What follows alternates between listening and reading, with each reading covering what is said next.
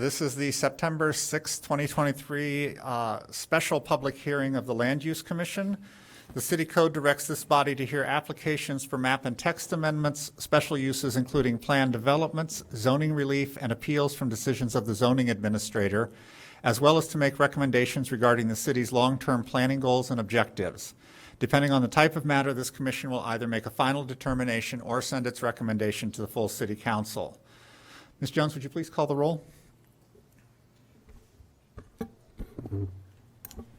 Commissioner Aravallo? Here. Commissioner Halleck? Here. Commissioner Johnson? Here. Commissioner Linwall? Here. Commissioner Rodenchev? Here. Commissioner Pectel? Here. Commissioner Westerberg? Here. And Chair Rogers. Present. So with 8 members present, we do have a quorum. Also present tonight from city staff are Neighborhood and Land Use Planner Megan Jones, our acting city attorney, Alex Ruggie. We also have a number of other staff who are floating around currently, helping coordinate things.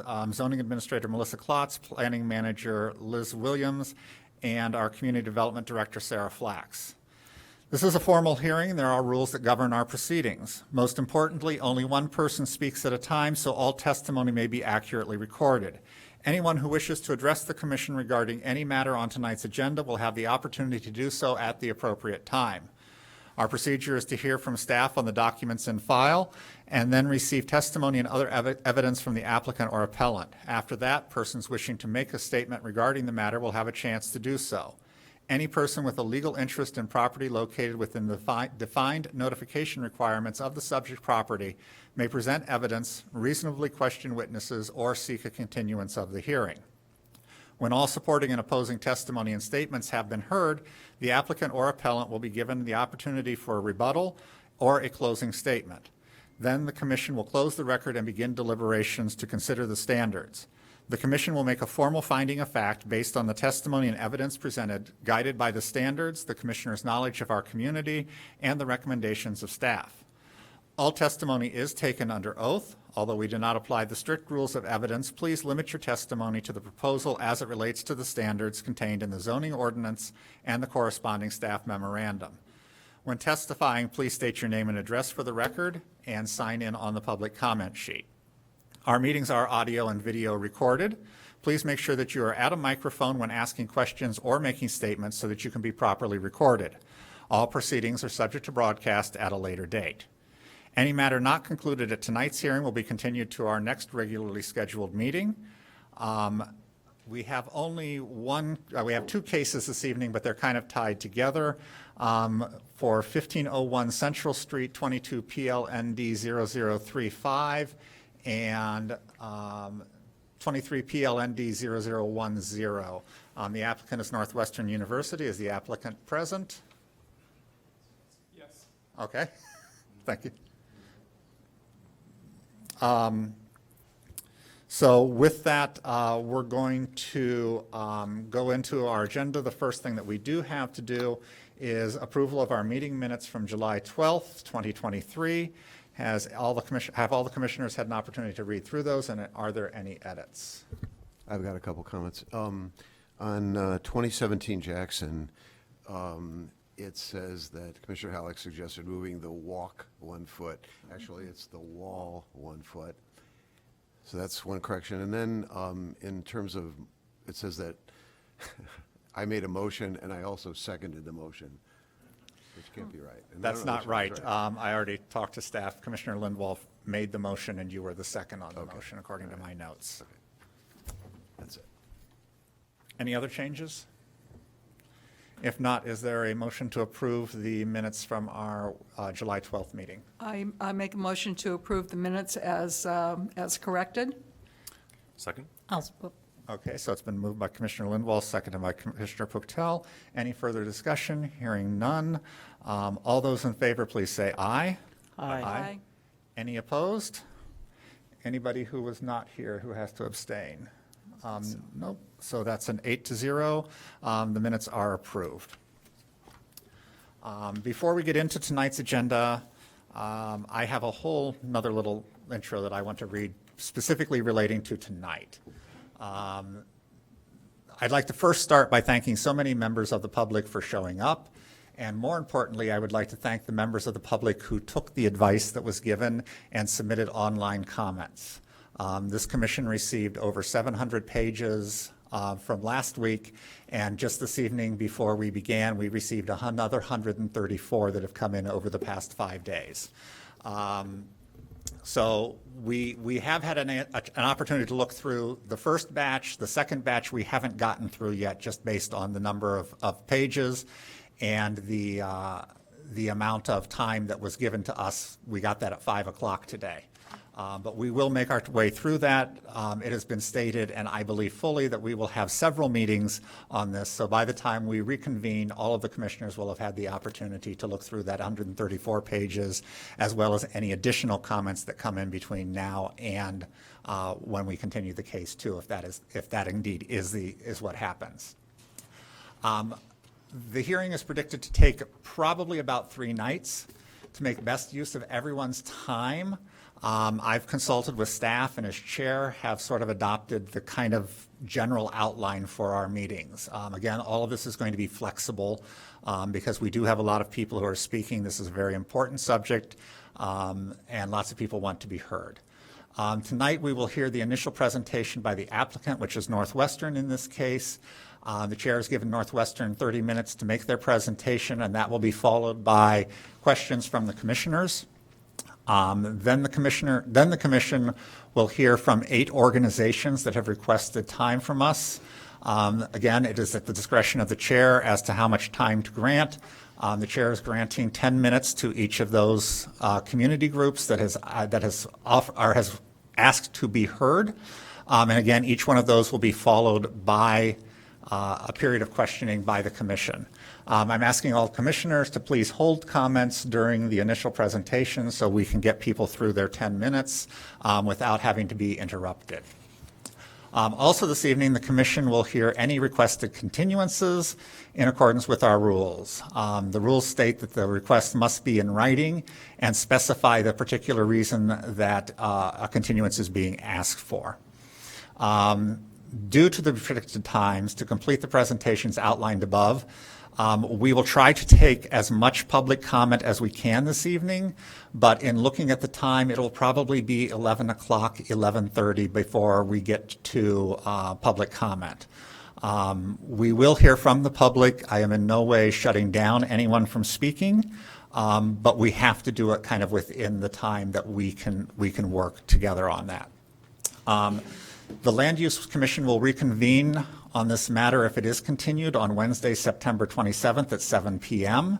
At that meeting, we will continue to hear any public comment and resolve any issues that have been raised from the continuances. Northwestern will also have the opportunity to respond to questions that are raised during public testimony during that time. If we do have to go to a third meeting, that will be on October 11th. And at that meeting, we will tie up any of the loose ends we have, as well as asking the university to make its closing statement. And then this commission will begin its deliberations. Our deliberations are in public. You can sit and watch as we discuss what we've heard, what we think our feelings are on different things, and how the standards apply to those. A little bit on topics of discussion.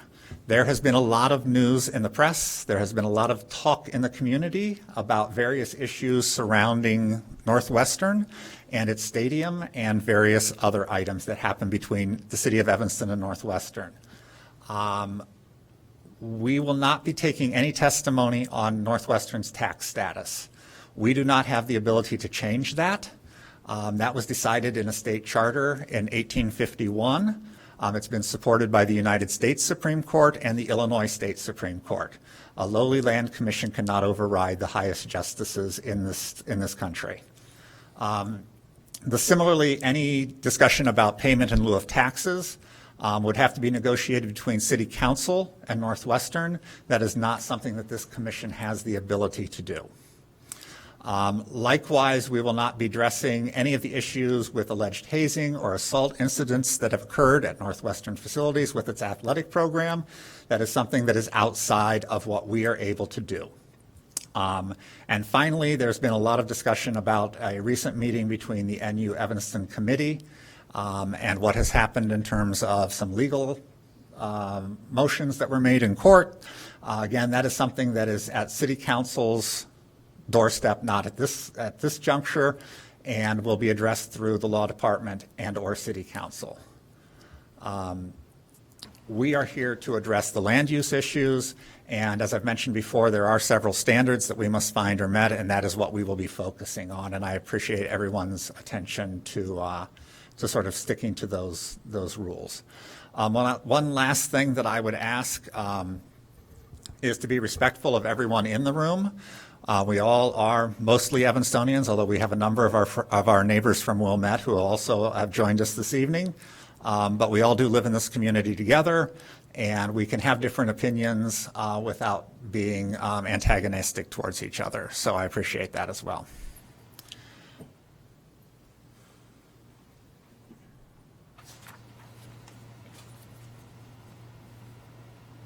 Okay. So with that, I will ask for city staff to please read the case into the record. Both cases, I'm sorry, yes.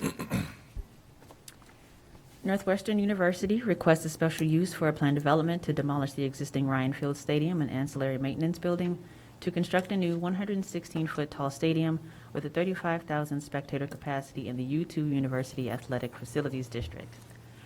The applicant is requesting the following site development allowances: 1,408 total parking spaces, which includes 515 on-site and 893 in a parking lot within 1,000 feet, where 4,364 are required for the principal uses on the zoning lot.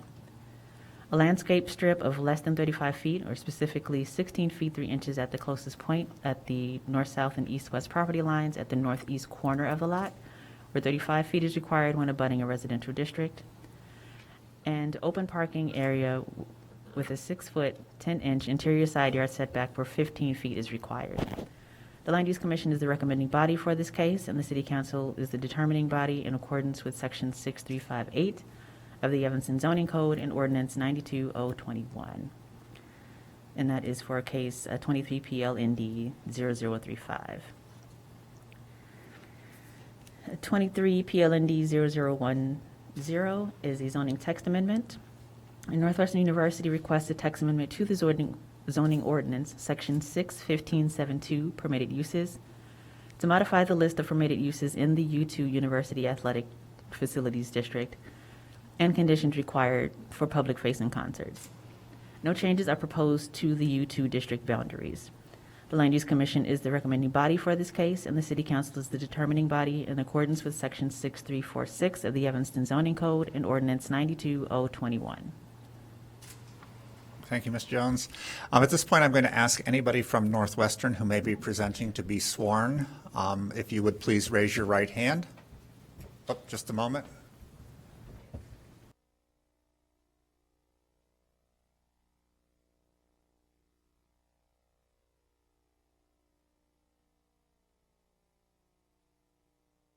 From Northwestern who may be speaking to us on this tonight, to please raise your right hand. Do you swear or affirm to tell the truth throughout the course of these proceedings? All right, thank you. So I don't know who's taking the lead here, but I'll ask you to come up to the lectern and introduce yourself to us.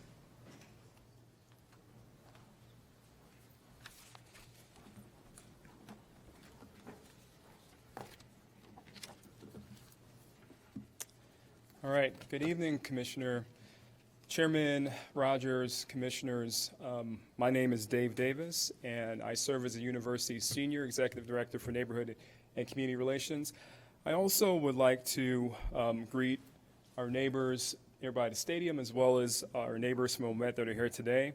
So today we're here to discuss the future of Evanston, a future that can be filled with unprecedented economic growth, cultural enrichment, and educational advancement, all through the rebuilding of Ryan Field.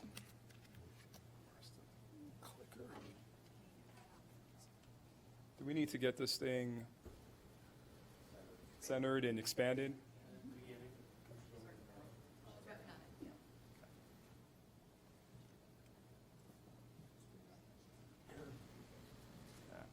We actually need to go back to the beginning.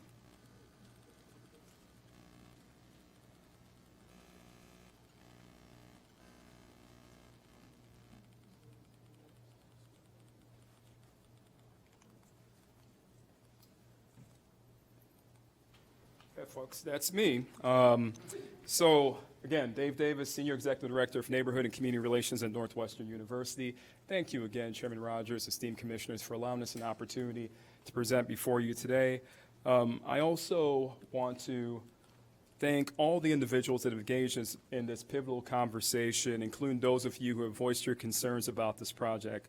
I must say we've listened. We've held over 100 community forums, one-on-one meetings. We've met with neighbors in their backyard, at bars across the city of Evanston to hear your input, and your input helped us to improve this project. And because of your engagement in this project, we have reduced the number of additional events to fund the new Ryan Field from 12 down to 6. And we will continue to listen throughout this process to ensure the new Stadium Plaza will benefit not simply the neighborhood, but the broader Evanston community. This thing is not working. Okay. Now, in response to concerns about the impact of this project on the neighborhood and quality of life, let's add a little bit of perspective. Our new stadium will actually have fewer seats than the current one, 12,000 fewer seats to be exact. And let's not forget that through our partnership with the City of Evanston's Police Department, we do a pretty good job managing large events today. According to the police incident reports that I'm submitting tonight for the public record, there is no evidence to suggest an increase in criminal activities at a future Ryan Field with additional events. And you know why? Because we've been hosting large events at the current stadium since 1926. Hosting large events is in our DNA. And let's talk about those concerts. Since the 1960s, as you'll see here, the university has hosted over 70 musical acts on campus with a wide range of performers from Ella Fitzgerald all the way to Snoop Doggy Dogg. Many of these events took place at the UT District in Walsh Ryan Arena, and they were all managed professionally with minimal impact on the neighborhood. These concerts aren't just for entertainment. Northwestern has a storied history of bridging the arts and academic and binding the rigor of scientific inquiry with artistic expression. That is not a detour from our mission. That's a manifestation of it. Commissioners, what we have here is a severely underutilized asset. We use Ryan Field just 2% of the year. 2%. Imagine owning the car and leaving it in your garage for 98% of the year. What we're proposing is a modest increase to 3.5% utilization by adding just 6 concerts. And the best part about this is that the new Ryan Field will be entirely privately funded. Yes, that is correct. No taxpayer dollar will be used to build a new stadium. We are set to become the only new Power 5 football stadium this century built without one dime from taxpayers. And on the subject of collective benefits, allow me to highlight what's at stake tonight. Our new Ryan Field is an $800 million ticket to economic prosperity, with 35% dedicated to local, minority, and women-owned businesses. That's $208 million that we plan to spend locally and with women and minority-owned businesses. On top of that, we're looking at tens of millions of dollars in incremental tax revenues at a time when the city of Evanston, as you know, is facing a $20 million budget deficit by the year 2025. And, which excites me, we just announced last week a partnership with Rebuilding Exchange to develop a citywide workforce development training program that will equip residents with future-proof skills so that they'll be prepared to work on not just the Ryan Field project, but every future capital development project in Evanston going forward. This is why nearly 3,000 Evanston residents have signed a petition expressing their support for this project. Let me repeat, 3,000 verifiable Evanston residents have signed a petition voicing their support for the project. And the majority of the business associations, you'll hear from one tonight, which collectively represent hundreds of local business owners, all back this project. If we don't seize this opportunity, we stand to lose all these monumental benefits. We empathize with our concerned neighbors, and I assure you that we're here to address their worries. That's why we've brought a team of experts with us from across the nation who will spend the rest of tonight explaining the design of the stadium and how we plan to mitigate the legitimate concerns that we've heard. So let's embark on this transformative journey together. With your invaluable input and community partnership, we aim to make Evanston the epitome of what a university and community can achieve together. Our vision is not just a field of dreams. It's a field of opportunity, a center of economic cultural synergy that sets a gold standard for how a city and an institution can symbiotically thrive. Thank you, commissioners, and we look forward to a robust conversation. Now I'd like to introduce our first presenter, Daryl Nielsen from HNTB.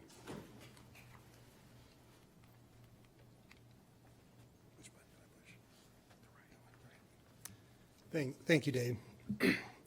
I just want to introduce myself. My name is Darren Nielsen. I've spent my entire 26-year career with HNTB, focused mainly on very complex stadium projects throughout the nation. My role on this project is lead architect over the entire design team. Best way to talk, I want to talk a little bit about the design, maybe.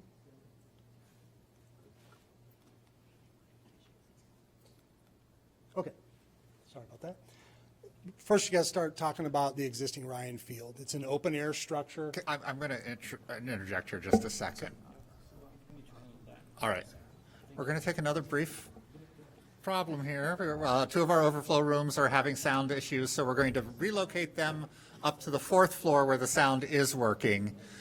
So bear with us for just a second, and we'll go back on the record in just a couple minutes. Thank you for your patience. Thank you again for your patience. We seem to have relocated people up to the 4th floor from the 2nd floor. The chair has decided to add a couple minutes back onto your time just because of all the chaos involved here. So you're starting at 25 minutes at this point. So go ahead and resume. Okay, thank you very much. So to talk about design, you need to start talking about the existing stadium. It's an open-air structure. Field is at grade, 47,000 fans. It's one of the oldest stadiums in the nation that has not undergone a major modernization project. And that's significant. What's also significant is the design as it is today. You see an enclosure and canopy on all sides. We've lowered the field, which also lowers the height of the overall stadium. And as Dave mentioned, the reduced capacity, well, lowering that field also put nearly 40% of the fans below grade, containing that sound within the stadium. The existing stadium sits really very close, those south and west facades, to the adjacent streets. The placement of the new stadium rotates it to alleviate and create greater distance between those streets and the facade. Does a lot of things for the project and the development site, but primarily it creates that open space for the community year-round. It's not working. Okay, next slide, please.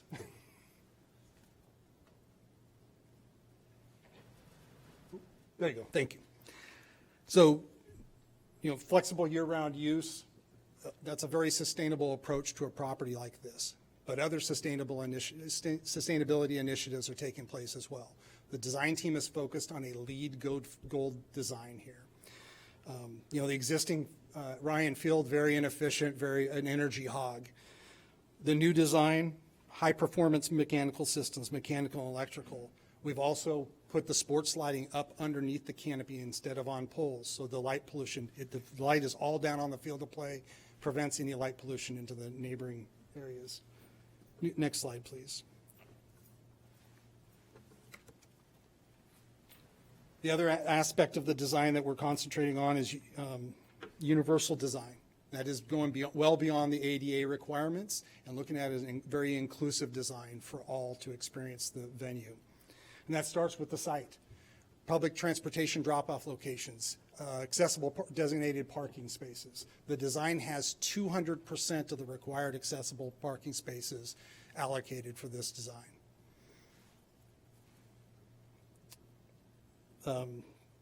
Also, the route, next slide, please.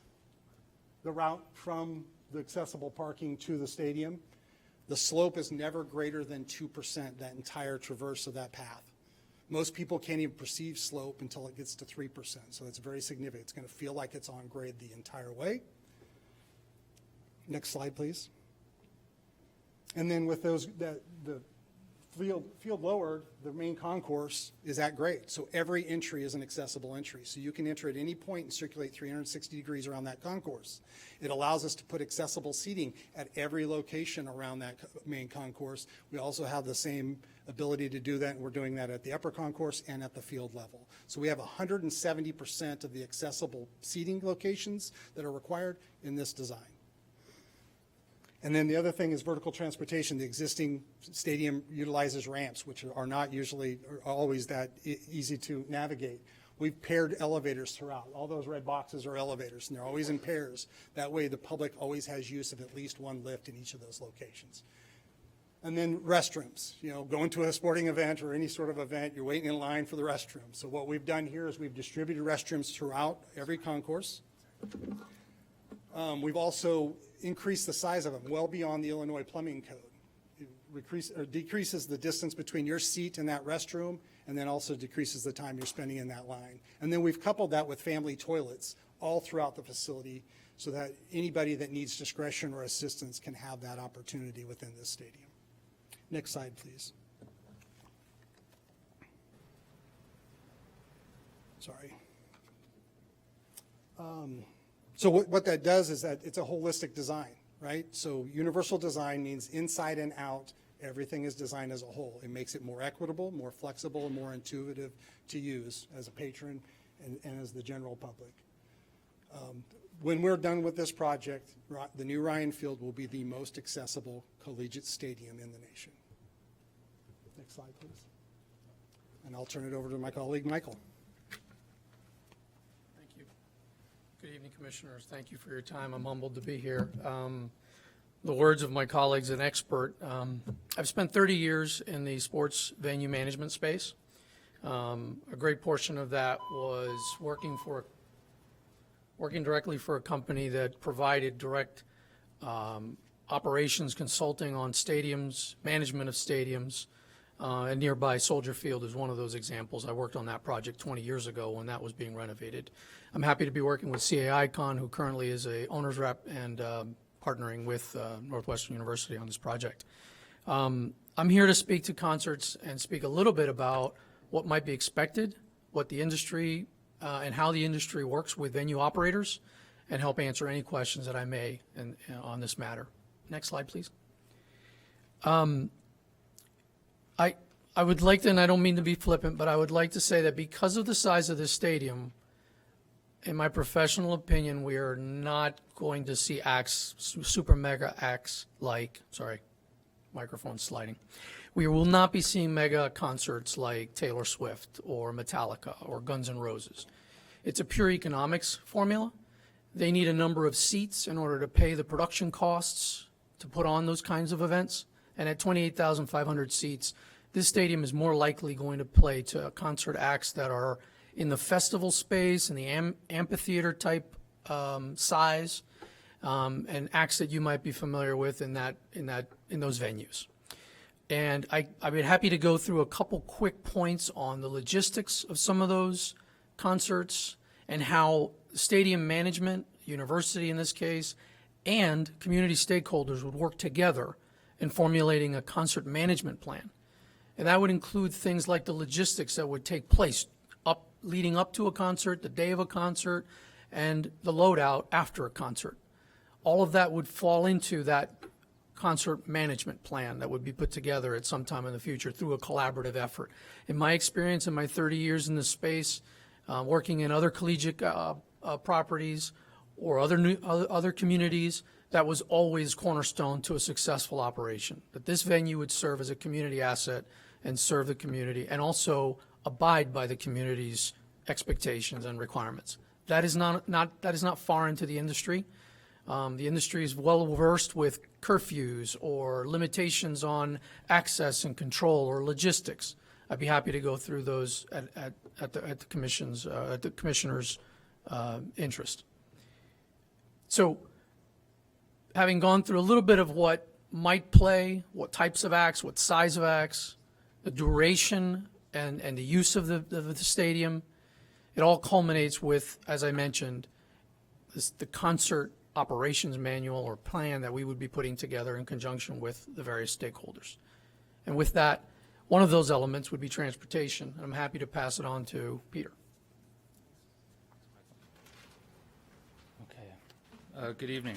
My name is Peter Lemon. I'm a transportation engineer with Kimley Horn. I'm going to take a few minutes to walk through with you some of the key transportation elements of the plan. Next slide, please. And to start that, I'm going to kind of start with some comparison of characteristics between football-related events that we're all familiar with and concert events. So Dave talked earlier about the change in capacity from 47 to 35. Concerts would have even a lower capacity of 28.5. We talked about times, so Saturdays for football games, typically Saturday late morning, early afternoon. Concerts more weekday nights, weekend nights. Pre-event conditions for football, the traffic and arrivals are more spread out. Tailgating, lots open 3 to 4 hours before kickoff. For concerts, it's also spread out. Pre-show dinners, you have opening acts. Some people come for that act. Some people filter in over the course leading up to the main act. Post-event sports and football are typically related a lot of times to how the game's going, sometimes time of day and other factors, other activities. Concerts are going to be more concentrated in the post-event condition. But one thing to remember, when a concert lets out at 10 or 10:15 at night, the ambient background traffic levels are significantly less than what they are before the concert started or typically when we see football games. Next slide, please. In terms of parking for football games, we're familiar with people parking on site, in the surrounding neighborhoods, entrepreneurial private lots, on campus and downtown. The main thing for concerts is no neighborhood event parking. So that's part of the plan, is to restrict parking and traffic circulation through the surrounding neighborhoods. What that does is it limits the parking to on-site, some nearby lots that would probably be used entrepreneurially, as well as increase in campus and downtown parking offset options. People access football games via car, transit, walking, biking, and so forth. Concerts would be very similar, using the whole range of modes. However, we tend to see increases use of transit as well as rideshare. Next slide, please. So this is a graphic representation of the broader area, some of the key elements that I wanted to walk through. I mentioned the neighborhood event parking restrictions. This is different than what's been happening for football. And it also leads to reduced parking in the stadium area. Reduced parking also leads to then reduced traffic that you see in the immediate area on Central Street and around the stadium. Off-site parking, as I mentioned, would be used to offset the reduced parking in the immediate stadium area. So you can see the purple and blue areas. These are parking locations, garages, and lots both downtown as well as on campus. This distributed parking configuration also helps to broaden the traffic impact across the overall street network and doesn't concentrate it so much on the Central Street area. You get there largely through a mix of shuttle services.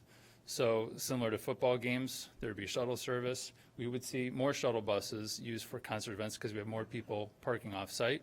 But one thing to keep in mind is for every shuttle bus that's full of concert goers, roughly 40 people, it equates to approximately 15 or 16 vehicles that aren't traveling in that immediate area around the stadium. I mentioned earlier the transit access. So you can see to the west, you have the metro station. To the east, you have the CTA Purple Line.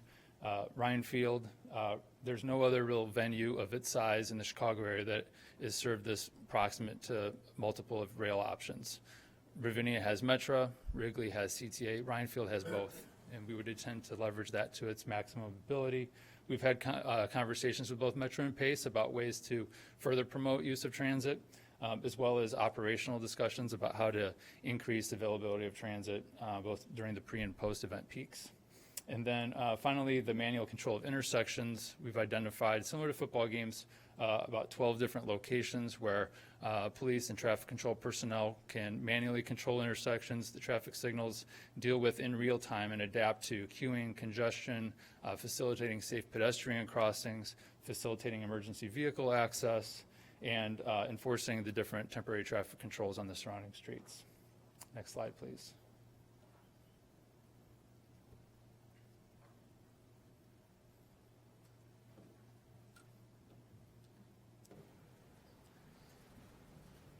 Having some issues, bear with me. That's right. Well, I can go ahead and kind of speak to what it is. The next slide talks about a transportation management plan. So think of it as an operations and logistics plan associated with all the details around parking operations, shuttle operations, the locations and posts of traffic control and police personnel at each intersection, where they're standing, what their role is and what their emphasis is, all the logistics that go into operating the transportation and parking conditions around an event. One of the things that, there's kind of a couple key aspects of that. We've started development of that through stakeholder engagement with Metra, PACE, and CTA, as I mentioned. There's other stakeholders at the city that we'd want to continue to engage with and develop that plan. The other thing is, oh, I don't know what's going on there. Right. Yeah, it's floating away. The other, that's really weird. The other aspect of the transportation management plan, it's a dynamic plan. Oh, I do. So things change and evolve over time. If we were doing the stadium project 15 years ago, we wouldn't be talking about Uber and Lyft. But things change over time, and we have to make sure that we're adapting the plan. So each year, once or twice each year, meet with the city and community stakeholders. What's been working well? What needs to change? And how do we tackle that moving forward each year? So that's it's a living and breathing document. And the final slide, which is 2 slides from now, is really about, we've heard some feedback and questions about emergency response. And so there is a central command center at Ryan Field now for kind of all of the different emergency and first responders that is coordinated through that for football games. That would continue for concert events.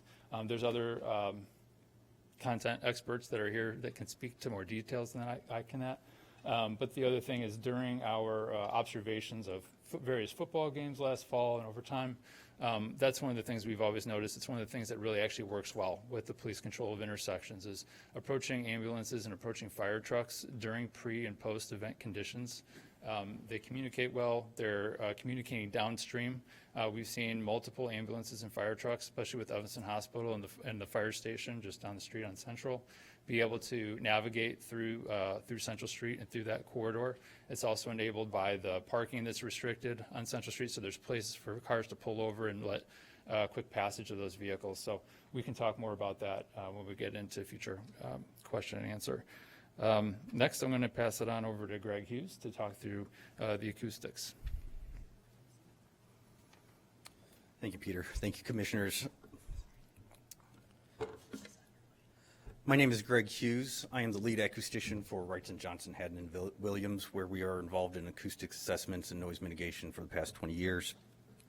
WJHW is an industry leader in acoustics, noise control, and sound system design for professional and collegiate arenas and stadia across the United States and internationally. And our team analyzed the sound survey and sound model, which was completed by Henderson Engineers for the project. I'd like to talk to you a little bit about how we came about those results.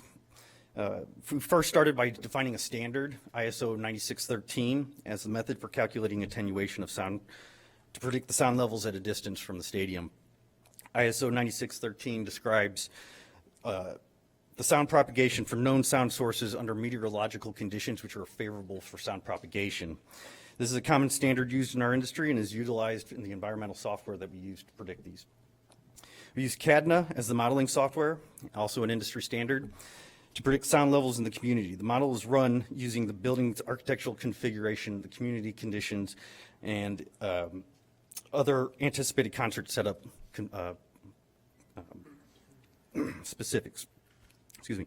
So let's discuss the model inputs. This stadium has incorporated many intentional design elements which reduce sound transmission to the community. First, as Darren mentioned, the stadium event level is 20 foot below grade. This helps reduce the amount of building that is open to the environment, which reduces the amount of sound which can enter the surrounding community. Second, the semi-enclosed perimeter of the building structure above grade and the roof canopy are intentionally designed to narrow the aperture through which sound can be emitted to the environment, which too will also limit the amount of sound energy impacting the community. Third, a distributed sound system is designed to reduce the distance from sound sources to the audience. This allows further control to deliver sound to the intended audience and reduce levels emitted to the surrounding community. Overall, the building is purposely designed for sports and entertainment purposes and done so in a way to limit sound impact on the community. For the concert analysis, we included the following specific parameters into the sound model. Thank you. First, the anticipated concert setup includes a stage on the south end of the field with line arrays as the source. Each of these line arrays are set at 56 foot above the playing field. Second, a typical frequency spectrum was used for the types of concerts anticipated at Ryan Field, which Michael mentioned were smaller and festival-style pop and rock shows. Third, we set the dBA level at the soundboard to 101 and the soundboard mixing position at approximately 100 foot. These parameters are typical for the concerts anticipated, and the results of the outputs are available in the report. Next slide, please. So what do these noise levels mean and what can we expect? For reference, we want to start by looking at what we're currently dealing with in the neighborhoods. Based on the sound survey completed by Henderson, the average ambient in the neighborhoods is approximately 65 dBA. For context, this is the noise level we would expect in a busy open office with typical conversations occurring. Game day activities increase the ambient sound level to a range of 70 to 80 dBA, and these include sources like PA, crowd, whistles, and other gameplay activity. Concerts are expected to be up to, are expected to provide noise levels up to 75 dBA, depending on the location. This is achievable through the implementation of additional sound mitigation strategies at the north end zone areas to supplement the current stadium configurations. Strategies such as sound curtains, operable partitions, or temporary barriers are being investigated to determine which strategy is most effective at reducing sound emissions, which would subsequently provide the most benefit to the surrounding community. These anticipated concert levels will be below other sound levels you're currently encountering in the area, including the L and Metra, lawnmowers, heavy trucks, ambulances, and the like. We note these predicted sound levels are exterior, so what do we expect interior to a residence? This is complicated and it depends on the construction of the home, but the U.S. Department of Housing and Urban Development assumes that the standard construction of a house provides approximately 20 dB of noise reduction outside to indoor, meaning that if you're dealing with a 70 dBA sound level outside, you could expect about a 50 dBA interior noise level. This is comparable to a lot of refrigerators and washing machines that we would see in a residence. Next slide, please. Questions have arisen regarding the use of dBA versus dBc in our analysis. So why do we keep referencing dBA? Both dBA and dBc are a summation of sound energy across the audible frequency spectrum. We know that C weighting includes low frequency sound energy and is important to the community, and rightfully so, because concerts develop or produce low frequency sound. dBA, on the other hand, accounts for the human hearing being less sensitive to low pitched sounds and provides a better measure of the subjective response of a human to sound. Due to human ear sensitivity, governmental, occupational, and health entities such as the World Health Organization, OSHA, and many municipalities utilize the A-weighted scale when establishing regulations and ordinances. We would like to note that sound levels generated by the concerts will not create dangerous conditions or result in hearing damage or loss per the OSHA standards for noise exposure. We look forward to continuing working with you on this. I'm going to turn it over to Luke, who's going to talk about community events and the MOU. Thank you, Greg. Thank you, Commissioners. Luke Fagora, Chief Operating Officer for the university. Let's go to the next. You can go one more slide. Northwestern submitted its initial text amendment application in January. And since that time, as Dave mentioned, we've been actively engaging with the community and stakeholders to refine that. I wanted to briefly talk about what's allowed today in the U2 district and what major changes we're proposing to that. Right now, I want to focus on two things. So today, in the U2 district, the university is allowed to do university-sponsored activity of a non-athletic type, including musical performances. We're also allowed to do up to 7 temporary events a year, and each one of those temporary events can go up to 5 days in length. What we're really proposing with the major text amendment changes are two things. One, replacing the temporary event section of the U2 district zoning with 6 public-facing concerts. And then 2, adding a section that really speaks to activating the space for programming by the university and city for the broader community. While that 2026 and 2027 is still a ways away, in the interest of time, I will cycle through these quickly, Liz. We want to show you a potential vision of what we mean when we speak about 60 days of community programming at the new Ryan Field. Keep going. So first, thinking about the beginning of the calendar year and the emergence into spring, things like an Easter egg hunt at Ryan Field. Moving into the summer, going forward, the end of the university's academic year, the movie nights. We do these already today. We had a movie night a couple weeks ago, about 1,800 people in attendance, continuing events like that. The new stadium will have artificial turf, not grass, which will allow us to use more activity on the field. Things like a field day for the community in the summer. As we go into the fall, getting ready for the new academic year, both Northwestern and the local schools, kind of an end of the summer festival and potentially a fan festival. So beginning the Northwestern athletic season, one more time to cheer on the teams before they kick off that year. And then as we head into the winter months and the cold, dark period, a winter festival, a holiday market, that might be open for a handful of weeks with activity to really bring us together and celebrate the holidays. This is what the university means when we speak about 60 days of community programming a year. We don't want to develop this solely by ourselves. This is our initial idea, but our next slide, our proposal includes a commitment to enter into an MOU with the city. And as part of that, one of the key components will be the creation of a new community advisory council. That's a council that we don't want to just address and solve problems, but come up with ideas like this together that will benefit the community. The MOU will also address some of the other concerns we have. Tailgating with concerts. We're willing to commit to not having any of that activity. We'll document that in an MOU. Advance notice of events, rules concerning alcohol controls. That'll all be addressed here, and you heard earlier from some of our presenters the detailed plans around concert management, traffic management, and sustainability. None of us know what the world's going to look like 10, 20, 30 years from now. These plans will evolve over time as the world around us changes, and we learn from how this works.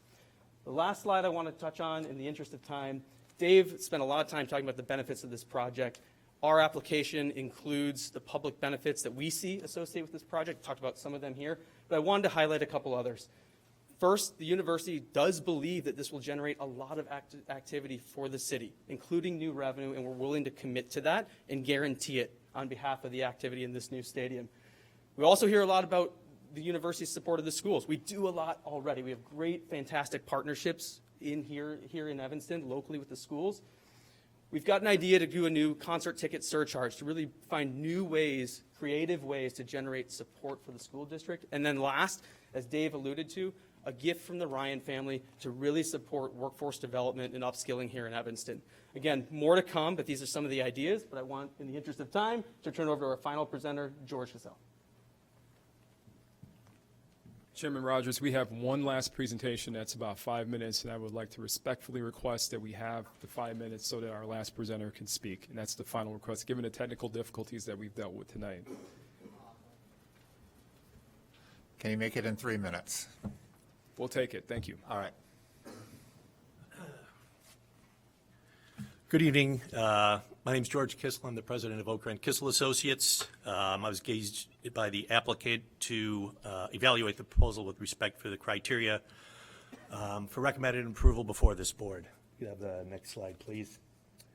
There's a lot of overlap within the sets of criteria of the standards for approval here. Other than the technical provisions, they generally focus on whether a proposal is consistent with the city's comprehensive plan, whether it's compatible with the existing development pattern, whether there are significant undue impacts on surrounding existing development and or the city as a whole, and whether there's city infrastructure both in terms of physical components as well as services to accommodate the proposed use.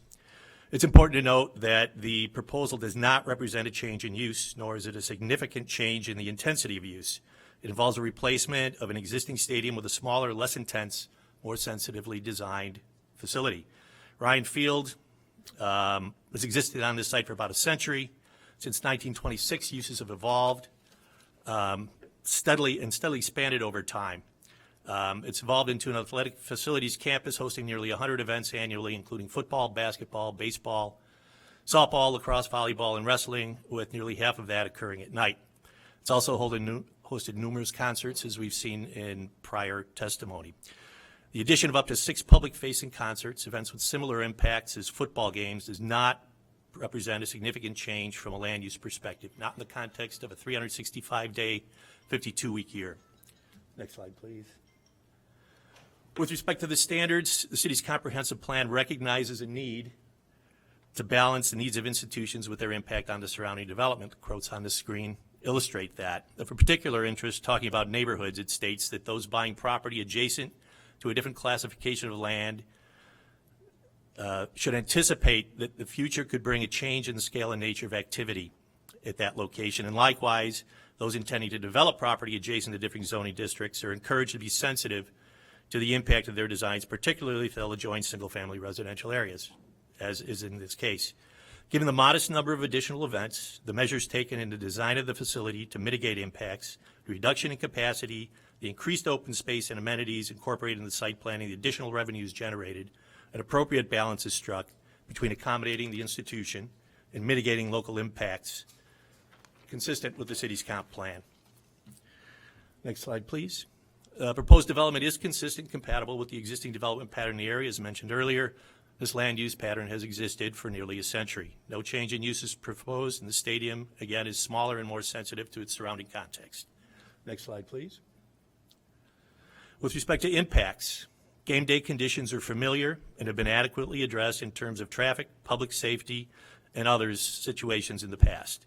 The additional events are expected to be similar, and thus there's no reason to believe that undue negative impacts would occur. We're going to hear a lot of conversation coming up and questions regarding the impact from sound propagation from concerts. It should be noted that many of the standards that are being referenced are related to sound exposure are intended to regulate occupational or environmental sound sources. These standards are designed to protect from long-term, relatively constant exposure to various sound pressure levels on a daily basis. That is not what we're talking about with a concert. There's a fundamental difference there between concert and entertainment sound sources that occurs 6 times a year for 3 hours for a total exposure of 18 hours annually. Mr. Kissel, I'm going to ask you to wrap up, please. I will.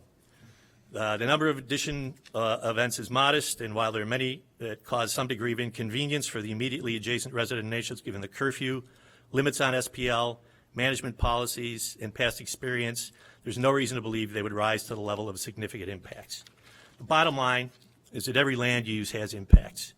The question is whether the impacts on the immediate neighborhood are mere inconveniences or if they rise to the level of significant negative impacts such that they affect health, safety, welfare, or property values, and whether those impacts are offset by local or broader public benefits. In this case, it's my professional opinion that the impacts are minor given the context.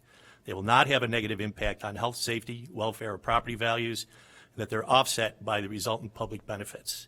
It's also my professional opinion, as stated in the submitted report, that the proposal meets all the criteria for the approval of text amendments, special uses, plan developments. With that, I'll conclude and turn it to any final comments that are allowed. Thank you.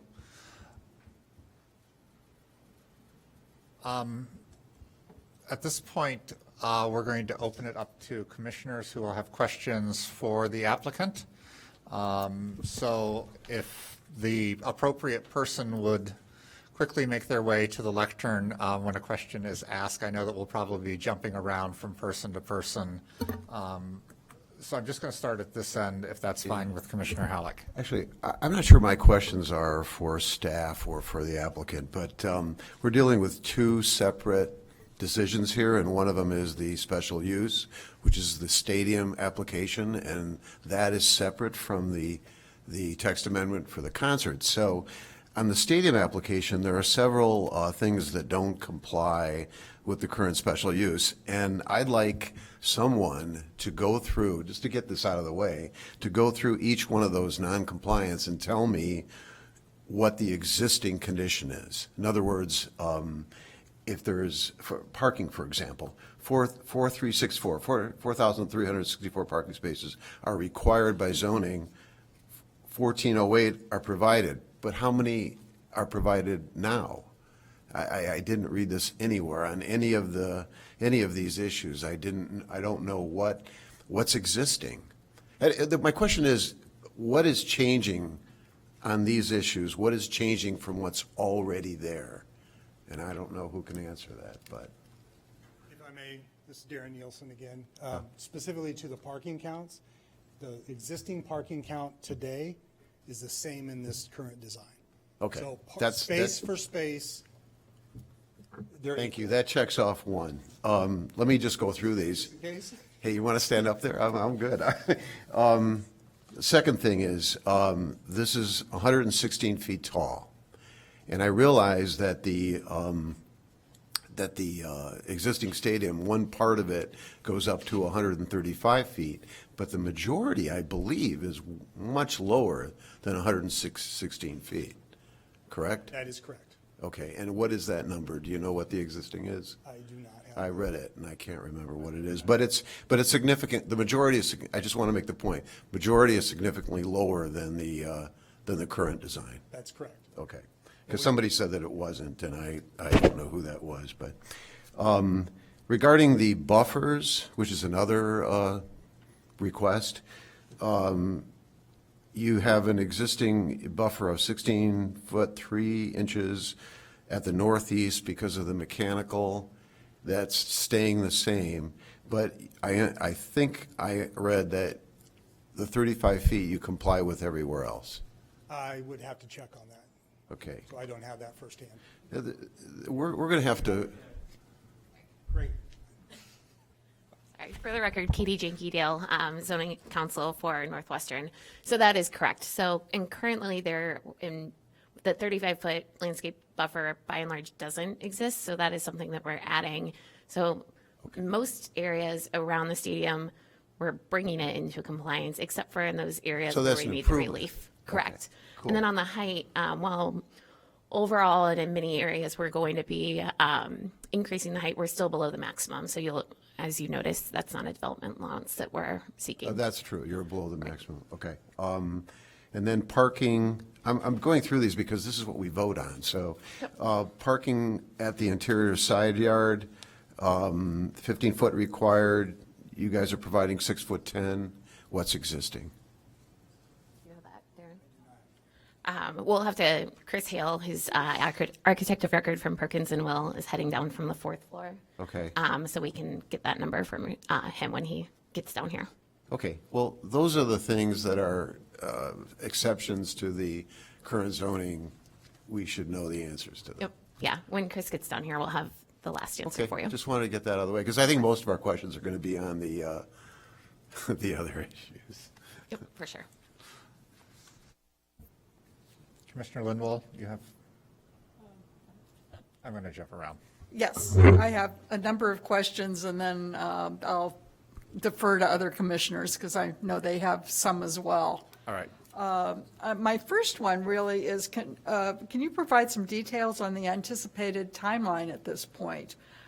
Specifically, where are you with the capital campaign? Kind of the overall project cost, I understand, is $800 million. How much is in place, and when do you expect to have the funding fully in place? Then the second kind of big bucket is kind of the final engineering design, the construction management plan and permitting, noting that you have to get permits from the MWRD, so kind of what is that timeline going to look like? And then finally, kind of demolition and construction. So I think that would be real helpful, because clearly when some of the reports were done, they were submitted, they were done almost a year ago, and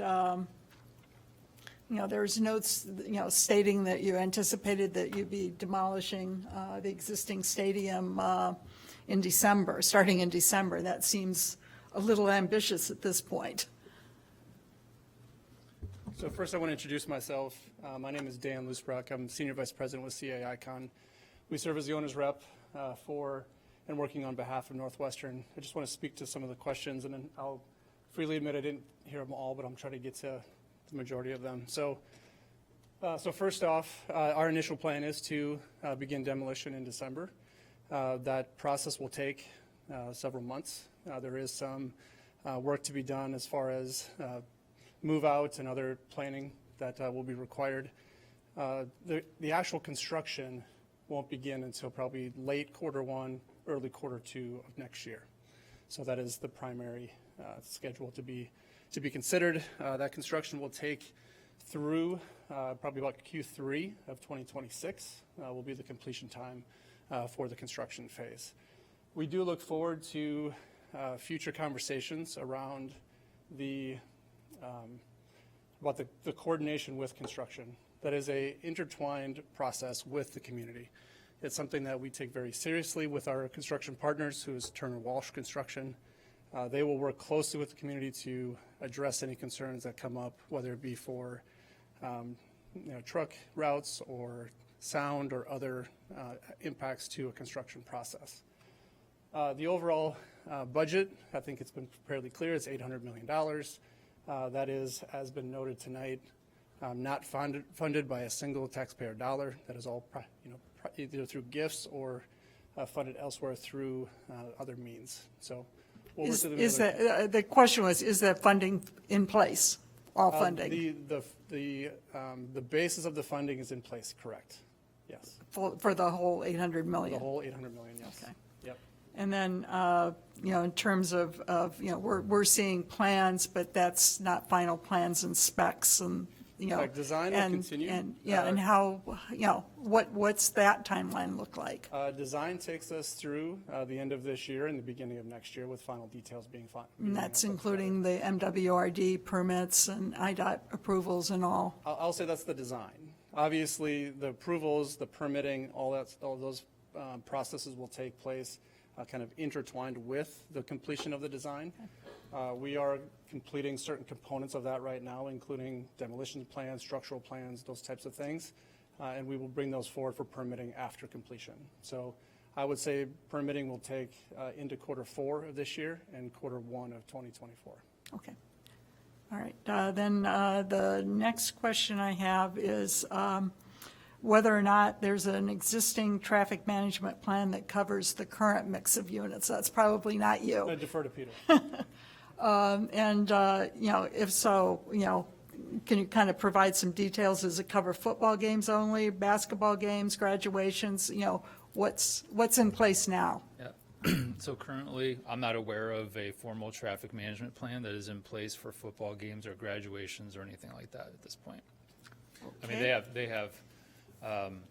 have a practice that they follow, but there's nothing that is, I think, formally documented or shared or kind of coordinated with the city and community in the way that we've been describing it. Okay. And I have a bunch of questions about the amendment language. Do you want me to go through those now, or should I defer to other commissioners? Why don't we go Okay. to other commissioners? Commissioner Westerberg? Just a question on the, some of the geotech reports and the question about groundwater. There was a good summary provided in the package, but I am wondering, and this is maybe a question for staff as well, whether it is worth it to get a full peer review of any of those plans related to the groundwater and related to water retention on the site, especially with the use of routing everything to the North Shore Canal. It seems to me that would be helpful to address some of the concerns. City of Chicago does this on occasion, asks the applicant to pay the cost of a peer review, and would be helpful, I think. It's certainly something the Land Use Commission could recommend as a condition, should you recommend approval and should the project be approved by City Council ultimately. As part of the permitting review process, those will be evaluated. Any proposals for, how they're going to construct and manage stormwater, groundwater at the site. So it is something that would be reviewed by staff for compliance with code in addition to MWRD. But certainly if that's a condition that you feel mitigates the land use impacts associated with this project, it is within your purview to recommend a condition. So here's my other question for the city. Given the timeline that was just discussed, which is a rather ambitious one, how much time does that give the city to review plans, to bring in peer reviews if necessary? Is this, in other words, for Northwestern, I guess the question, is this an ongoing process where you can slow down that timeline if necessary to make sure that the community does have a chance to respond? I just want to address really quick the timing as well as noted, the permitting. And we also have been coordinating with MWRD to make sure that, the thinking that we are moving forward with in our design is compliant. So the submission of that information won't be new. it'll be important for us to walk in with a coordinated design that complies with their expectations on all levels. I won't speak to any potential delays. I think the coordination will need to continue, and we believe that our design will be fully compliant and prepared for approval, but expecting that we'll need to go through the process of approval. I'm sure others may have this, but a quick question, at least an initial question on parking and traffic. Again, our favorite topics. Can you talk a little bit more about how you think the majority or close to a majority of concert goers will be encouraged to use public transportation, and how you know that that can actually work? Sure. So I think there's probably a couple layers on that. So in terms of public transportation, obviously we want to maximize that. That's less traffic than driving. So we've looked at, had early discussions with like Ravinia. What kind of action do they get in terms of transit use, especially coming out of COVID?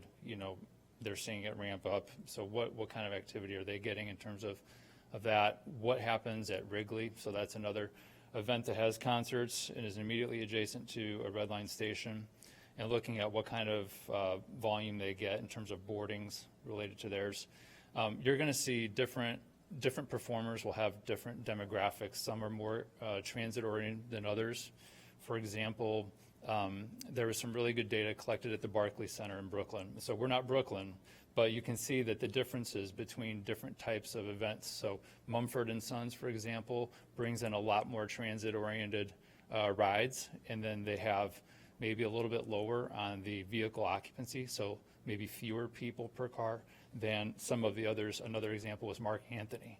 So Mark Anthony, not as big of a transit users, apparently, his fans, but they were also significantly more people per car. So you end up kind of balancing some of that out. So I think we would see a range of, some will see maybe 30, 40% transit. Maybe there's somewhere we see a little more and somewhere we see less.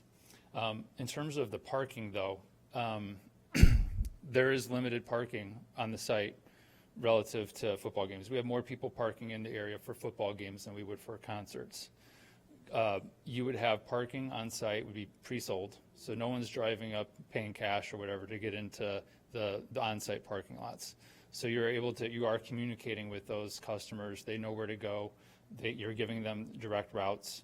And people in the remote lots, so on campus or downtown, would also be opportunities for pre-sale, just like they are for football games today.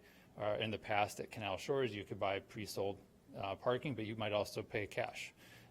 When you have the opportunity to pre-sell, you're also communicating with them, giving them the routes, directing them to their locations based on perhaps where they're from or their zip code.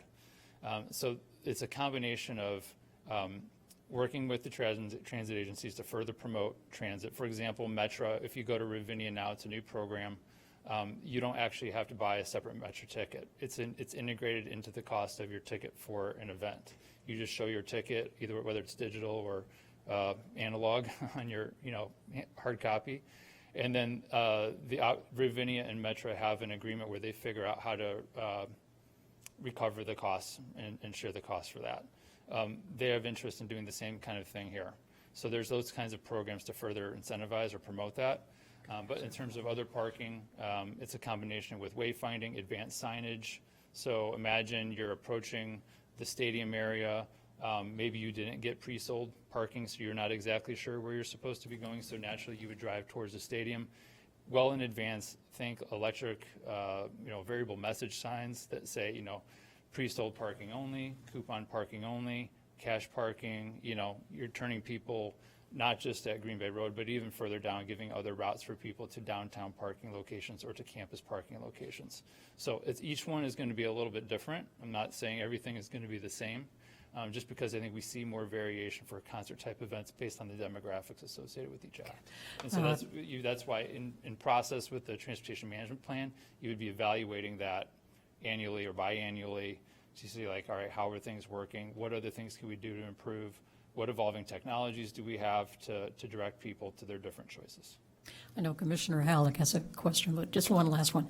How many folks does Ravinia usually accommodate for a concert? Do you know, by any chance? What the latest numbers are, I think it's less. The I want to general. say it's like 13,000. 13,000. It's more than 10, but it's less than what it used to be. And at this location, we're talking about 30, 28? 28.5 for the capacity event, Okay. correct. So that's considerably more than Ravinia, right? It is more. Yep. Okay, thank you, go ahead. So there's something I don't understand about your report, and that is that in your study, you assume that 52% of the total population, the 28,500, which is 14,820 people, will travel by car.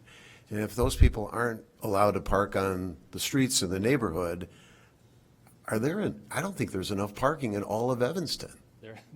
Well, not all those people are coming by car. You have roughly 2.5 people. You have roughly 2.5 people on average per car. So it's not that many people. They're not all driving separately. So Sure. what? Sure, but still, yeah. even, I'm assuming Well, that. we've identified, so it's roughly, depending on the number of people per car, we're estimating 5,400 to 6,000 parking spaces total is what would be needed for that balance. But does that exist? It does. It really? Yeah, so there's a mix of on-site, we're saying it's roughly 1,400, I think it was 1,408. And then you start looking at, in the immediate area that's walkable, 200 spaces along Poplar by the metro station.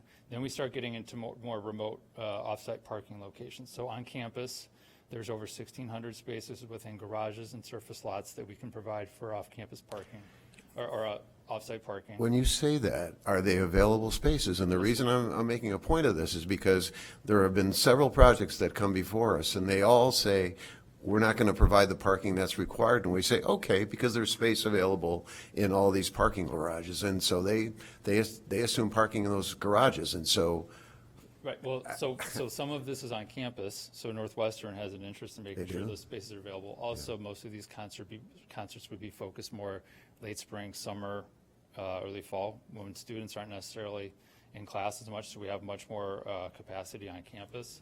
And then in terms of the downtown parking, we have a mix of city-owned garages, and we have privately owned, publicly accessible garages that are available for public parking. So we coordinated with SP Plus, who manages the city's parking garages, as well as many other of these private garages downtown. What is the availability of parking in these garages in the evenings, typically like say a Thursday, Friday, or Saturday evening in the summer months? And they identified what the utilization was, and it basically has roughly 2/3 availability during those evening times. So that adds up to about 2,800, almost 2,900 spaces. So when you look at collectively between what's available downtown, what's available on campus, what's on site, and some of the just immediate stuff on Poplar, we're able to handle the parking needs for this kind of event. That doesn't include other, I mentioned private entrepreneurial folks, like the Evanston Arts Center is going to park 30 spaces. You know, different businesses are going to start using, providing parking as you generally approach. So that there's additional from that. But we've looked at the numbers, and from what we found, that there's available parking to accommodate that. I'd like to follow up on that, because in your report, you are assuming 80% availability, and now you've just said this. And my question is, kind of when you collected the data, was it during pandemic? Because we've got Northlight that's going to at some point open. We've got the movie theaters and restaurants. So when we first drafted our report, we made the assumption that concert goers might take 80% of the available capacity of city-owned garages. We didn't account for other privately owned, publicly available garages. And then this question came up through staff review and other comments that we received. So we said, okay, let's take a look at what the actual utilization is. And so that's where we then coordinated with SP Plus. What is the utilization of these garages during these times? And that's where we got this. We expanded beyond just the city-owned garages, but other public parking in downtown. It's a lower number, but it's a bigger, say, piece of the pie. Okay. I've got an Uber question. Sure. Just a question about the Uber situation. So I understand that there's an Uber drop-off will be right by the stadium, but correct? One. Well, Right now, say for football games, you don't get quite the same Uber activity as we would expect for concerts. We probably see more. I'm sure. And so, and like you've probably seen at other venues, we'd be working with them to geofence certain areas for drop-off and pickup. This is an area that would get ironed out in the TMP in terms of exact locations and the layout of the lots. My question is if I was riding an Uber and I was coming from downtown or Yep. I don't know, north side of Chicago, whatever, I'd want to be dropped off at the stadium. Yep. So how do you prevent all these Uber I understand you said you could park, that Ubers would also drop off people at Haven, and they would also drop off people at Canal Shores. Just, that's what your report says. Yep. So what I'm thinking, if I was in an Uber, I'd say, hell, I don't want to be dropped off there. I want to be dropped off at the right. at the stadium. So that's going to cause just tons of, I'm imagining, Uber drivers trying to drop off people on Central. You do have, it is harder, I will say, it is harder to manage the drop-off rather than it is the pickup. So the drop-off, you might get someone who says, yeah, I'll go ahead and drop you off here. But you can still tie it to geofencing within the app, and you can then still know whether people are following that or not following that, and also dealing with enforcement. So for football games, for example, you go up and down Central Street, the whole curbside lanes are basically open. You get people who are dropping off of Ubers, getting out to join a tailgate, or just going to the game. You get people dropping off, not in Ubers, just, you might drop off a family member. So you see that. You see charter buses sometimes pulling up. And then you also see police and traffic control shooing them along, keeping the traffic flowing. So the drop-off usually isn't the issue as much as it is the pickup. The pickup, when you get the Uber drivers or Lyft drivers, equal opportunity, they come and stage before the event ends, and they're hanging out waiting. That's all much more controlled through geofencing through the app itself. Just like when you go to O'Hare, and there are certain areas where you're allowed to pick up, and there's certain areas where they will not pick you up. You can say, come pick me up over at Terminal 1. They're not. They're picking you up at Terminal 2 at O'Hare. So it's connected through the app in terms of geofenced areas of where they're allowed to pick you up. And that's where you work with them to designate where those locations would be. So whether it turns out to be in the lot at Haven or in the lot north of Chandler-Newberger, those are examples that we suggested. You want to get people a little bit further away from the stadium. But again, I think that's something we would have to refine through those details of where those would be and what the layout or staging for vehicles as they show up in queue for the event to end. I have one last question on parking, then I want to make sure our other commissioners can ask questions.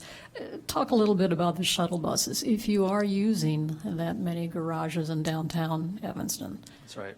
how is that going to work in terms of getting people back and forth between the stadium and downtown? What's the impact? I mean, how many people can you pick up at any given time? What's the impact on other neighborhoods as you're driving through, especially late at night? Yeah, so at this point, we're thinking it would be the same routes that are followed for football games. And so where the pickup and drop-off for staging for shuttle buses occurs now is on Ashland, basically adjacent to the stadium, just north and south of Walker Way. So then you can kind of continue to go further north. There's usually more room to go if you want. So we would see more buses related because we have more people expected to use off-site parking. The layout is generally laid out in like using 2 lanes, and the fronts of the buses are staggered so you can load multiple buses at one time. Our current estimates are that if you were to have 20 buses at one time, that's roughly 800 buses or 800 people getting on a bus at one time. That wave goes, another wave comes and pulls in. So right now, Ashland, south of Central, is converted during football games to one-way northbound, and it's really just shuttle buses. But they don't wait next to those homes necessarily. They're waiting more by Leahy Park, south of Chandler-Newberger. And so the idea is that you get these buses in circulation, running in, like, say, 30-minute round-trip circuits. And then once you get them going, you're loading roughly 800 people. That wave of buses goes off, the next wave pulls up, and you load them in that way. Again, those are going to be details that we'll have to work out in terms of their staging. Where are they picking up exactly? Where are they staging so that we're trying to minimize any impacts on like surrounding neighbors in terms of, so you don't want the buses hanging out right in front of houses. So where along the circuits are we having them wait? And then you're getting them coming in different waves, roughly 800 people at a time. And how many buses did you say that would be to empty the stadium? Or the Yeah. people that would take buses? Right. So I think we were at roughly 230 trips. So let's just say it's not buses, but they're in circulation making 2 to 3 trips. Yeah. So if you were doing, say, just 2 trips, then you're talking 115. If you're doing three round trips, you're at 75. So you're probably in the range of 75 to 115 total buses operating. That's a lot. It is, but like I said, if you were to convert that into people driving their own cars instead of 40 people per, Oh, for you know, sure. that's it's different. You got to put it in context. Yeah. I have some questions on the trucks and the tour buses, because the report, or I think that Michael Godoy said that Get better. that there will be 10 to 20 trucks loading in and out for each concert, and then 3 to 5 tour buses. And I assume those, well, my question, but in the report, it said all the trucks and all the tour buses would be loading underground in the loading dock. So how do you do that with 20 trucks and 5 tour buses? Yes, excellent question. Thank you. And there's 3 Commissioner. loading docks. Correct. It's a sequenced exercise coordinating those trucks that are in the loading dock, unloading or loading, depending on what they're doing. And there's communication with a marshaling yard where the remaining trucks might be. So let's go through. Where would that be? We've looked at opportunities. Orchard Shopping Mall has an opportunity where the trucks could stage in parking areas off-site and then be coordinated in as needed. As those 3 trucks on the loading dock, for instance, are emptied, and as they're about ready to leave, another 3 are arriving, and they replace each other. And that'll be the converse on the way out. But there will never be a line or a caravan of tractor trailers on surface streets waiting to turn into the parking lot to then unload and route. They'll be off-site at something like the Orchard Shopping Mall. And the 3 to 5 tour buses, how does that work? So those are typical, so let me. That's at a different time, right? It is exactly right, thank you. The load-in would occur, let's say, 9 a.m. on the day before. We'll begin to see the trucks coming in and delivering the equipment, the material that goes into the stage and all the accoutrement. At the end of that evening and into the next day is when the talent that travels on the tour buses will actually start to arrive on site. The trucks are gone, they're done. They've unloaded, the stage has been erected, now we're doing things like sound check and setting up interior spaces, all happening within the stadium. Trucks are no longer needed. At that point, the tour buses will arrive, and then we'll park underground at that loading dock area, and that's where the artist will spend some time. They're really back at the hotel, but that's where they can have their home away from home, perform, get back on the bus, and leave, go to the next city. And then the reverse happens. Trucks are arriving as trucks are leaving and being filled, and they're being sequenced in that manner where there's a coordinated effort. I mentioned earlier that I worked for a management company. The firm I worked for managed McCormick Place. Similar situation, major trade shows, exhibitions occurring there. Same exact sequencing was taking place to prevent road activity and trucks on surface streets. It's the same philosophy. It's consistent in the industry, especially in urban environments where we have arena stadia or convention centers that have this frequency of support vehicles. Hey, just so you know, and I understand everything you said, but I think the neighbors are thinking McCormick Place in our backyards. No, I was only alluding to the fact that is commonplace in many I different types of understand, but venues. it's the same, United Center, same kind of venue, and it's a little different situation there. It is, but it's not dissimilar to the activities that happened today on a football game at Ryan Field, and all of this happening on surface streets. Yeah, now we have an opportunity. I don't think football teams have 20 trucks. There are deliveries that are occurring all during the week for the food provisions or other. And you will material. have that also. We will have that also, but in this new stadium, this is all underground in a subterranean loading dock area, hidden from view, out of the way. Okay. Anybody else have questions? I'm sure we all do, but Go ahead. No, go ahead. I have for another person. Actually, Commissioner Halleck, I think they brought somebody down to answer your original question a while back, which I believe was on the existing parking. No, it's Are all the the things setbacks that for are the in the the special use, I wanted to know that there's all these exceptions to the special use, and I wondered what is different from existing. So we talked about the height of the building. The parking stays the same, 1408 spaces. That's the parking that's there right now, correct? And I asked about the buffers, the 35 feet required, and I think I was told tentatively that the only exception to this 35 feet is at the northeast corner. That's 16 foot 3 inches? Yes, I'm Chris Okay. Hale with And everything HNTV. else complies 35 feet? There are two, in the application, there are two encroachments listed. Two encroachments on the buffer. One is at the north end that you're referring to, which is largely driven by an existing piece of equipment and paving that's there. Right. That happens to be in compliance with the underlying 15-foot zoning setback that would be required in the absence of the buffer that's required in this particular instance. So we've got that 15-foot setback there. At the southeast corner of the property, at the border of the property bordering North Shore Health, there's presently zero setback with the parking lot that meets the property line of the fence against that property. We are instituting the 15-foot setback that's required to the extent allowable that allows us to get a new driveway into that spot. So there is, it's six, as listed in the application, we're minimized to a 6-foot setback where currently there's zero. Okay, all right. Yeah, that answers those questions. Thank you. Thank you. Oh, wait. Oh, I think he just answered that, yeah. Excuse me, Commissioner Halick, do you mind if I speak to your question earlier about the buses that travel or the anticipated trucks drop off at potentially future concerts? Sure. So this weekend, we have our annual band day at Ryan Field for our football game. We do that once a year. We are expecting over 1,100 students to travel by bus to Ryan Field.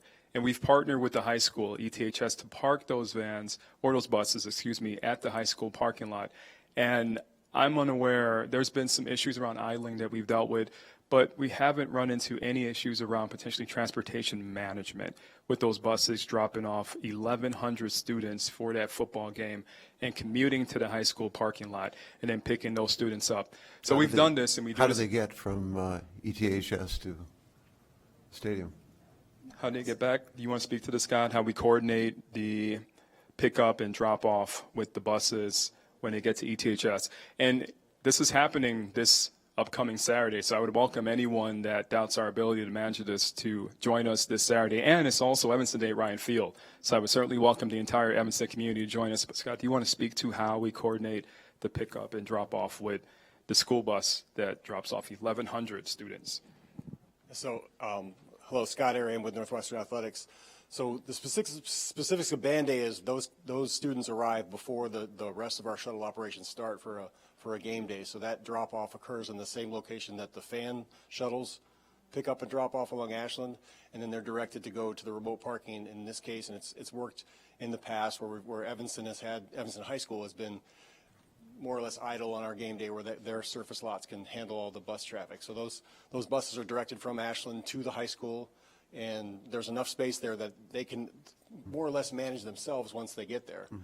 And then they return after halftime. Those students perform at halftime, and they return after halftime, and they transport most of the bands. Like maybe one of them might stay till the end of the game, but the kids are generally there to perform at halftime.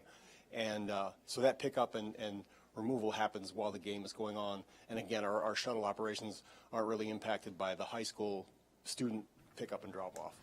But then and I should just say for our fans, like we do offer, we have like 40 buses that run for our fans on a typical game that handles the normal flow of our fans that are parking in the remote lots on campus or in the downtown garage as much as the same as it's proposed for the concerts. Yeah, I think the issue is frequency, but I understand.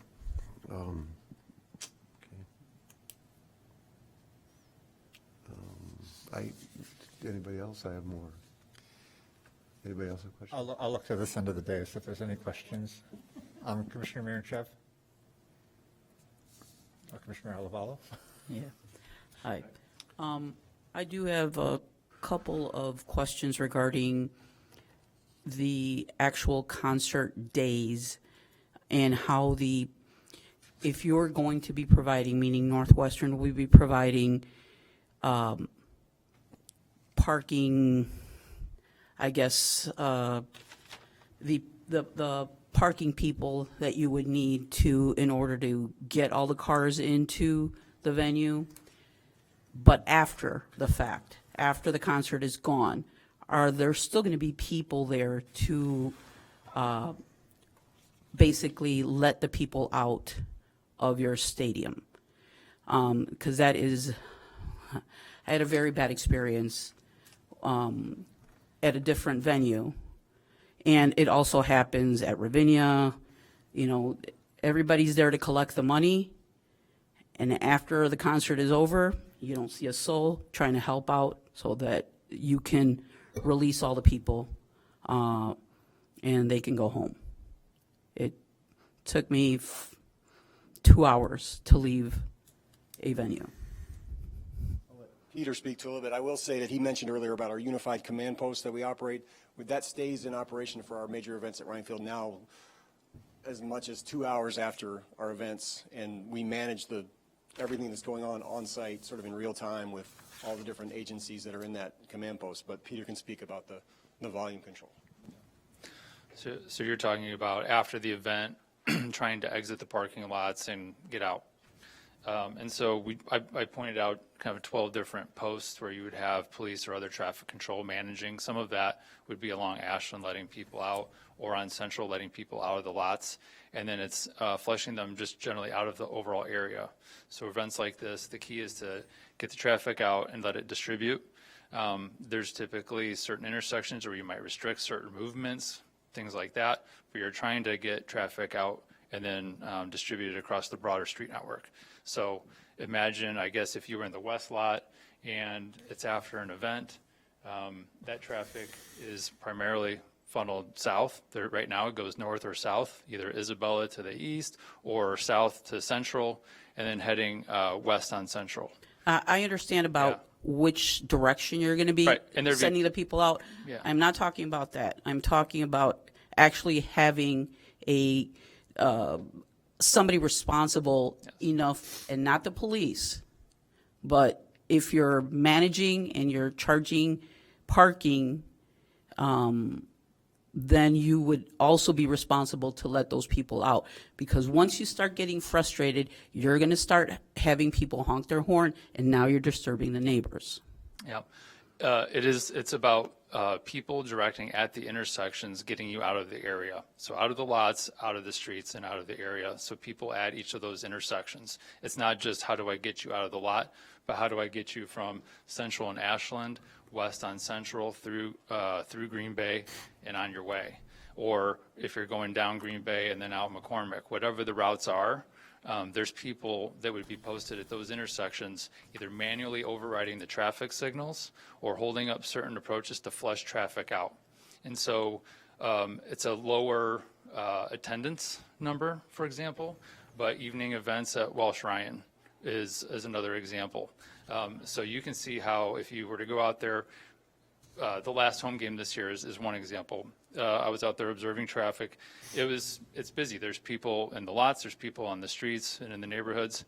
But post-event, and this was a sellout game, and everyone was there till the end.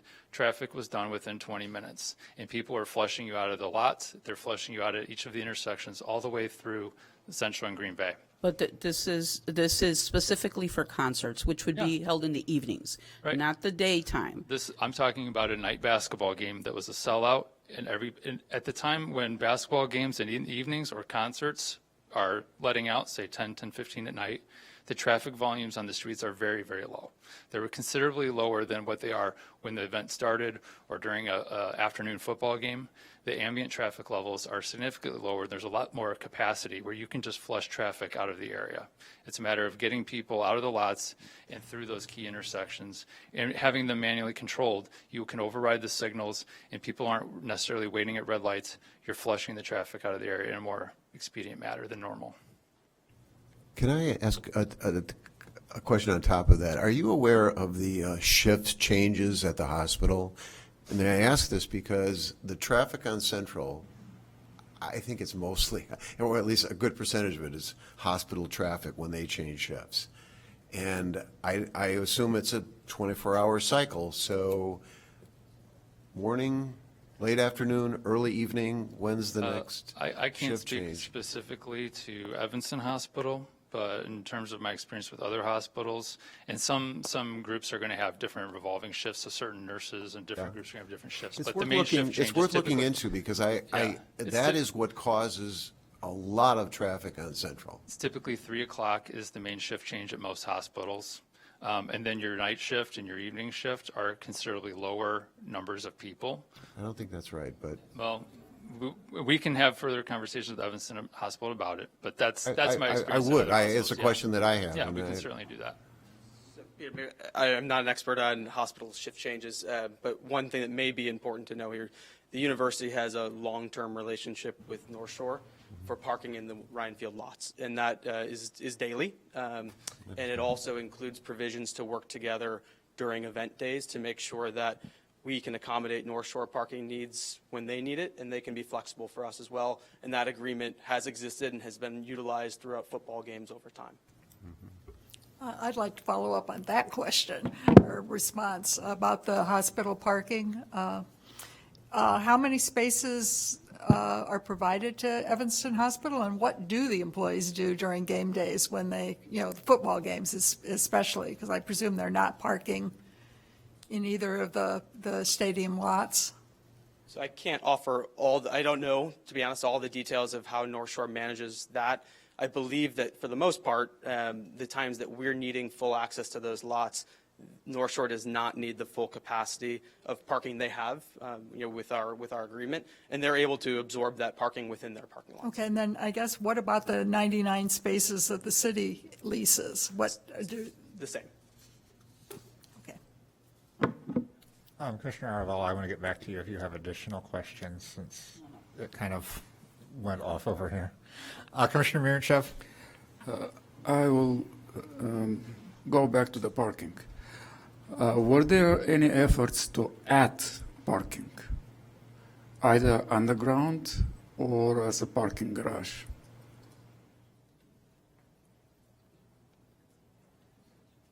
I know that it is grandfathered. I know that you are reducing the capacity of the stadium, but you still will be better if you add parking as a structure or underground. Yeah, thank you, Commissioner. I mean, what I would say to that is during our listening sessions, when we were speaking with neighbors, they made it very clear that they didn't want to see any type of additional parking structure on the east or west lots. And so we didn't pursue that as part of our design features. We didn't think that was something that the community wanted based on their feedback in regards to specific parking on the site. And so that's just not a design feature that we looked into any further. I was just thinking that you are taking certain risks with the depth or the location of the field. You will need pumps, you have some ecology problems, and so on. But certain risks could be taken for an underground parking that will alleviate some of the parking issues that we're all talking about. Just a suggestion and a question. And another question is, was a retractable roof considered?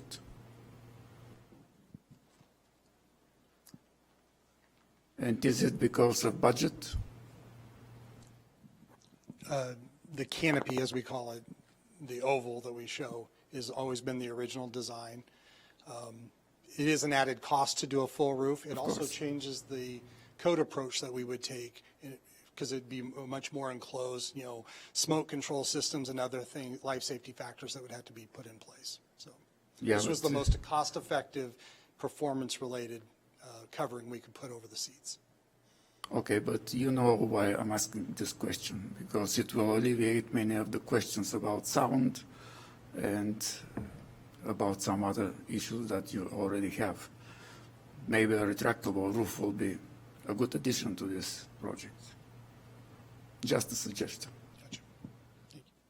I have some architectural questions also. So related to that, it's funny the architects on the panel are asking similar questions. Mine are why, this baffles me actually, that there's the walls of the stadium, the solid parts of the stadium are in the east and west. But it's totally open on the north and south. Now, the Wilmette residents, I'm sure, are not happy that the stadium opens right into their houses, and then the people on the south side across Central are not happy because of that. So why aren't at least the walls of the stadium enclosed? So the location of those openings on the plan south and plan north, which is actually northwest and southeast, right? Right. Are because that mimics the major flow of pedestrians that will approach the stadium. And then also on the west. You could have doors or openings on the ground floor, I understand that, but the whole stadium opens up, the facade of the stadium opens up on those two sides, which to me is not where we want to go with this. Are you just talking about sound control itself? I'm talking about sound, yeah. Okay. Well, I mean, I don't want to speak directly to the sound paths that would hold, but I was talking about. Well, here, for example, if the stage is on the south, and so it's facing the north, and you've got a wide open stadium on the north side, does that make sense? Well, so there is the scoreboard that covers some of that north opening, right? All right, sorry, just really quick. There's a lot of considerations to be taken into account when we think about the concert orientation. So as you can see, the northeast orientation actually is adjacent to the existing facilities. So there's a natural buffer with the facilities that we have in place, right? With Welsh Run Arena, Treenan's Performance Center, and other facilities. So that's very intentional, right? Additionally, when we look at the south orientation, there's a number of things to consider as part of the experience that everyone that goes to a concert here will take advantage of, right? There's premium seating that is better orientated within the venue to facilitate the south. There's the visiting team locker room is on the very southern end of the building, so which can be used as a green room for acts that might come in, okay? So that we take all of this into account when we look at this. Additionally, because of not only the buildings on the north, but the additional athletic facilities and the west lot, it also creates that additional distance from the source, which is on the very south end. So technically, the south actually gives you a better distance away from the community than if we were to reorientate it with a stage on the north end. I'm not asking for reorientation, and by the way, those buildings to the north are low. Well, but additionally, as we've talked about, the field is 20 feet below grade, right? So with an average height, I think of 56 feet, I think is our height for the speakers. Yeah. Like we're significantly below grade already. So with the height of those existing buildings, it does create that buffer. Okay. So with then also the orientation of the enclosure, both being on both the east and the west, we do create that funnel to where it doesn't expand into those east neighbors. The east abutment is very close. And so the facade being available on that side does create that buffer for them as well. So it's all very intentional, very thoughtful when we put this together. Yeah, just something maybe you want to consider. Other question, the canopies, do they have any acoustical attenuation properties? So they do have some. It is limited. What are they made of? The canopy itself. So it's actually structural steel, roofing material, and then all the different components that are embedded into it. So the attenuating factors are primarily based on the roofing material that is creating the canopy itself. So it's very limited as far as the benefit that brings, but there is something there. Can I pivot away from traffic and sound for a moment? I have a question on sustainability. I'm very pleased to see that the project is going to pursue LEED Gold certification. That's great. Of course, though, I would have been even more pleased from a sustainability perspective if more of the original building was either reused or had some sort of adaptive reuse going on. I understand that with the current goals of the new design, going lower and rotating the stadium have significant benefits for the project itself. So seeing as that's not part of it, what is going to happen is you're going to have quite a lot of construction and demolition waste. So one of the credits in LEED is addresses that in particular, and it requires you to create a construction waste and demolition waste plan. So I'm curious if you could talk to your plans for dealing with that. So first off, we will be implementing a construction waste management plan, and we will be targeting the construction waste diversion credits within the LEED Gold certification. So the responsibility of creating that plan will be through our contractor, Turner Walsh.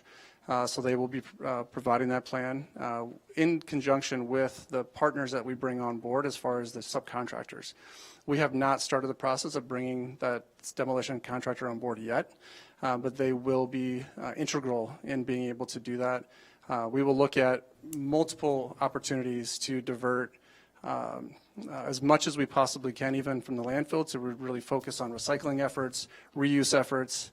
This is a very key component of every project of this scale, and we will take that charge very seriously.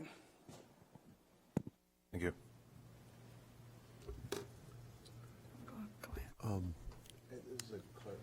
Clarification.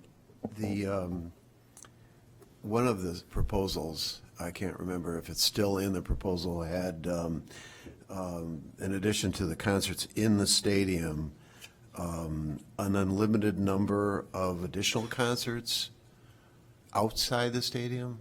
Am I right about that? Is that still part of the proposal? I'm happy to speak to that.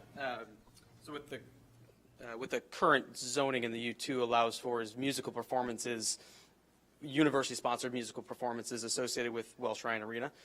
What the university's proposed with respect to use of the plazas and the community events, I think is what you're speaking about. So that currently is focused on 60 days of activity kind of in the stadium or plazas, community focused.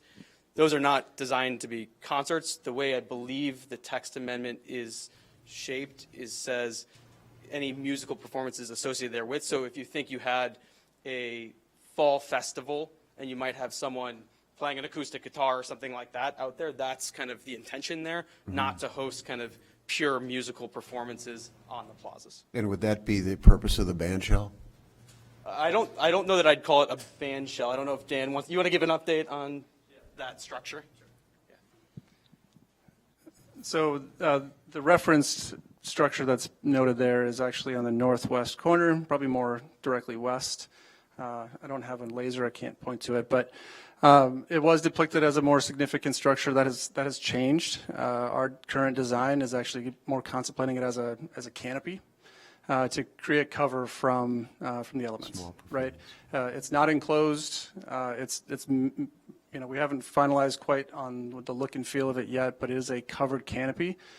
For things like Luke had mentioned, acoustic guitar, a yoga instructor, a comedian, something as simple as that, or even, there's all kinds of uses that you could facilitate that with, but it's a very simple structure. A couple of you mentioned that when there was a comparison chart about, and even George mentioned, that right now, 7 events at 10,000 people are allowed, and I know that was the decision several years ago before COVID, but I thought that expired, and so those 7 events are not allowed anymore. Is that right or wrong? Yeah, so the events that were previously approved were kind of public-facing concerts. The language of the current code does allow for, and it's a little ambiguous, so that's why we're trying to kind of clarify it and just say what it is going to be, public concerts, but they're temporary events. Sorry, I'm just getting the exact language. I don't want to misspeak. Temporary events of a community or cultural nature that meet the following conditions. So they're community and cultural events of a nonprofit nature intended primarily for the residents of the city and amateur athletic events. And those are allowed for up to 10,000 people, and to that seven events of 5 days each for each facility under the current code. So the current code allows that? That's what I'm questioning. Yep. Okay, all right. They're limited to that nature of event, though. I just have one last question for anyone from Northwestern, I guess. Can you point us to another university community which has done something similar with their stadium, let's say, and begun to do concerts or performances, and especially where those facilities might be located in terms of proximity to residential districts? I can actually take that.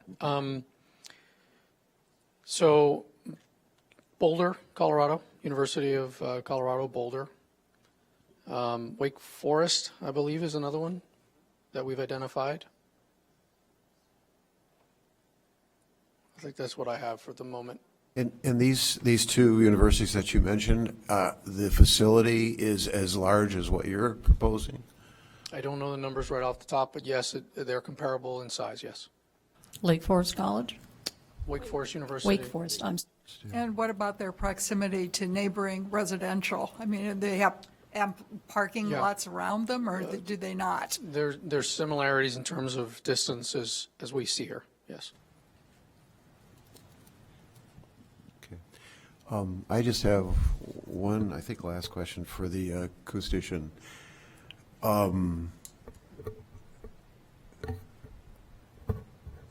This is no disrespect. I don't know your firm. I'm not familiar with your firm, but I am familiar with Arup.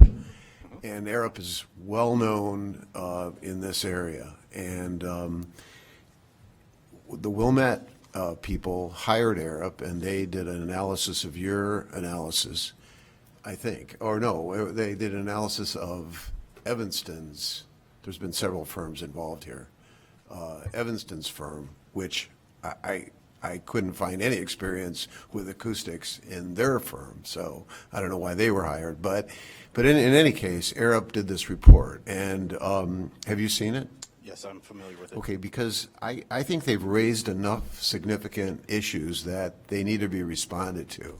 And I, for one, would like to see that response, because sound is such a big issue here. I respect Arup, and I would like to know how this group responds to their comments. Certainly, and I think there has been responses. I'm not.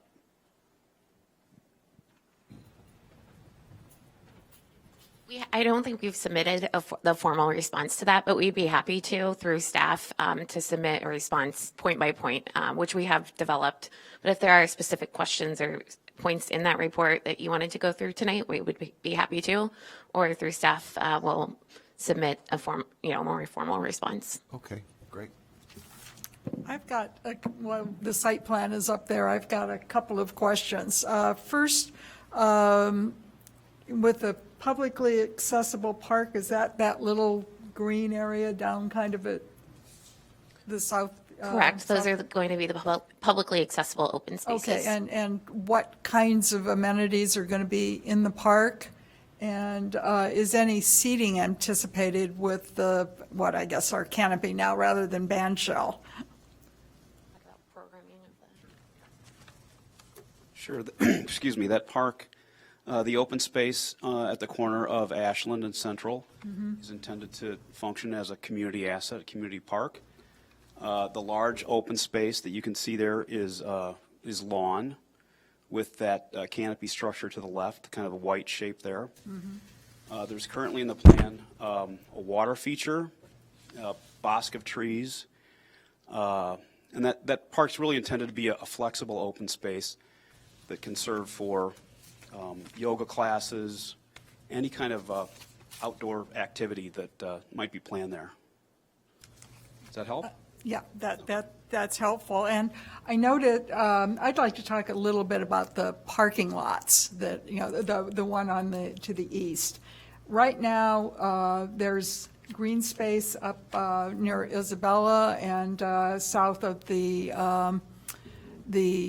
condo building on Isabella that clearly is being proposed to be converted to parking. So I guess my question is, how much net grass is going away with respect to this, you know, the trade-off between the new park and the existing green space that obviously, you know.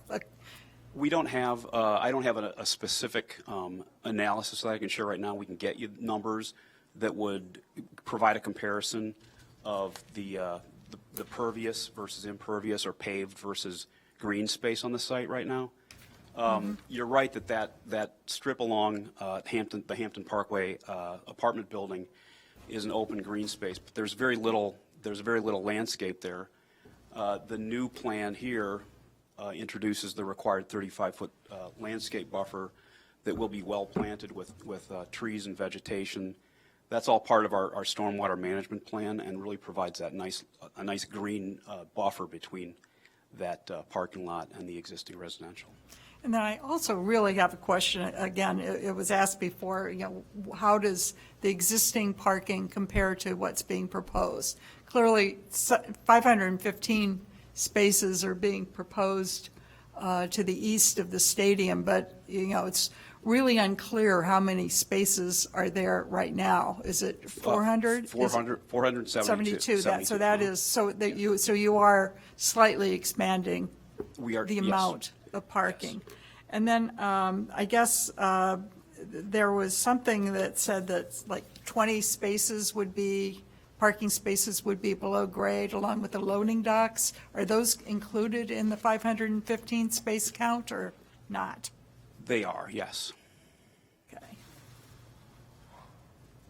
Okay, and then I might as well, I guess, go with my other questions, right? For now, I have or a do you couple. I have a couple I want to squeeze in Okay, here sure. before. So a couple questions I have. Mr. Godoy, you had mentioned the types of acts that would be ideal for this type of a venue. Could you elaborate a little bit more on that, and not that you're signing these people, but give us like some names of the types of acts that you would anticipate coming? Certainly.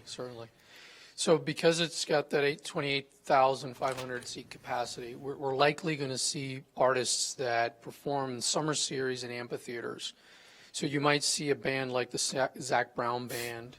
You might see 80s classic rock bands like Foreigner, REO Speedwagon, those kind of acts that will be performing to those size audiences that time of season, that time of year. The concert industry, as you might be well aware, has different periods of the year, and they play in different venues during those different periods, and there are different artists that play in those different venues. So ideally, it's going to be classic rock, classic country. I tend to use the term escalator acts. They're on their way up or they're on their way down in their careers. It's going to be that type of artist mix. And of the type of acts, is it the? I imagine your intent is to try to fill a 28.5, but would you consider smaller acts as part of that mix as well, or are you just going for the maximum? What would happen if I put myself in the shoes of the stadium manager and, Right. and I'm trying to book the venue? There might be a combination of things that might happen. So, for instance, imagine REO Speedwagon, Journey, and Foreigner are a package that I might be able to acquire through a promoter to play in one evening. And those three acts together might bring enough of an audience to fill 28,500 seats. I predict, again, my professional opinion, years out, I predict that this venue will serve as perhaps the concert anchor to a festival, to a wine and food festival that might have a concert as part of the Saturday night activity of that two-day festival or something to that effect. Maybe it's a community event that has some ensemble group or some performing arts type of event that performs at the stadium in conjunction with other things that are happening. Due to the size and due to the complexity and the cost of putting on those events, it feels to me, just in my professional opinion, that this would be more of a festival experience than a sole concert type venue. It just feels different to me based on some of the impacts. Plus the market. The market itself is rich with multiple venues which wouldn't be competing with this venue. And in terms of that, are there similar venues in the city of Chicago or nearby? No, one might argue that a capacity might be similar, but there are differences in terms of the commercial viability of some of the venues, and that's why I don't know if there is an actual comp. What's been mentioned is the Ravina venue, that's half the size, if less than half the size. Soldier Field is not even to be considered. I mean, that is the mega concert stop in the world.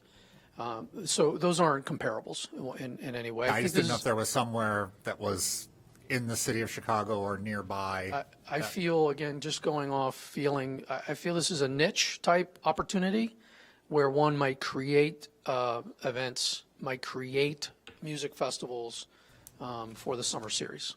Matt, River's Edge in Aurora is something very similar because they have the same acts that you're talking about, the same acts that they're having actually, I think they had or they are having next week.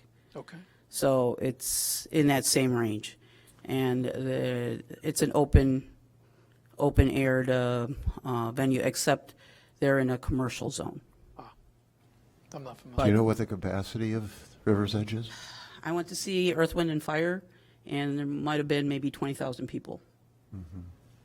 I think one of the issues is the size, because, you know, you compare your 28.5 with United Center, which is 23, and the other one, Allstate, which is, I think, 18. Correct. So you're quite a bit bigger than those stadiums, and I think the neighbors are thinking, do we want a United Center in our neighborhood next to our houses? Yeah. You know, and that's that. I'm giving you the sort of the crux of the issue Yep. here. It's you know, a smaller venue, I think people would be more open to. But when they think about this, they think about this is bigger than the amount of people at the United Center. Right. So I can add some context to that because it's a viable position to take or thought to have, that number of seats, capacity equals similar, if not greater.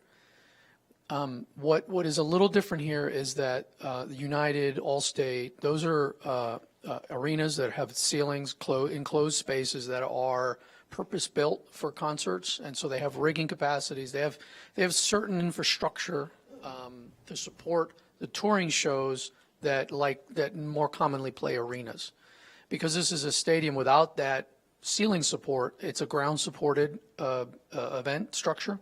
And so that tends to be more your festival types, and it won't play to the stadiums that have the larger stadium sets and the production equipment because the seating capacity isn't right. So if it's more accurate to compare this projected stadium to a stadium than an arena because of the types of acts that would normally play there, and then because it's so much smaller in size capacity, it falls into that larger than an amphitheater space.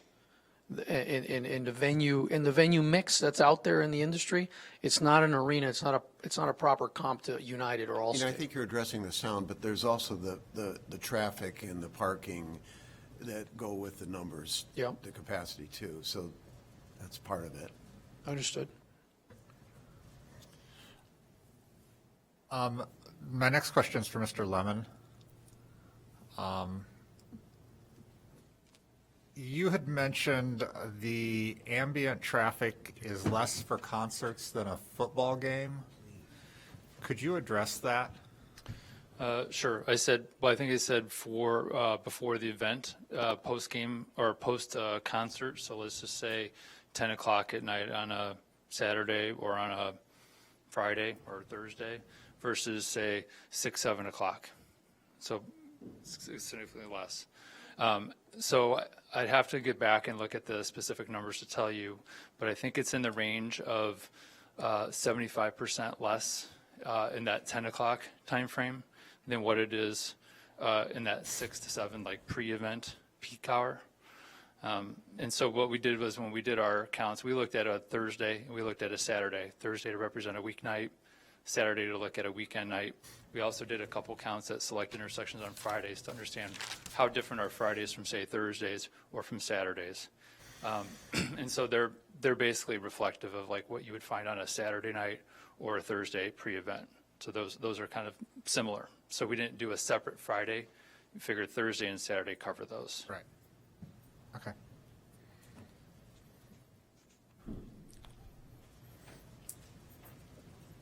The last question I have is I'm guessing for Mr. Davis. You're probably the best suited for this. So we have before us two different parts to the same animal. One being concerts, making a text amendment change so that concerts would be permitted at Ryan Stadium. The other one being a rebuilding of the stadium. Does Northwestern feel that one is incumbent upon the other? So for example, if this commission were to recommend a rebuilding of the stadium, but not the concerts, does that mean the stadium doesn't get built? Or I don't know how, if it's all one big package or if it's two separate things that you would like to have fit together. And I don't know who's best. Sure, I'll defer to Luke Fagora. Sure. Sure, I'm happy to answer that question. So I think the university's position is that we have an opportunity to build a facility that is truly a generational opportunity. So the reason that this is on our doorsteps, Northwestern, and obviously the city as well, is because of a gift. And that gift is to rebuild this stadium. And as you've seen tonight, hopefully, we are trying to take into account the concerns that we know are out there. To build this type of facility, both the financial investment, but also just the quality, you heard from Darren and everyone else, and to use it 6 times a year is not something the university is prepared to do. I think we've talked in the past also about making sure that whatever we build here is sustainable into the long run. We don't want a stadium to look the way the current Ryan Field does today. Nothing against our athletics friends. The stadium is not in great shape, and we know that. And whatever we build, we want to make sure that it looks and operates like this in as close to perpetuity as we can get. And frankly, doing that on 6 football games a year with this type of venue is not possible. And so the university's position is that the two, for us to consider the project today, the two are combined. So I have a follow-up to that, because something is bothering me and something I don't understand. I think it was February, you came to the Evanston and you said, we have to have 12 concerts or we cannot afford to build this building. And then a few months later, you said, we have to have 10 concerts or we can't build this building. And now you're saying we have to have 6 concerts. Well, if we wait a few months, will it be 2 concerts? Or, it makes your argument a little bit unbelievable. I understand that. I think this has been a process, again, as you've heard today, that has gone through a number of iterations. And that iteration is on the design, on the operations of the stadium, but frankly also on the financial model of the stadium, both in terms of the capital investment and capital structure to build something like this, and then also downstream, how do you operate it? How do you operate it in a sustainable financial manner? And that is something that continues to happen day in and day out. So where we started in February, we've learned substantially more since then. We have a business model that we think, with a number that we've put forward, 6 concerts, we can operate this thing. Again, we do want to reinvest into it on an annual basis to keep it looking this way. We want to be able to do the type of programming for the community we talked about here today. We also, frankly, do have to service a little bit of debt on it. Not much, but some, much less than every other stadium across the country. And to do that on 6 football games, again, is not something we believe is possible. Yeah. Given the opposition in the community, though, aren't there other options? I mean, I just read on my phone that the Ryan family just is giving another $450 million to Northwestern for another facility. I forget what it's called. No, that's not correct. The Ryan family has given a substantial gift to the university. And maybe it's not, I understand, and maybe it's not, the source is not the Ryan Company, but I guess, given, and I'm still thinking about this 12 to 10 to 6, and aren't there other sources of funds that will make this more acceptable to the community? Because I think there's just so much opposition to this. No, we understand, and we understand that obviously a number of the questions here tonight are about the additional uses of the stadium. We've tried to lower that number to a point that we think we're doing our best to address the concerns that are out there and trying to minimize that impact. We obviously have other revenue sources tied to the stadium. It's not just ticket sales. There are things like sponsorships that are out there as well. This is one component of bringing it all together and making it work. I've got kind of the bottom line question is, how much do you expect to net from each of these concerts that would go toward maintenance? Just a rough ballpark. So maintenance for the stadium as a whole, again, will certainly evolve over time with inflation and everything else. Basically, at a baseline, again, I am not an accountant. There may be some accountants in the room in terms of what depreciation would mean for a stadium like this. You can do the math in terms of useful life with this type of investment.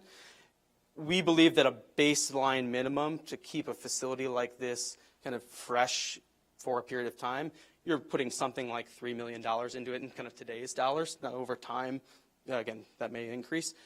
Per year? Yes. Okay. But my basic question is, how much do you expect to net from each of these 6 concerts? Well, what we've said publicly in the past is that the concerts itself generate something in the order of magnitude of about $2 million kind of net a year. Kind of that's to kind of the university.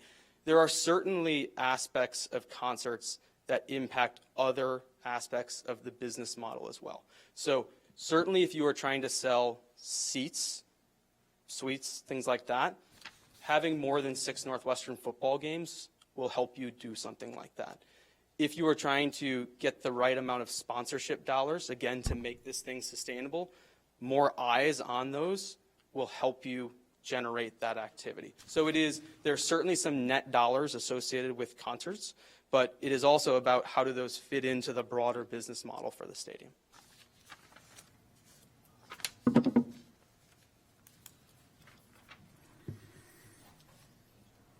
Other questions?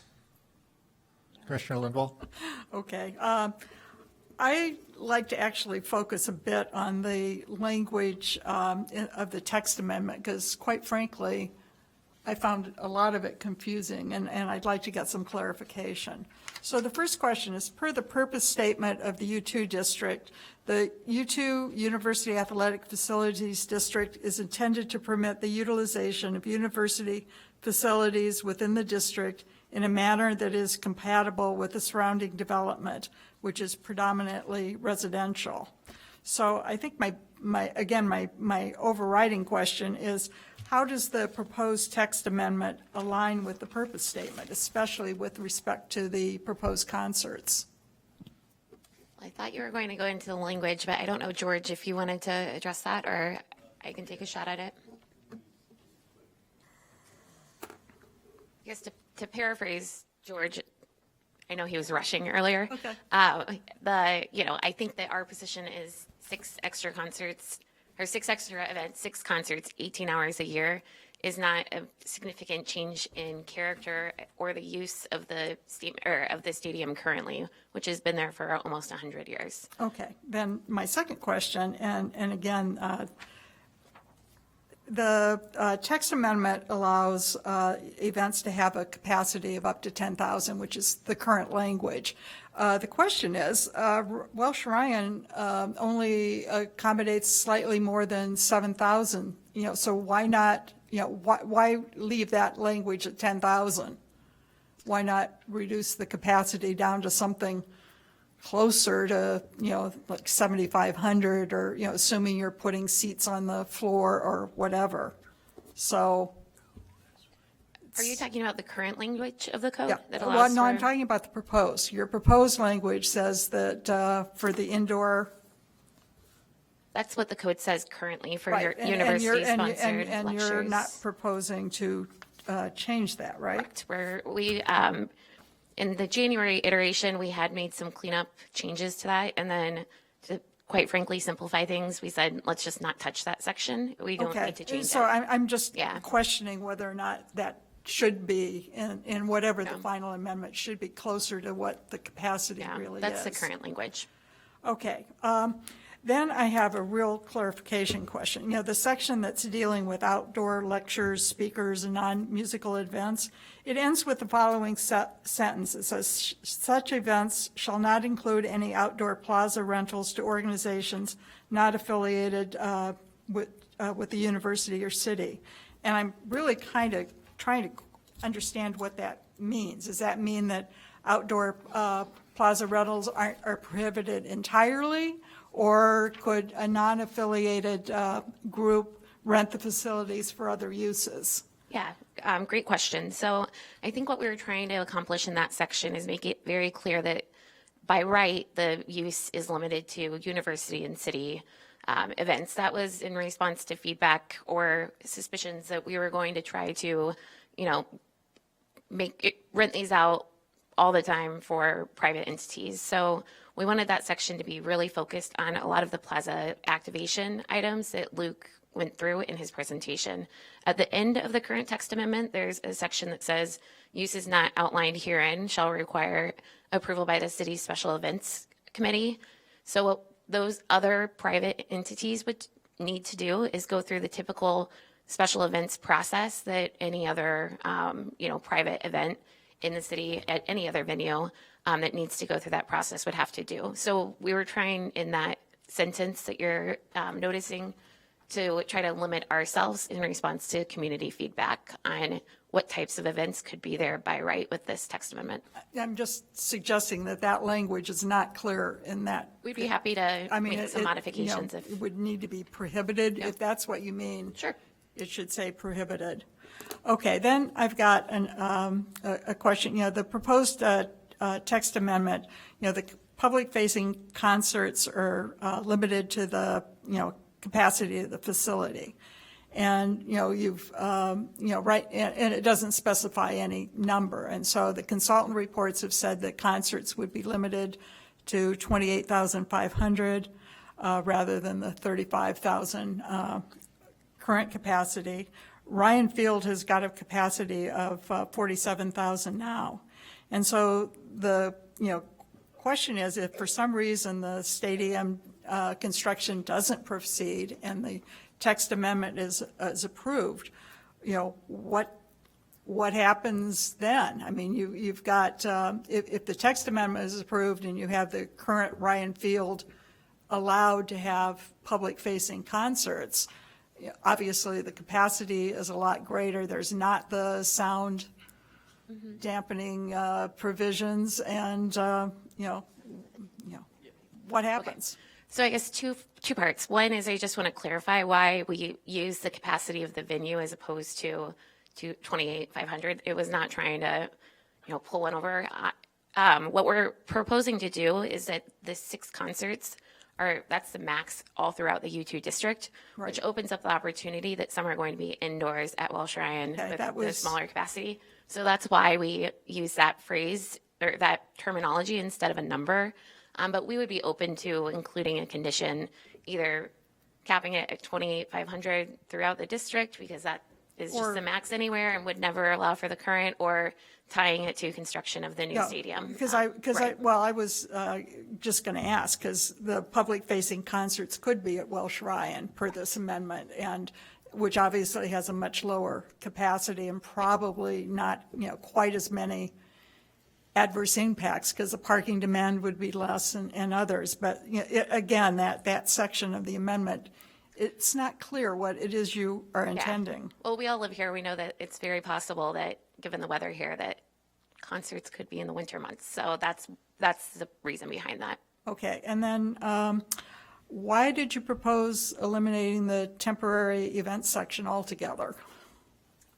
I think that our idea behind that is, the temporary event language didn't work for what we were pursuing or wanting to do, and we didn't want to try to include both, we would retain it if that were the wish. We were just trying to be reasonable and respond to feedback about concerns about how much activity is going to be here. Well, I think that one of the problems that again, the public-facing concert section, and that's the one that requires the permit, that has a bunch of conditions attached to it. And, well, first, and the question is that a lot of those conditions might be applicable to other, the expanded use of the U2 district for other kinds of events. But, so for example, I've got a whole series on those. The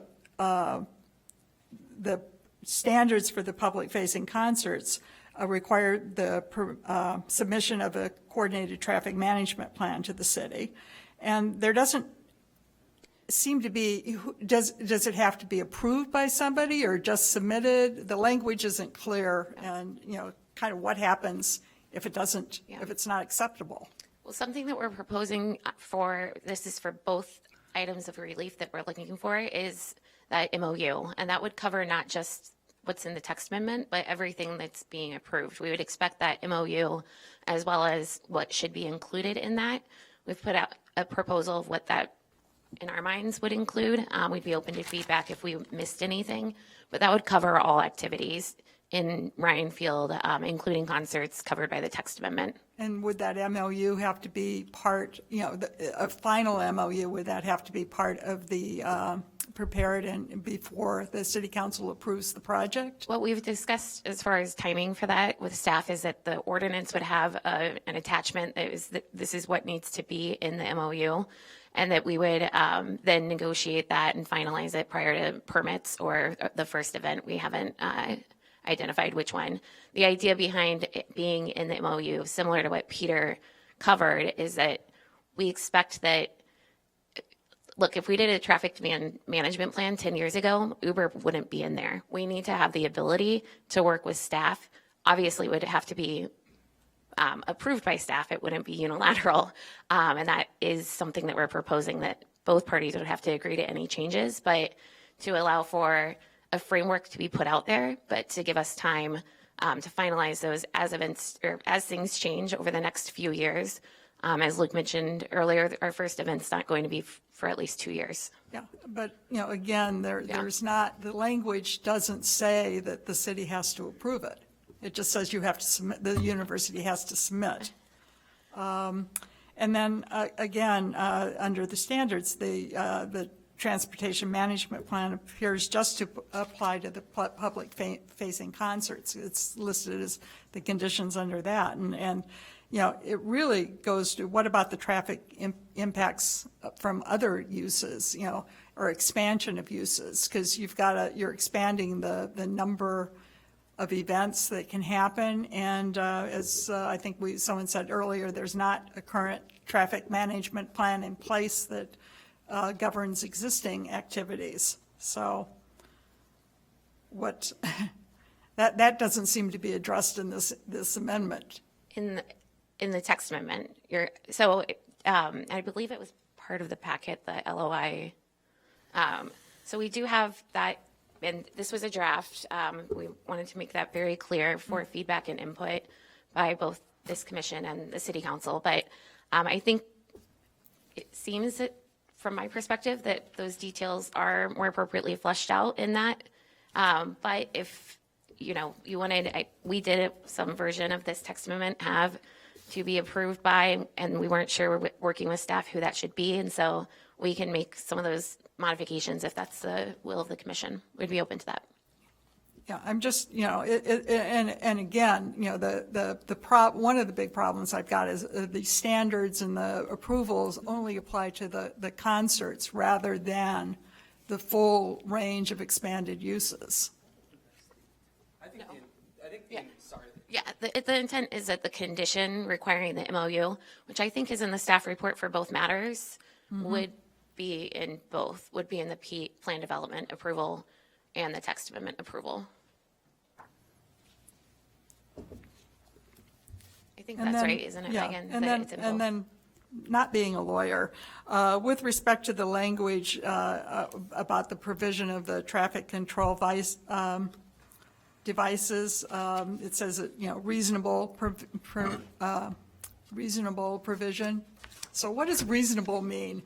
I think it's clearer than adequate because when we were reading it, reasonable is really something that we more typically see as a standard in ordinances and elsewhere. Well, I don't mind reasonable. I thought I'm just trying to adequate figure out what it means and who decides what's reasonable. Yeah. I think adequate is less frequently seen in in zoning ordinances. So it was really what's adequate. You typically see reasonable more. And I think final question on this particular topic, at least for you, is, how many full capacity events happen at the stadium in Welsh Ryan now? Does somebody know? And basically the question is, and I don't think this is the intent, but does the text amendment allow for the possibility of a concert being scheduled when some non-full capacity event is happening elsewhere in the U2 district? And are you referring to the language that says such events shall not occur on the same day as other full capacity? So Yes. how many non-full capacity? Yes. But I mean, are you still, do you have the possibility of a full capacity concert happening on the same day as other events on the site that will also require parking, be it a baseball game or volleyball or something else? Hi, I would say that I think there's about 90 full capacity events that take place in the district now. Now, all those 90 events aren't at full capacity when they're taking place, and the capacities of some of the venues are a lot different than others. Right.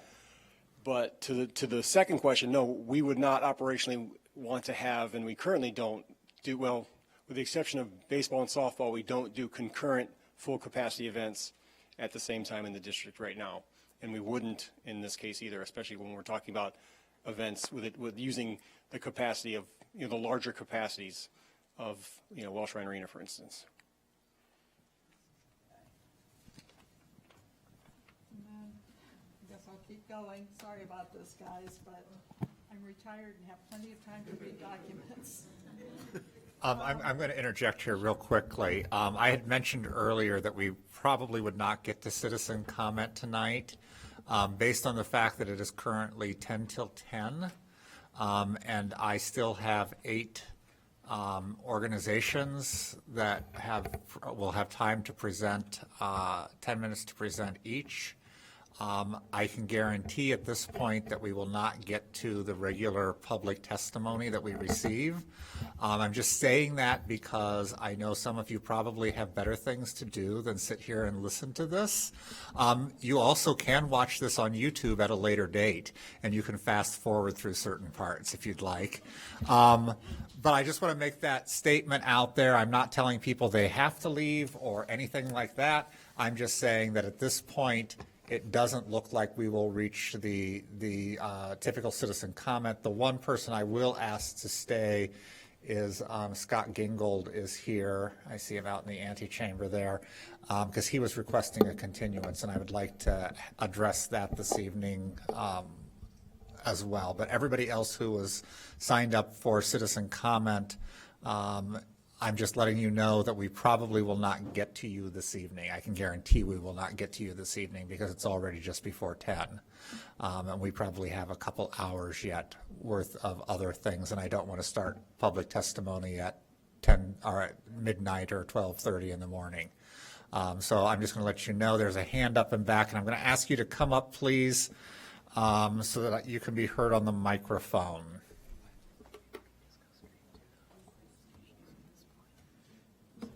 Yes, I had given you some questions regarding that. So if this is going to be continued, so then we don't have to ask for continuance today.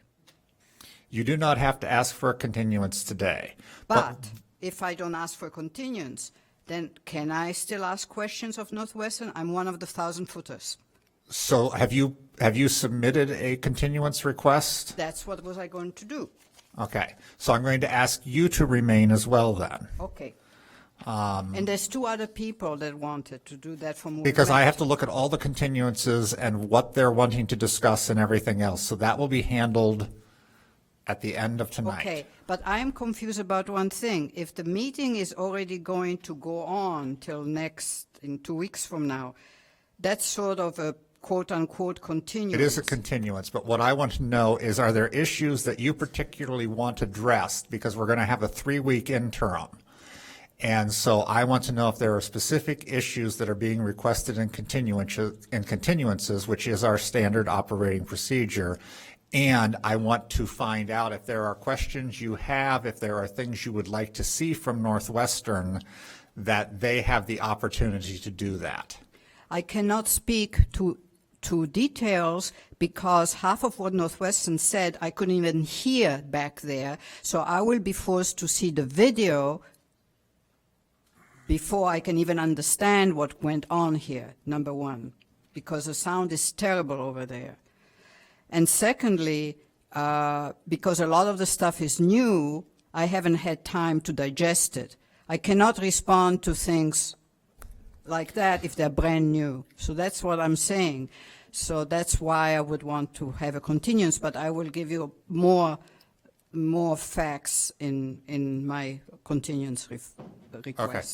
All right, thank you. Thank you. I'm sorry to interrupt there, but I just wanted to make that statement out there so that people could feel free to leave and you are not going to lose your spot. I've still got the sign-in sheet.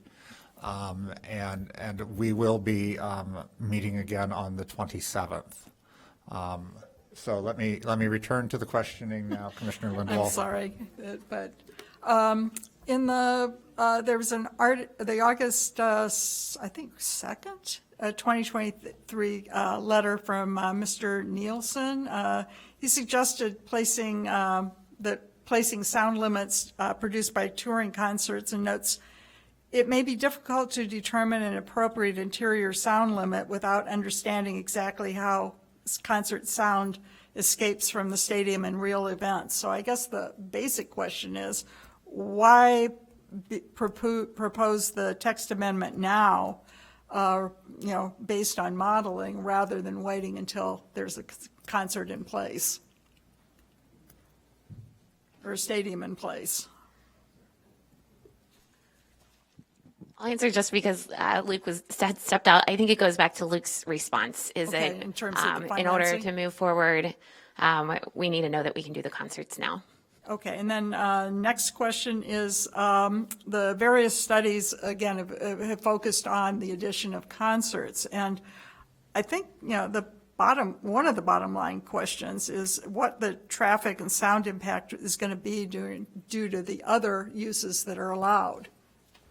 So and Peter or one of the other consultants jump up if I miss anything, but the reason for that is in general, you try to be conservative in your studies. We see the concerts as having the most impact and the most different impact. So we're really not changing. The football stadium isn't going to be, it's football for football, but we're adding a new traffic pattern, for example, with the concerts. And so that's why we focused on the concerts, both for traffic, because they have different traffic patterns from the existing use, as well as it would be assumed the largest sound impact. And so to be conservative, we focused on that use. Okay. Let's see.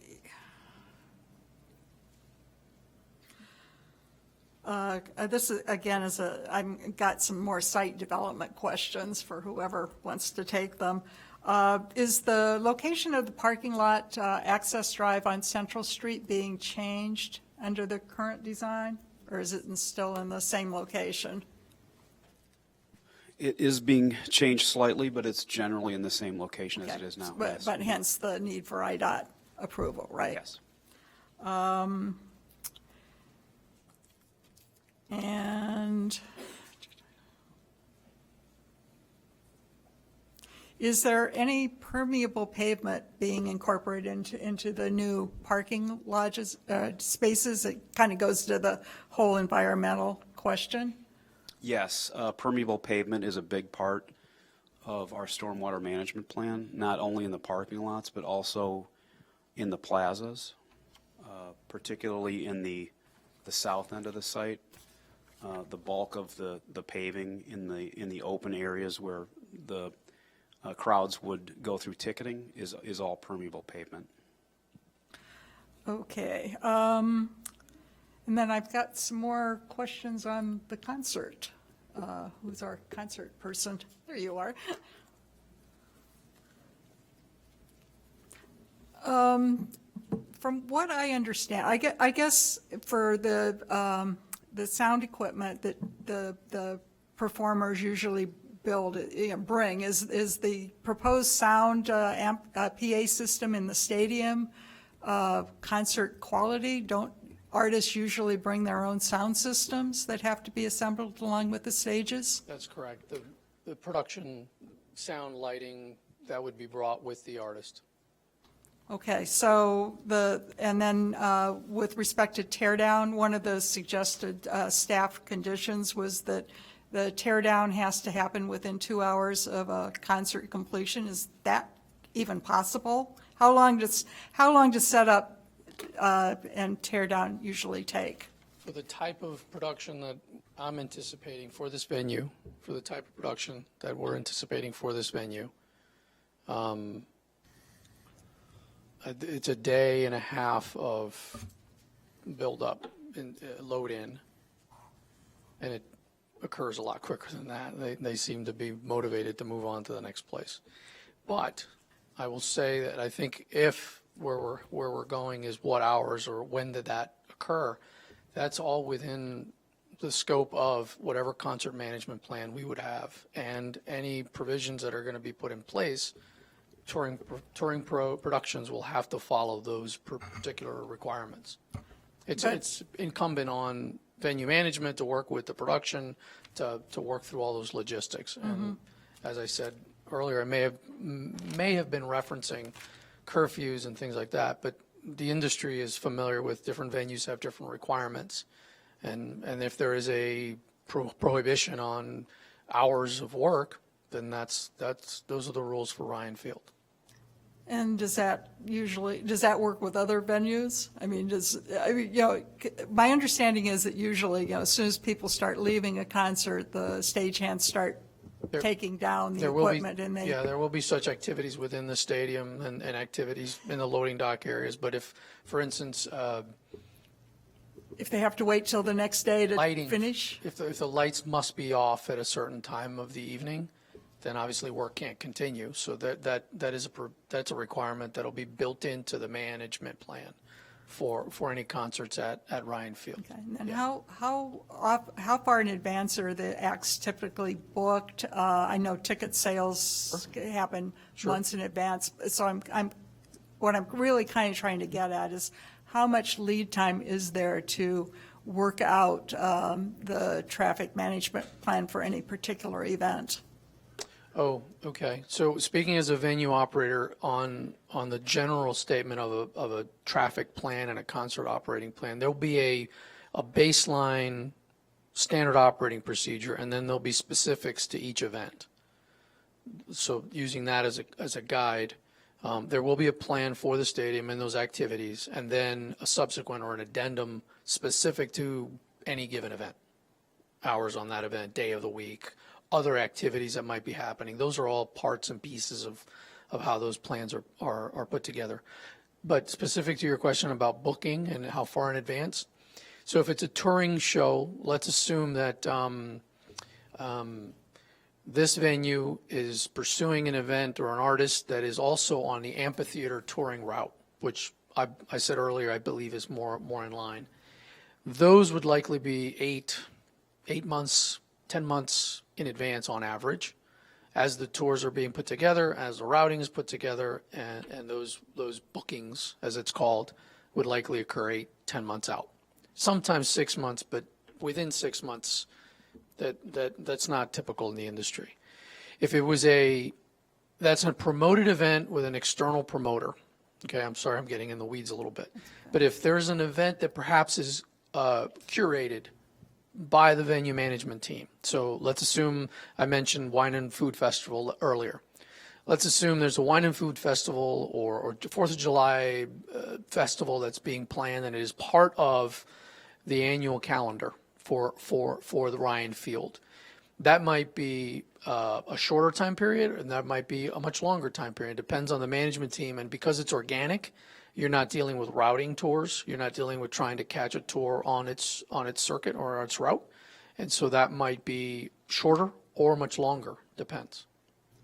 Okay, and then partially this is for you and then partially for the attorney. You know, one of the standards in the text amendment, you know, it addresses the amplification of concert music, and it's not clear whether or not sound checks or other music are really covered in that. And I understand from talking to somebody else who's kind of in the business that stagehands typically are blaring music, you know, when they're setting during setup, and you know they're at that point using the venue's sound system primarily. So I guess, you know, has that been your experience? And I guess again, for clarification on the text amendment, I would want to make sure that we're dealing with music generally at the facility, not just during the concert period. Sure. No, in my experience, the venue's sound system is not utilized. It is a specialized production equipment set that is brought. To the point of sound check, so sound check is, as the term defines, it's ensuring that all the connections and ambient levels and all the equipment is properly choreographed and sequenced. And synchronized. That process isn't at the same level, in my experience, I don't believe, at the same level or duration as a concert it is, right? I feel like it's elements of what will be elements of it, or instruments of the performance and periods or examples or samples of that to test the certain connections and settings that the audio technician is setting or being called to set for that particular event. I am not an expert on that side. I'm not. I hate to say this, but I can't carry a tune, so I don't know anything about music, other than how to put it on and have people enjoy it when they're at venues that I manage. But sound check tends to be just that. It's a last minute check and clarification and authentication or certification that the system is ready to be performed as the artist intends. Okay, thank you. Yeah, sorry if I didn't answer it. No, that's good. Now I'm going to move on to transportation questions. I apologize, but I really got in the weeds on this. I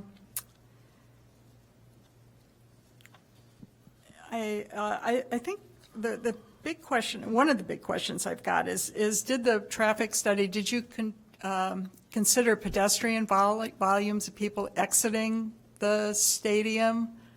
All of our, especially after the events? all of our counts include auto traffic, bike traffic, pedestrian traffic. That's just a matter of course in this area in general. And so the intersection analyses include traffic volumes for cars, traffic volumes for pedestrians. Again, a lot of the manual control of these intersections, it's not just left up to the traffic signal and its default programming. It's managed by typically multiple officers or traffic control folks who are manually overriding the traffic signals or directing pedestrians. So a lot of times you might have pedestrian-only phases where no traffic is going through and pedestrians are crossing the entire intersection, or they're running concurrent with, say, shuttle buses and so forth. So that is all part of the evaluation. Yeah, I think that what I'm trying to get at is the sidewalks, particularly on Central Street heading toward the CTA, are pretty narrow. The parkway's really narrow. And, you know, I shared season tickets for 20 years with friends of mine. And so I, certainly have seen on numerous occasions when the game is close and everybody stays at the end, when people exit, you end up with people, I mean, Central Street is full of pedestrians. You know, walking down, I've seen cars stranded. One occasion I saw an ambulance stranded, and, you know, it couldn't move. You know, it could move at the pace of people walking. So despite the fact that the university has the police and you know, they're people directing traffic and, you know, changing the phasing, that's emergency vehicle access during those situations, I think is problematic. And is there anything that can be, you know, is that going to, is that just the fact of life? So I, in my observations, that has not been what I have seen exactly in terms of ambulances and fire trucks being stuck in traffic. It's not to say it's never happened or it couldn't ever happen. But what we've observed, particularly this last season, was how ambulance and fire emergency response vehicles approached and departed during pre and post game conditions, because it does happen. And we did see how the police at the intersections communicate. They can see them coming. They're communicating to downstream intersections to let them know what's going on. And as I said, during events, you know, Central Street, the parking is stripped in that section east of Green Bay. So there is room. It's not operated as two full travel lanes. There's room for people to pull over or people to get around people making left turns onto Ashland and so forth. And again, I think Scott talked about earlier the command center at the stadium itself. That's done in partnership with police and fire. So, you know, that's a very important aspect that we want to continue to operate. It's not to say that you would never have some issue. That's clearly a priority that we would want to avoid. But again, active management of intersections all up and down the corridor is one of the best ways to do that. I think, you know, then yes, we've seen other issues where the sidewalks can overflow. I think during football games, one of the issues that we see is sometimes people come to tailgate and they don't stay for the game and they start heading back to the train even as the game goes on. So you have kind of counterflow, people coming and going at the same time. It doesn't help when Mustard's Last Stand has a hot dog stand in the middle of the sidewalk, which is also a regular occurrence. So they're usually in the parkway, but yeah. Yes, it does well, block. the line is in the sidewalk. Right. It does block. So I think, you know, there's some of it, I don't want to minimize it. Those are like tweaks that help address bigger compounding issues. But those are all part of kind of actively managing the corridor. You can't leave it up to the standard traffic. Okay, and then along the same lines, you know, you've projected that 30% will use CTA, so that's 8,300 people after a concert. So can you kind of comment on the ability to, you know, get that many people from the stadium to the, you know, onto trains and out of the area? I mean, it's, you know, it's kind of the math, the grade school word problem and, you know, kind of getting people away. Getting people away, not as big a problem during football games because most of the time people start filtering out at the end of the third quarter, but for a concert, it is. Right. And so, yeah, and I know we've seen comments about that and the math of that, and that's true. So when we developed these percentages for the CTA, one of the things we looked at was what kind of ridership do we have at Wrigley Field. It's just an example of an adjacent red line stop next to a venue when they have concerts. They have in the magnitude of like 10 to 13,000 people using those trains. It's a little bit different here, Purple Line, and then transferring at Howard. And it would take some additional operation. It's not like you're running your normal train schedule. But we have had some early conversations with CTA about that, around operational increases to provide additional capacity. You know, it is going to be busy. I'm not saying that it's going to be, walk right onto the platform, get on a train and go. These are going to be very full trains for an hour after a concert or more as people are going. You know, I think, 30% sometimes could be high on the L, and other people, I think 10% could be low on Metra. The Metra can also provide additional capacity and probably more capacity in some cases than the L. So depending on where you're going, there's going to be a variety of options. And the idea is to, how do we minimize some of the traffic in the area, and it's by relying on transit. So it's using transit and our partners at the CTA and Metra to do that. It's going to be a very busy flow to get onto the trains post-event. I mean, that's how it would be, and that's how you'd expect when a large event lets out. Okay. And my final traffic question, and I'm actually almost done with my questions. You know, in the traffic analysis, you've got certain intersections that are projected to operate a level of service E or F. And currently, most of them are, you know, even in the peak period, C is about as bad as it gets. And usually, you know, it only takes a minute to go, or two, to go from Ridge to you know, Green Bay now. So obviously the flow works really, really well, but Yeah. comment on the Yeah, ENFs. so levels of service. Level of service is just a letter grade given based on average delay per vehicle. So it's a typical kind of traffic engineering exercise relating to the capacity of intersections. So I think if you were looking at developments like, say, a residential building or an office development, you're going to look at typical peak hour conditions, and you're going to have these kind of conditions happen 5, 6, 7 days a week. For special events or large venues that are relatively infrequent, you're going to be able to probably generally tolerate lower levels of service because these are relatively infrequent events. These aren't things happening all the time. You also, the ways to try to address capacity traditionally are adding more lanes. I think in a community like ours, we're not interested in having Central Street be a 5 or 6 lane road. There's also physical constraints with the viaduct just east of Green Bay Road that would prevent that. So you look at other ways operationally, as I mentioned, the control of intersections to flush traffic. So if you were to look at a post-event condition at 10 o'clock at night, your ambient levels of traffic are low. You don't have a lot of other competing movements at a lot of your intersections. You're able to flow traffic out. So that using those strategies, that's how you get the most out of the intersections that you have, while still maintaining kind of pedestrian scale streets that during the rest of the year you still like, and you like the character of the street that it provides. To apply a traditional, like, say, level of service C or D type of criteria to something that happens this infrequently is not common. Transportation questions, I thought, and I just have 2 final ones, and then I'll be done. And that really kind of has to do with the economic impact report.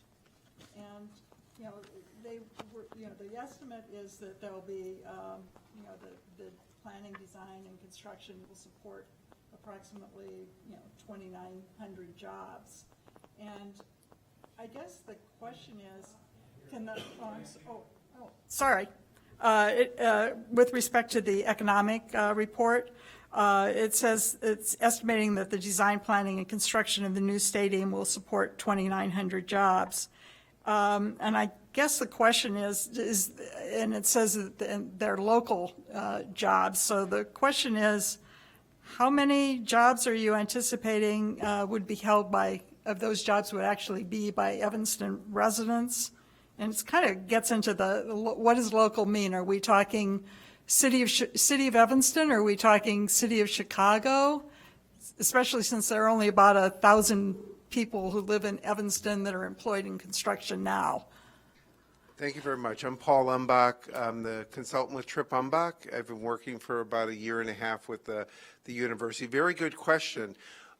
There's 2 different models. The first model is building the $800 million stadium. Right. And the amount of jobs that we're saying is local is really regional, and it's within the 3 counties. And if you look at all of those jobs, there wouldn't be enough people that hold those kind of jobs that are from the city of Evanston. The other thing I want to make clear to everyone is that the second piece of this is really the ongoing operations. And with ongoing operations, you have local jobs in three areas. You have folks that will work at the stadium and at the events, and a high percentage of them will come locally. You'll have jobs of people that are in the hotel, hospitality, restaurants. When I come to town, I stay at the Graduate, I shop, and I see the tourism economy, so there'll be jobs in that economy. And then there's going to be jobs that really come from the small business owners, particularly in the downtown area that's been, like all downtowns, hurt a little bit by COVID. And the folks that I've been interviewing and talking to from the business community, and I think there are many of the 3,000 people that signed the petition for Northwestern, see that this will help keep local jobs in small businesses. So that's the best I can tell you at this stage on your very nice question. Okay, and then I guess similarly, and this is probably for the university, in terms of the commitment to for an MBE, WBE standard, again, is that, are you anticipating it all being Evanston MBE, WBEs, or again, is this a regional thing? Because again, if there are only 1,000 or so Evanstonians that are engaged in construction, are we really talking, regional MBE, WBE? First, I'll say that the targets that we've set are very, very important to us, and sorry, thank you. So first of all, the targets that we've set are very important to us because we understand the impact that during construction that projects like this can have. And when we set the goal, it is really focused on the combination of local, minority, women, disadvantaged businesses. And that will primarily include, and first and foremost, Evanstonians. So we take that very seriously. It will also include other firms outside of Evanston as well to meet those goals. But we are working closely with the city's MWEBE subcommittee to collaborate on how we achieve those. For example, unrelated to, not directly related to this project, but there are some work going on right now within the university, specifically to some adjustments to other buildings, Welsh Shrine Arena, Treenan's, Anderson, and we're using it as an opportunity to start to meet those commitments. On a single project that we're working on now, we're achieving 71%, 71% towards a goal like 35%. So we're reaching out to these entities. We're reaching out to the companies to not only look for opportunities for them to completely own a scope of work or completely own a contract that they can, really achieve in or really be successful in, but also maybe partner them with our contractors, partner them with larger firms so that they can learn from the experience and grow from the experience. It's not about this one opportunity. It's about using this opportunity to grow their business and be more successful in the future. Yeah, and the reason I'm asking is my understanding is that when Robert Crown was built, which is a much, much smaller project, that contractor also had a local hiring commitment and had to go back to the city council because they couldn't find enough people to begin to meet that. So I guess the question is this, how meaningful a commitment is this for Evanston? So it's very meaningful, and I think it's layered in two different perspectives. One is the business enterprises, right? We want to let contracts out to those companies, those minority-owned companies, those Evanstonian-owned companies. But also, we want to use an opportunity to build up the labor force here as well. So there is also a separate goal of bringing on local contractors, local craftsmen and women to help build this facility. Because that is just as important, because that provides generational opportunities that can be handed down. just by having a skill that can be applied to various construction components. Okay, and then I guess on the public benefits, again, one of them, you suggested supporting revitalization of Central Street. So I guess the real question is, what kind of are you anticipating adverse impacts during construction and demolition? Because I imagine that will be the main truck route in and out. And how can you mitigate those kinds of impacts that will occur? For example, are you going to commit to repairing or rebuilding Central Street to mitigate, if it's damaged during construction? What's the impact on Central Street? Sure. So first off, the truck traffic is still yet to be determined, and that will be determined once we, again, as I noted previously, once we bring on subcontractors, we'll finalize where we are disposing of the excavated soil. As we've noted, we're going down 20 feet, so if you can imagine that's a lot of soil to take elsewhere. Right, so those trucks, that routing will need to be analyzed, and it really will be determined based upon where it's going, and that has yet to be determined. Additionally, during demolition, the waste removal will also involve a lot of truck traffic. Again, the final determination of where that goes will be based upon our diversion approach, whether or not it goes to recycle facilities or crusher facilities or elsewhere. But we do anticipate the Central will be a main artery for that. During construction, we are required to have certain protocols in place, including stormwater management plans. So, types of filtration, at the storm inlets and what have you will certainly be in place, and that'll be reviewed by the city as part of the permit process as well. In addition, with the truck traffic, we anticipate a lot of dust and debris, so there will be street sweeping operations, as well as other considerations to be made for the cleanliness and the maintenance of the facilities and the roadways. Now, when it comes to damage, we will have to assess it. Obviously, any damage caused by that process will be repaired. There is no plans currently to improve it, but it is our expectation that we would return it to its current form. Thank you. That's it. All right. Are there any other questions from other commissioners? Commissioner Aravallo. It's more of a comment for the concert expert. So Wrigley Field has 42,500, I guess, capacity of 4,200, or 42,000, I'm sorry. That would be a concert like Pink or Bruce Springsteen.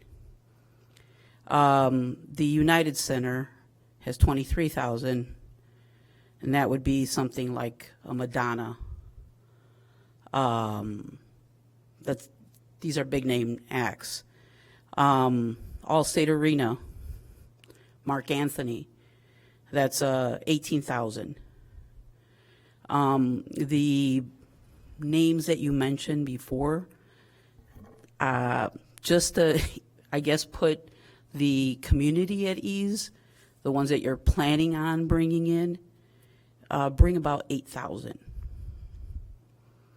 That's just, from public knowledge of where they usually have their shows.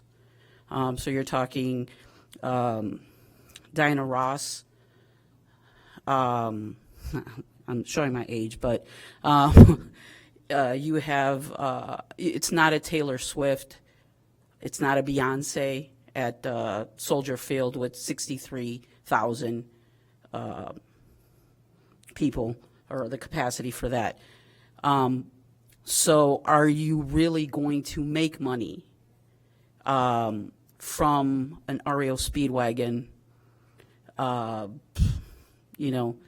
kind of somebody that you would have at House of Blues versus somebody that you would have at Wrigley Field.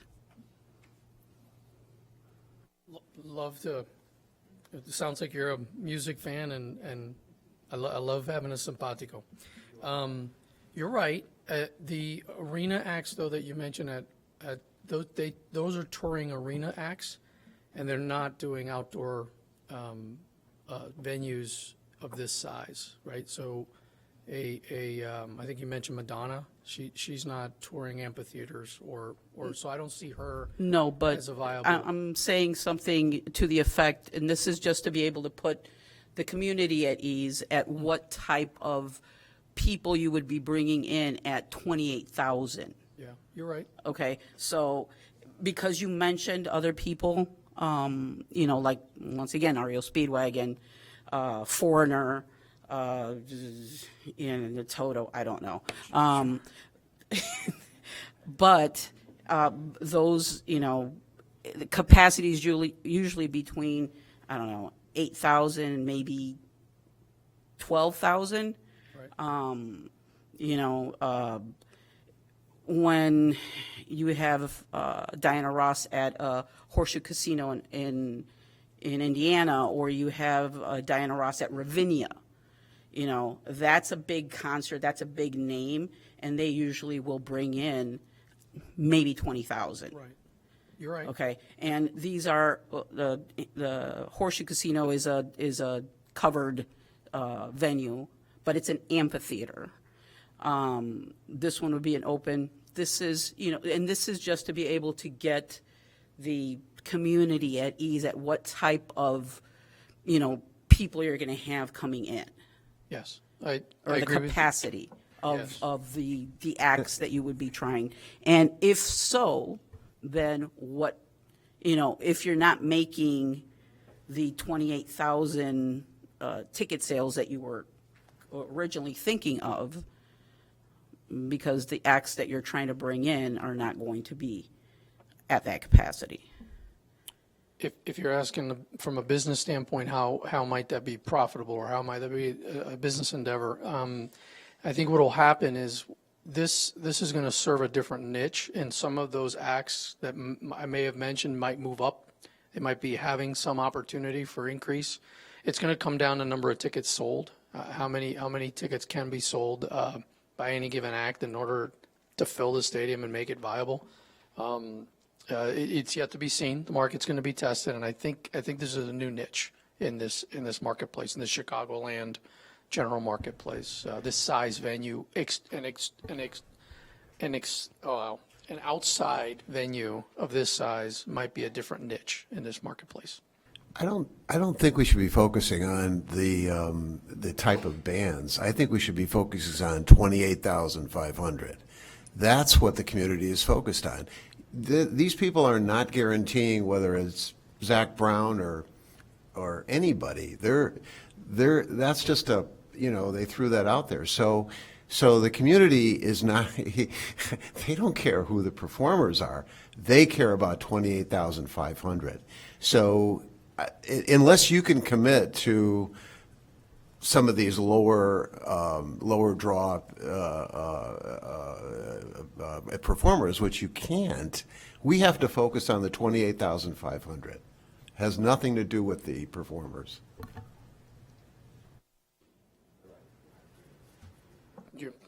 We agree. The market will bear, and we'll explore the opportunities. But all I can say is that in experiences I've had, there's always been an opportunity to work together and collaborate and develop plans that meet all the stakeholders' interests.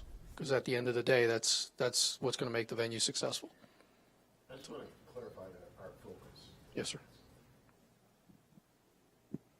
Anything else? So at this point, Northwestern can take a bit of a break. I had mentioned we had some community groups and organizations at a village that signed up. The first person I have on that list is Stephen Harper. And there's a little confusion. Is Michael Peterson with you, or is he separate? Okay.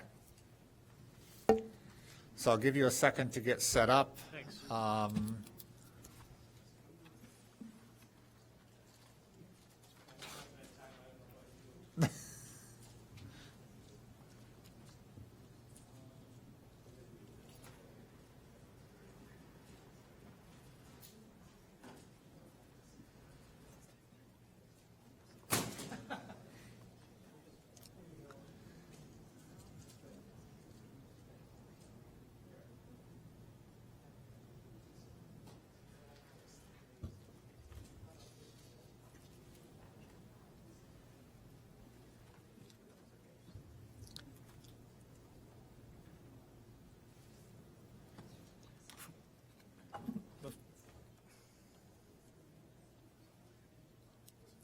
Before I start, I want to thank you for the courtesies you extended to me. I had mentioned to Ms. Jones that I'm immune compromised, and I'm very, very grateful for your indulgence in my situation. Before I start, I would like to. I had not come intending to make a continuance request until I heard Northwestern say that they actually had something they wanted to say in response to ERUP's report. So I'm hereby, if I may, I guess it has to be in writing, so excuse my handwriting, but All right. I'm making a request for a continuance. I guess just as a logistical question, will it be necessary for me to stay to the very end of all of these proceedings to know whether or not to grant the continuance? Or So the continuances will be granted, I because see. we're required to grant one continuance. Okay. What I'm looking at is trying to aggregate continuances where we can, because Okay. I have the feeling that a lot of people who are requesting continuances will be requesting continuances based upon the same things. Fair enough. So I kind of want to, instead of having a whole bunch of disparate comments, kind of congregate things together where we can. Fair enough. Mine is limited to the noise pollution issue. Before we begin, I do have to swear you in. So I'm going to ask you, do you swear or affirm to tell the truth throughout the course of these proceedings? I do. Thank you. And if you'd please state your name and address for the record. Steve Harper, 640 Gregory Avenue, and I live within 1,000 feet of the proposed venue. Before I start with what I intend to cover, let me answer a couple of questions that did come up. Sound checks, the purpose of a sound check is to run the sound system at full performance volume so you can see how it works. That's the purpose of the sound check. Don't take my word for it. We have an affidavit from a 47-year veteran of the sound acoustic industry who has a lengthy affidavit explaining, among other things, what it is that Northwestern experts got wrong in dealing with the sound issue. That's one of them.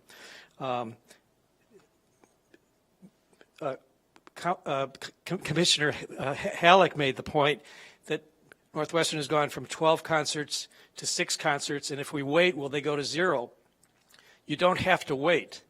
In the letter that President Schill sent, the open letter to the Evanston community, he made a series of statements and promises to the Evanston community. On the same day, he also issued an open letter to the Northwestern community. And what he said in that letter was, because that's a lot of professors who are up in arms about the potential of spending that kind of money on the football program. And what he said to that constituency was, don't fret about it, because we have to make exactly the same financial investment just to bring the current Ryan Field up to playable conditions for Big Ten play. So we're at 0 in terms of what it is Northwestern thinks it actually needs in terms of concerts in order to make this work. Because if they don't do this one, they're going to have to spend the same amount of money refurbishing, according to President Schill, the stadium that they have. River's Edge, by the way, I checked. Architect Magazine says that the capacity of River's Edge is 7,500 people. Same, ironically enough, as Welsh Ryan Field. I'm one of 330 Wilmette residents whose submission is the last 138 pages of your 700-page report. So if it takes you a while, if you have the perseverance and the stamina to do it, you'll eventually get to our submission. It includes this report, which Commissioner Halleck referred to, the ERUP report. One of the world's leading sound consulting firms for performance venues. And this report waded through 2 scandals to get to you. Scandal number 1 is what I call the cover-up.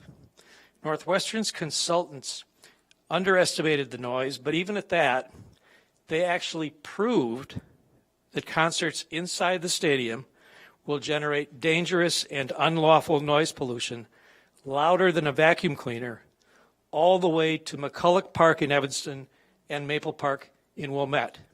Now, you don't have to take my word for this.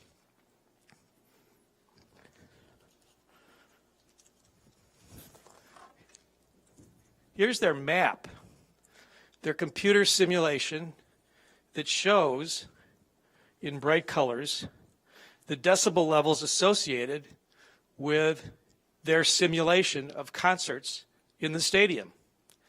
And this purple here runs right through McCulloch Park. And it runs all the way up here to Maple Park. How much farther does it go? We don't know because they cut the map off. But you can see the problem. Now you say, well, yeah, but is that really a problem? I mean, it's 70 decibels, 65 decibels. You know, they throw these numbers around like they're meaningless.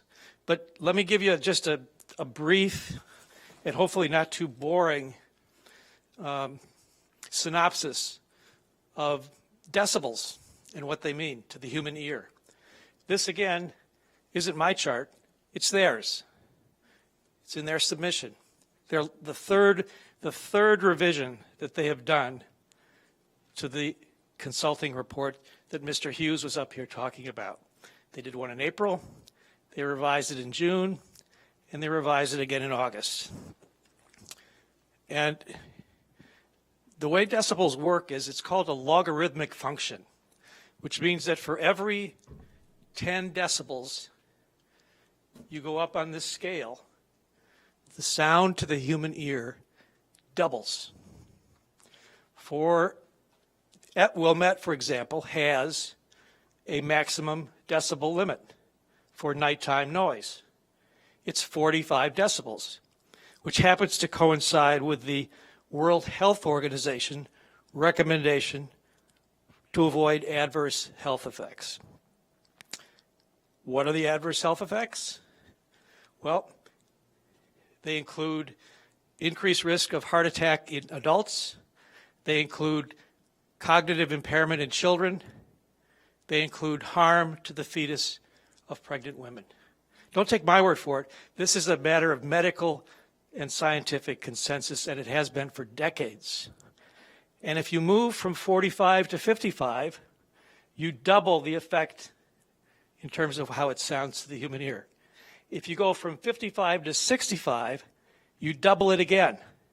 So when Mr. Hughes talks about a target, and that's what they're talking about, a target of 65 decibels for this stadium, for concerts, they're talking about 4 times the limit that it takes to prevent health harm to human beings, to our children, and even to fetuses.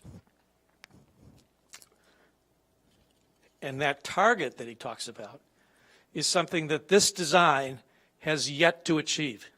They can't get close to it. This takes into account all of the mitigation efforts that they tell you that this stadium has already incorporated.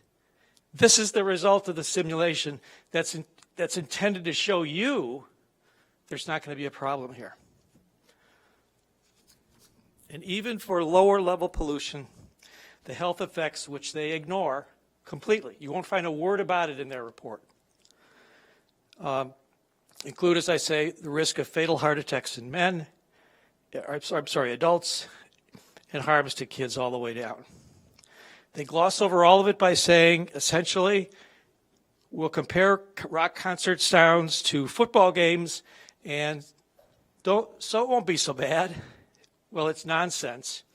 But don't take my word for it. Read the Arup report as Commissioner Halleck has.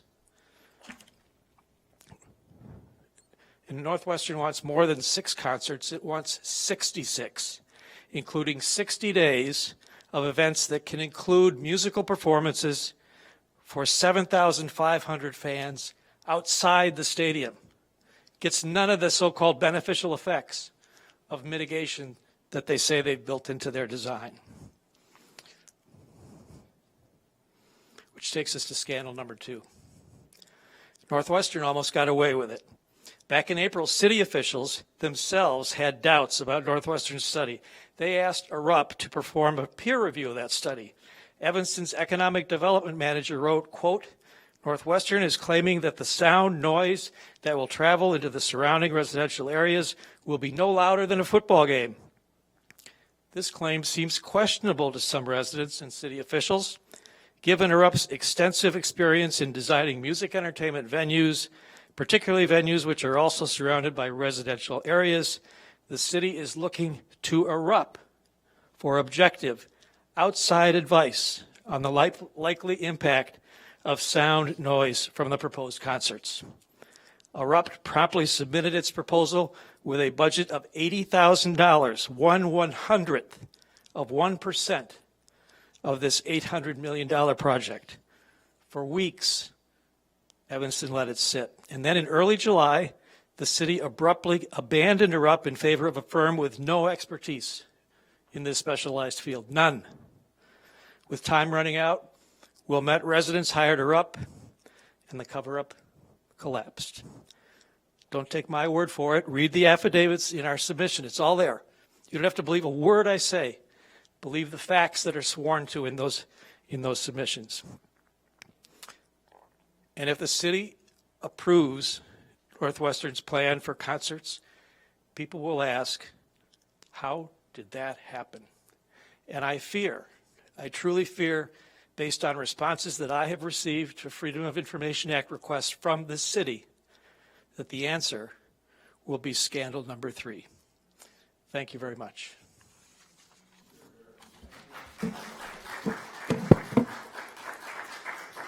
Are there questions for Mr. Harper? Oh, yeah, any questions? Sorry. My only comment is that I read all of the comments, and at least on my computer, that diagram it was only half of it showed up, and maybe that was the fault of my computer. But I don't know how many of us even looked at that, but I also, they might have had the same problem as I did. So I'm glad you brought it up because it didn't show up, so. Question for you. What is the so-called threshold of pain in terms of decibels again? 80? 80, according to this.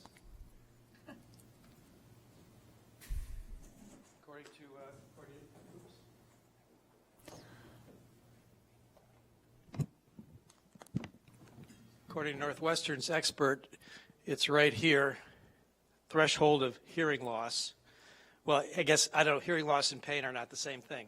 So threshold of pain is right up here at 130, which is a jet aircraft and an ambulance. Threshold of feeling is, interestingly enough, this is, again, Northwestern chart, 120, which is the same as a hard rock band with electronic amplification. That was going to be my next question. What is a rock band level at? 120, 110?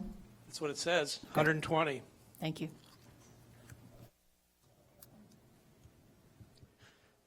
They assumed 101 in their study. Any other questions? Thank you, Mr. Harper, and like I said, we'll address continuances in a moment. So if you want to take that down. I will. Michael Peterson is here? No? Going once, going twice, going 3 times? Next up is the Village of Wilmette with Senta Plunkett as the village president signed up to speak. Clear away my garbage here. So I will ask you also to be sworn, although I do not believe that the village president would lie to me. But I will ask you to be sworn. Do you swear or affirm to tell the truth throughout the course of these proceedings? I do. I do. Thank you. And if you'd please state your name for the record. Sure. Which microphone should I use? The handheld seems to be working a little better Okay. tonight. I'm Senta Plunkett, Village President of Wilmette. And I have brought my colleague and trustee with me here today. Good evening. I'm Jerry Smith at 1325 Gregory in Wilmette. As village trustee of Wilmette, I am here tonight with Wilmette Village President Senta Plunkett. I have been a resident of Wilmette for over 30 years. I am here on the behalf of Wilmette Board of Trustees to object to Northwestern University's proposed text amendment, especially the concerts at Ryan Field. But I support the construction of the new football stadium for the fellow student athletes that it will serve. Jerry Smith. Thank you, Jerry. As Jerry said, we're here on behalf of the Wilmette Board of Trustees and the residents of Wilmette to object to Northwestern University proposed text amendment, specifically the concerts at Ryan Field. Included in your agenda materials was the Village of Wilmette Resolution 2023 R115 objecting to the Ryan Field concerts. This resolution was adopted unanimously by the Wilmette Village Board on August 8th, with overwhelming support from Wilmette residents most directly impacted by the proposal. While the applicant has recently reduced the number of proposed concerts from 10 to 6, the Village of Wilmette remains steadfast in its opposition to any number of concerts in the middle of a residential neighborhood.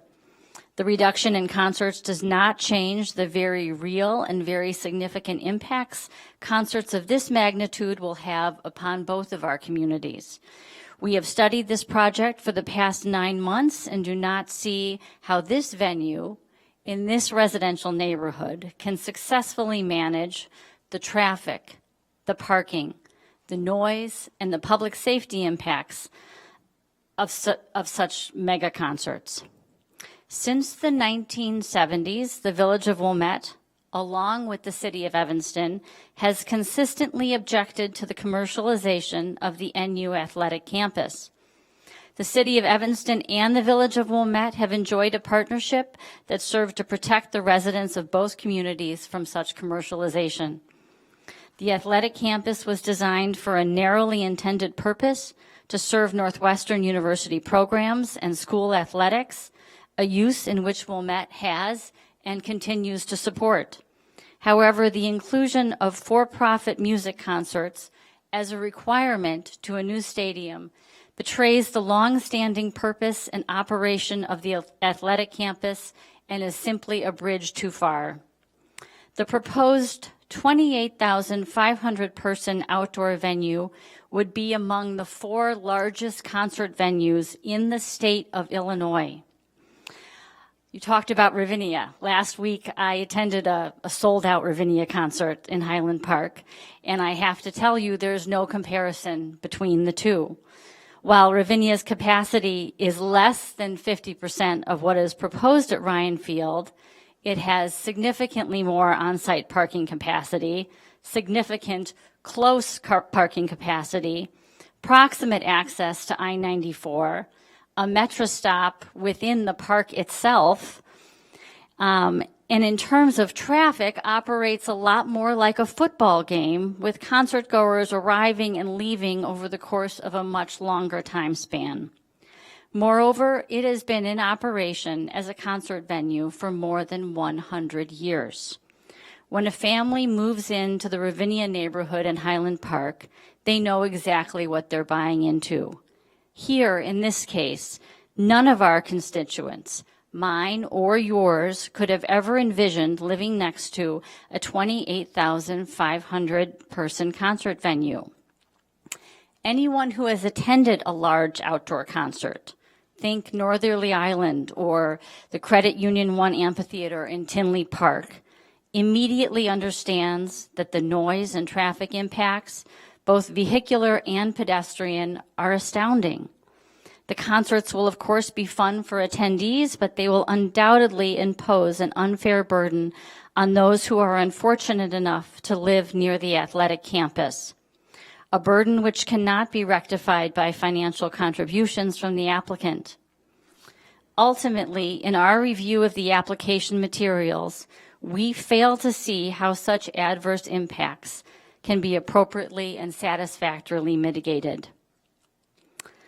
We're usually sitting in seats a little bit more like yours. And as elected officials who routinely consider land use applications, the first the first question we always ask ourselves is this application reasonable? And would the average person find this application to be reasonable? In the case of concerts at Ryan Field, we've tried to see the reasonableness of this request, and we simply cannot do so. Given the unreasonable nature of this request, the Village of Wilmette urges you to recommend denying the components of the proposed text amendment, which would permit such concerts, as well as any amplified sound in the plazas surrounding the new football stadium. I want to thank you for thoughtfully considering the impacts of the concerts upon the more than 500 Wilmette households adjacent to the athletic campus. And thank you for all your dedication this evening. I can tell how much you've put into this and how hard it is. And I don't envy you in your shoes, but I know what it's like. So thank you. Thank you, Madam President. Are there questions? I have a question, and this is based on things I've read in the press, and maybe you don't want to answer this, but what is the possibility of Wilmette suing Evanston over this issue? I really don't think that's an appropriate question. Really? Yeah, we can't get into lawsuits because Okay. any discussion of that just shuts down conversations immediately. Okay. So, yeah. Thank you. Are there any other questions? All right, thank you. Thank you. Now, the next group I have on the docket is Most Livable Cities Association. And are you Mr. Shapiro? Yes. All right, thank you. I'll ask you to be sworn. Do you swear or affirm to tell the truth throughout the course of these proceedings? I do. Thank you. And if you'd please introduce yourself. Good evening and almost good morning. We got another hour My name yet. is Dan Shapiro, and I represent the Most Livable City Association. Thank you for your attention, and thank you for really staying with us tonight and the future nights that we're going to be together. Chairman, I would like to renew my request for a continuance, which I submitted to your attention on August 15th for the reasons set forth in the letter, but for some additional reasons, if I may. Sure. Since that time, there have been many more documents that have been submitted, not the least of which was about 700 pages of additional documentation that came in last week, I think, and then another 100 pieces of paper that came in within the last couple of days. This case is an enormous case. Part of the large amount of information that you have received is from consultants that we've hired and reports that I'm sure you've seen. It's important for us to take into consideration all the information and, in addition, the information that we've learned tonight, digest it, relay it to our consultants, and for them to be able to adequately respond. So for those reasons, we'd ask for a continuance. But in addition, I think that there's some work to be done, if I may be so bold, on behalf of the applicant, because as I was listening to some of their testimony, there seems to be some holes that need to be filled. For example, they talked about a traffic management plan at length. I know they submitted one pager. I don't, certainly would not profess to tell you how to do your job, but it would seem to me that that would be an important document that you would want to evaluate before we come back. They talked about an MOU that seems to be somewhat short shrift. There's a rebuttal to the Arab response that I think they mentioned that they're going to either commission or they're in the process of doing that.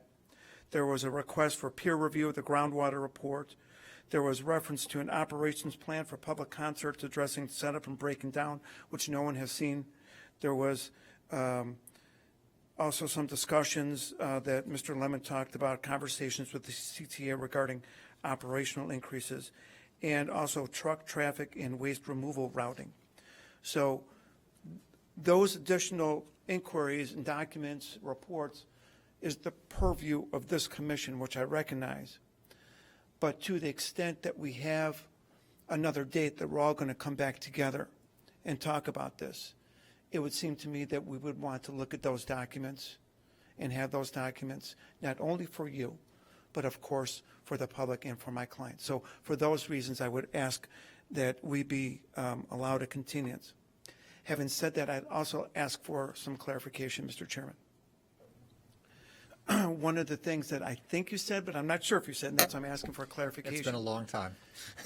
It feels like years, but is that organizations like the one I'm representing would be able to have 10 minutes to make a presentation. What I wasn't clear about, though, was whether any cross-examination questions, and we have lots. We have lots of questions, like all of you had questions, would come out of that 10 minutes. I'm hoping the answer is no, because we'd like to be able to test the conclusions, the assumptions, the veracity of many of the consultants with our cross-examination questions, which is a lot. And so we'd like to get clarification on that. Yes, the intent is for you to have a 10-minute presentation, which is what we're doing right now. And then when we have the continuance, what I want to know from you is what you want the continuance for, which is what you've just kind of run through. Yes. So that we can have the applicant prepared to know what will be topics of discussion when we return. And when we return, those will be the sole focus of the continuance and of the continuation of the hearing. Understood. So to better answer that question, we would like an opportunity to cross-examine the consultants, and then very briefly with the time, and I know they were very cognizant of the time in their presentation, we will be equally cognizant. We would have our consultants make a mini presentation of that 10 minutes. So we would offer our 10 minutes through our consultants, maybe a couple words I would offer, and then we would like to also have an opportunity to cross-examine. And I think we can accommodate that at our future meeting. Thank you. The one thing I will raise, though, is that some of the documents that you are talking about, memorandum of understanding, et cetera, because we are a recommending body, City Council really has to negotiate those I documents. think that's true with respect to the MOU. And I understand that concern, Mr. Chair, but the other documents may not be as much. I was trying to write down things as quick as I can. I but- can do it again if you. No, okay. staff has a recording, so they will tell me what I need to know. Understood. And we will clarify those points. But I'll handle the continuance in just a matter of moments, because like I said, I want to kind of collect everybody's so that we kind of know where there's duplication and where there isn't duplication of things. Thank you. All right, thank you. Next up, I have Field of Opportunities with Jane Grover. I saw her out in the antechamber. I see her coming forward now.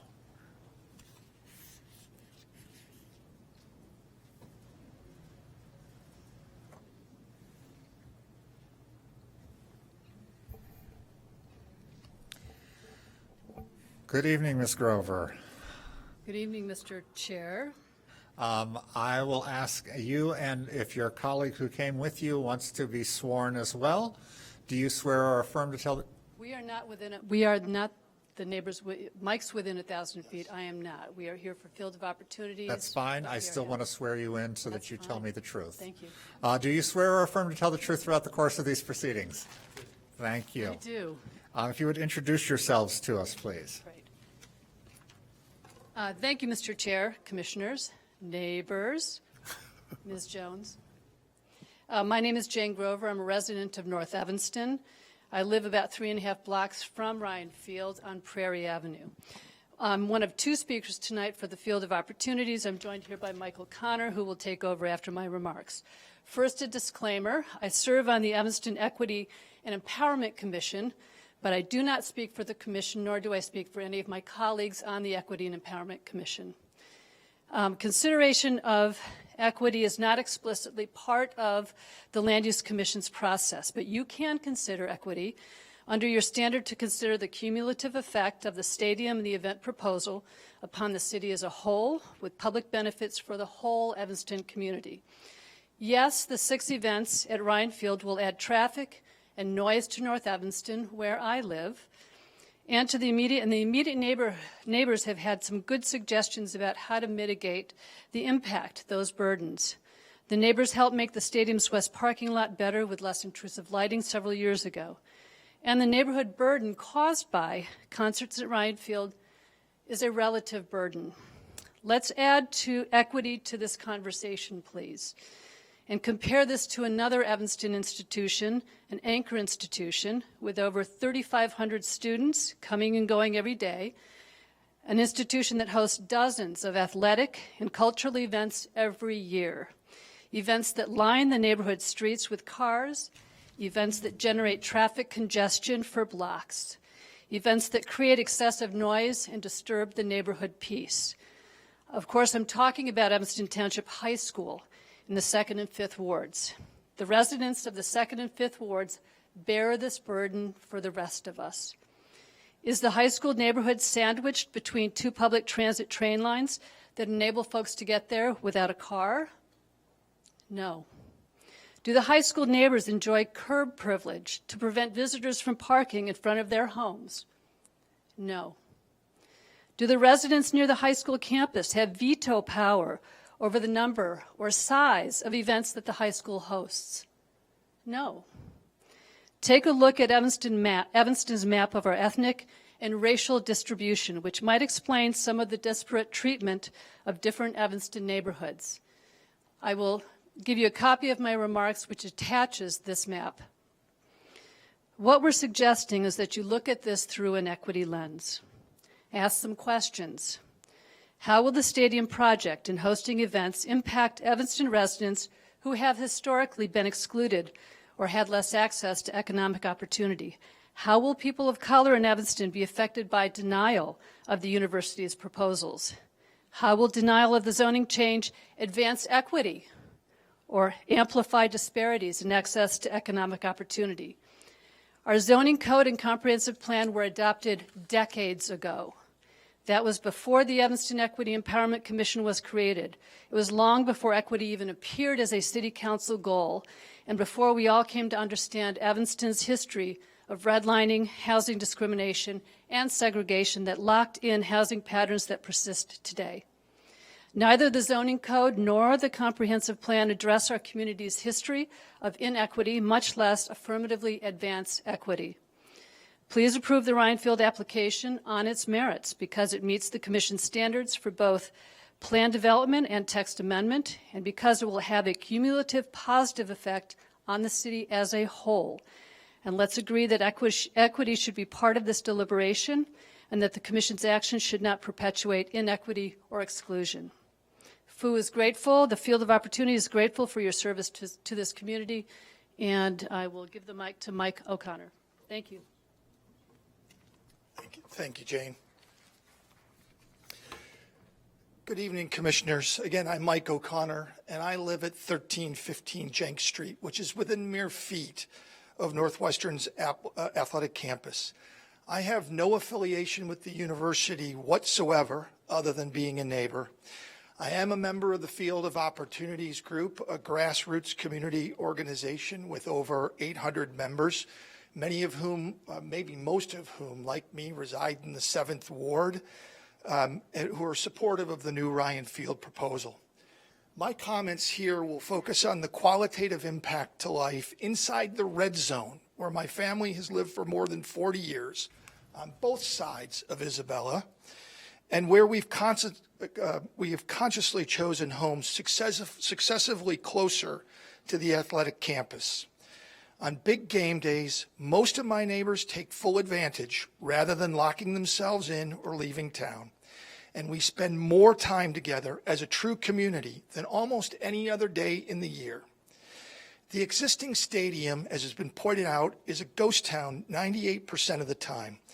Instead of tumbleweeds, how great would it be to have an outdoor movie venue, a stage for small-scale live performance, an ice rink, a holiday market, all things we do not enjoy nearby today. For those who believe that the new stadium is either unnecessary or badly designed, I recall similar complaints before the new baseball stadium and the renovation of the west parking lot. Ultimately, these fears, vocally stated, were proven wrong as the streetscapes of Ashland and Isabella have clearly transformed for the better, with greater accessibility, better environmental care, and better safety. There's also a mistaken belief that the current stadium was always intended exclusively for college football, something we just heard our neighbors to the north say. Longtimers like me will remember it as the site of the city's official 4th of July fireworks celebration, held for years without controversy. I'm not sure when any sound after dark became poison, but live music, I'll take the John Philip Sousa anytime over the mortar shots and the falling hot ash. In right measure, live music is great fun, and there's plenty of reason to believe. From the 70s through the early 2000s, there were dozens of concerts in McGaw Hall, including the Grateful Dead, Bruce Springsteen, REM. In recent years, out-of-space shows staged 3 blocks to the east prove that such events can be superbly well run and timed to end precisely, unlike live televised games. Personally, I look forward to enjoying these shows right from my yard. Music isn't pollution, it's salve for the soul. 6 stadium shows of 3 hours each shouldn't be too great an imposition on anyone, for if we judge it as such and demand a beautiful new venue to be underutilized, then what are we saying? Evanston is where fun goes to die. There's so much fear-mongering about irreparable damage to our community life that one parachuting into this matter would think there must be a plan to build stockyards and a slaughterhouse or store spent nuclear fuel. In reality, the library quiet that is my neighborhood, to which we're all accustomed, will remain absolutely the norm 99% of the time. We need to recognize that the new football stadium is the capstone of a 20-plus year total redo of this athletic campus, each chapter of which has brought incremental benefits for not just the university, but also the community too. Anyone who's attended the E-Town Showdown would know this to be true. Transforming the corner of Ashland and Central from an ancient white elephant to a modern, attractive, and vibrant hub for the community is to everyone's benefit.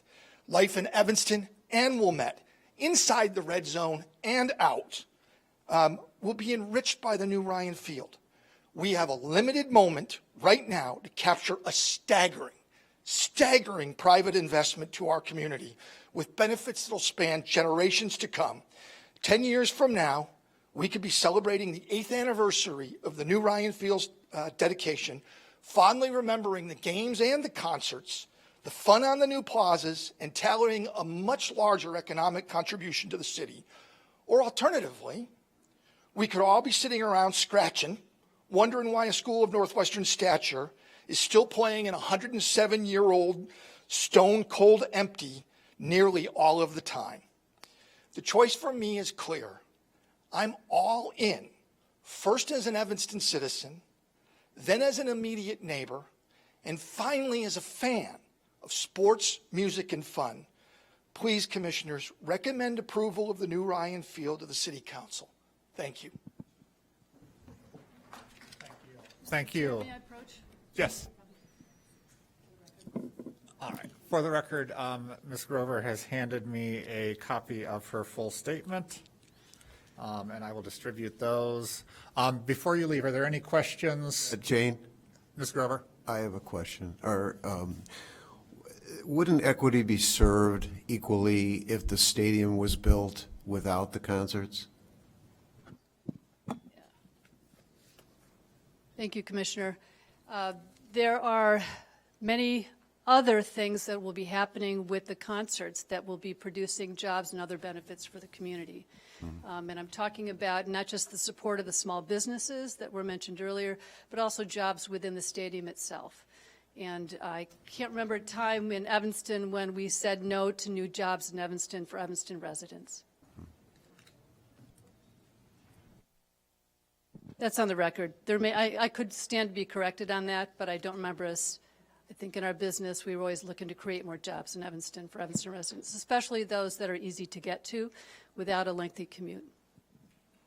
All right. Thank you. Commissioner Arval. Yes, Ms. Grover.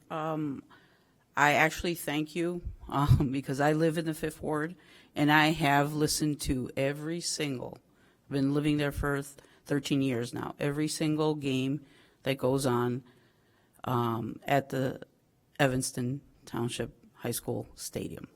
So I can hear everything from my house, which is like 3 blocks away.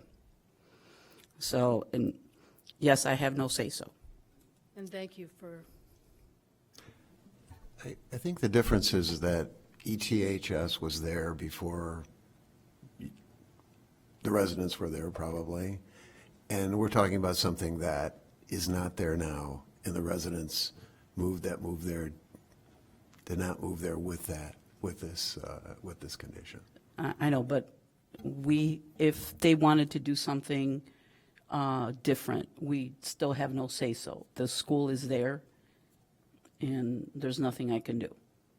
And I listen to every single play that goes on, and if I don't want to hear it, I just go inside and put my air conditioning on, and that's what I have to do. Commissioner Westerberg? Just a question. I can understand how difficult that is for residents of the Fifth Ward especially. Does it make any difference that ETHS is a public school that serves Evanston as a whole, and that you are talking about Northwestern as a private school in terms of what it's doing? Does that mitigate this in any way, do you think? I really don't think so. The noise is a noise, whether it's made by a public entity or a private entity. All right. Thank you. Next up, I have Community Alliance for Better Government with Leslie Williams. Ms. Williams? And again, if I could just swear you in, please. Do you swear or affirm to tell the truth throughout the course of these proceedings? I do. Thank you. And if you'd please state your name and address for the record? Sure. Leslie Williams, and I live at 2516 Prairie Avenue. Thank you. And please begin with your comments. All right. First of all, thank you so much for your patience and your really in-depth attention to these issues. We all really appreciate that. My name is Leslie Williams, and I am president of the Community Alliance for Better Government, a local organization with over 200 members devoted to transparency, responsiveness, and racial justice in Evanston government. And I'm just going to add in a paragraph from a letter I wrote to the Roundtable, which was signed by 15 African American community leaders. We're angered that Northwestern's publicity campaign has intentionally pitted Black residents against the 7th Ward neighbors. Brochures mailed to our homes touted the cornucopia of benefits that would accrue to Black Evanston, strongly hinting that anyone opposing a commercial district was racist. We find this offensive and untrue. I'm here to question some of the supposed benefits that would accrue from the Ryan Field project. We've heard promises of thousands of new jobs and millions in tax revenue, and many of these alleged benefits strike us as illusory. For example, Northwestern trumpets a commitment of $208 million going to minority and women-owned businesses. Yet Northwestern has only promised a target of 35% of subcontracted spending on construction for minority and women-owned businesses. This deceptive metric does not guarantee minority hiring.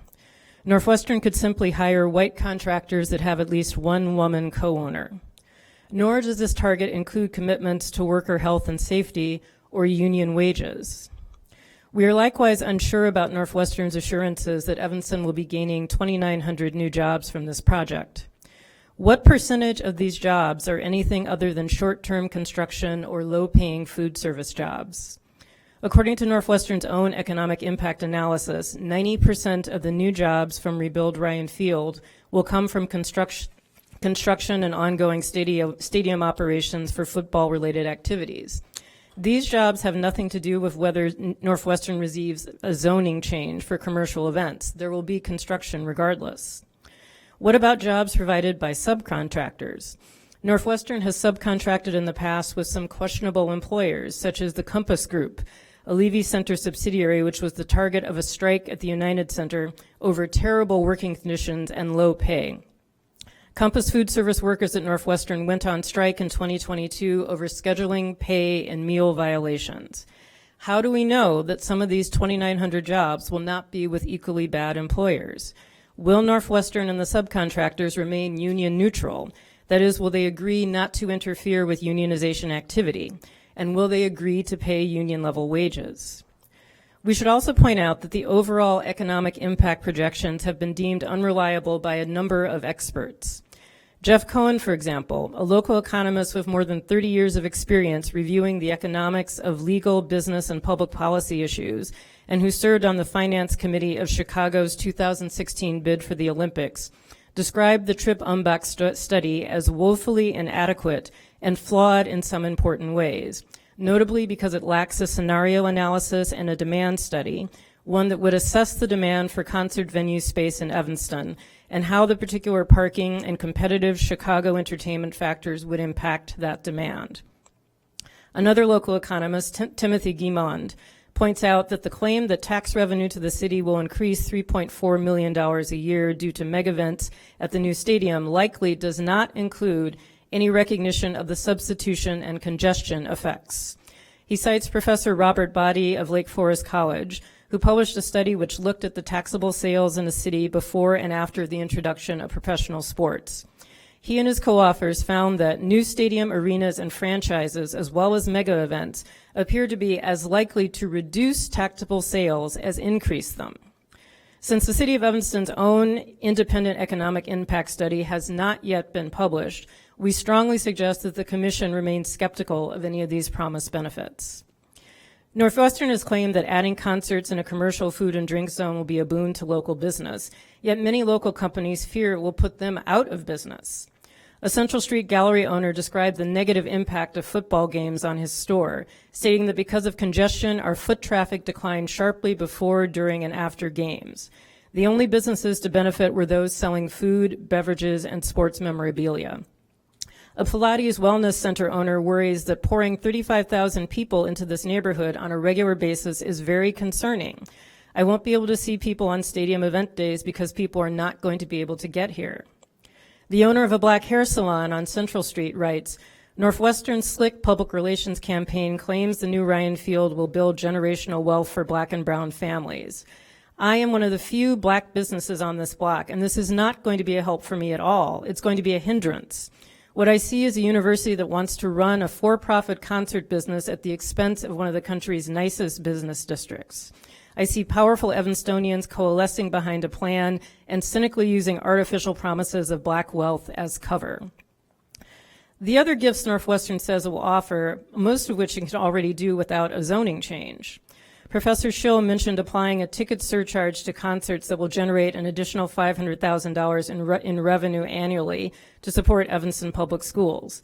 But this is a token gesture, especially compared to other universities, such as, say, Princeton, which will contribute more than $14.6 million to Princeton Public Schools over the next 5 years. Northwestern could make a similar commitment without a for-profit entertainment zone. Likewise, Northwestern would not need zoning amendments to create a more environmentally sustainable and accessible building. They can certainly make the new stadium ADA accessible and LEED certified without a zoning change. Northwestern promises to host community-oriented events such as winter festivals, holiday celebrations, and movie nights, as well as additional student and community program. And as we've already heard, these are allowed under the current zoning. Why hasn't Northwestern held such events at the old stadium? Again, no zoning ordinance change is needed for such events. Finally, Northwestern has announced that it is offering a one-time $10 million contribution to workforce technology upskilling, and that it will invest $200,000 in the Rebuilding Exchange, a local nonprofit, to recruit more Evanston residents into workforce training. The Rebuilding Exchange does indeed have an honorable record of placing Black and Latino workers in the building trades. But again, why is Northwestern only pursuing these partnerships now? None of this activity is dependent on a zoning change. The Rebuilding Exchange could work with Northwestern on recruiting workers under the current zoning. There will still be construction. We also question Northwestern's long-term commitment to these partnerships, given its abrupt abandonment of a year-round skilled trades program a few years ago. To sum up, the alleged economic benefits are sketchy. The promised jobs may or may not go to Black and brown workers and may or may not be well-paying. And none of the additional sustainability, accessibility, and educational benefits are dependent on a commercial zoning change. Thank you. Thank you, Ms. Williams. Are there questions for Ms. Williams? Seeing none, thank you. Next up, I have Peggy Baxter with Nearby Neighbors of Ryan Field.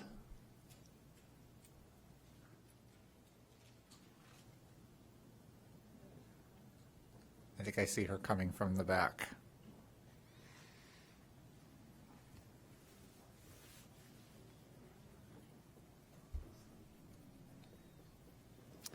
Hi. Good evening. I will ask you all to be sworn. If you'd raise your right hand, please. Do you swear or affirm to tell the truth throughout the course of these proceedings? Yes, I do. Thank you. And if you'd please state your names and addresses for the record. My name is Peggy Baxter, and I live at 1320 Jinx Street. My name is Raju Gate, and I live at 2505 Jackson Avenue. My name is James Hubson. I live at 1321 Rosalie Street.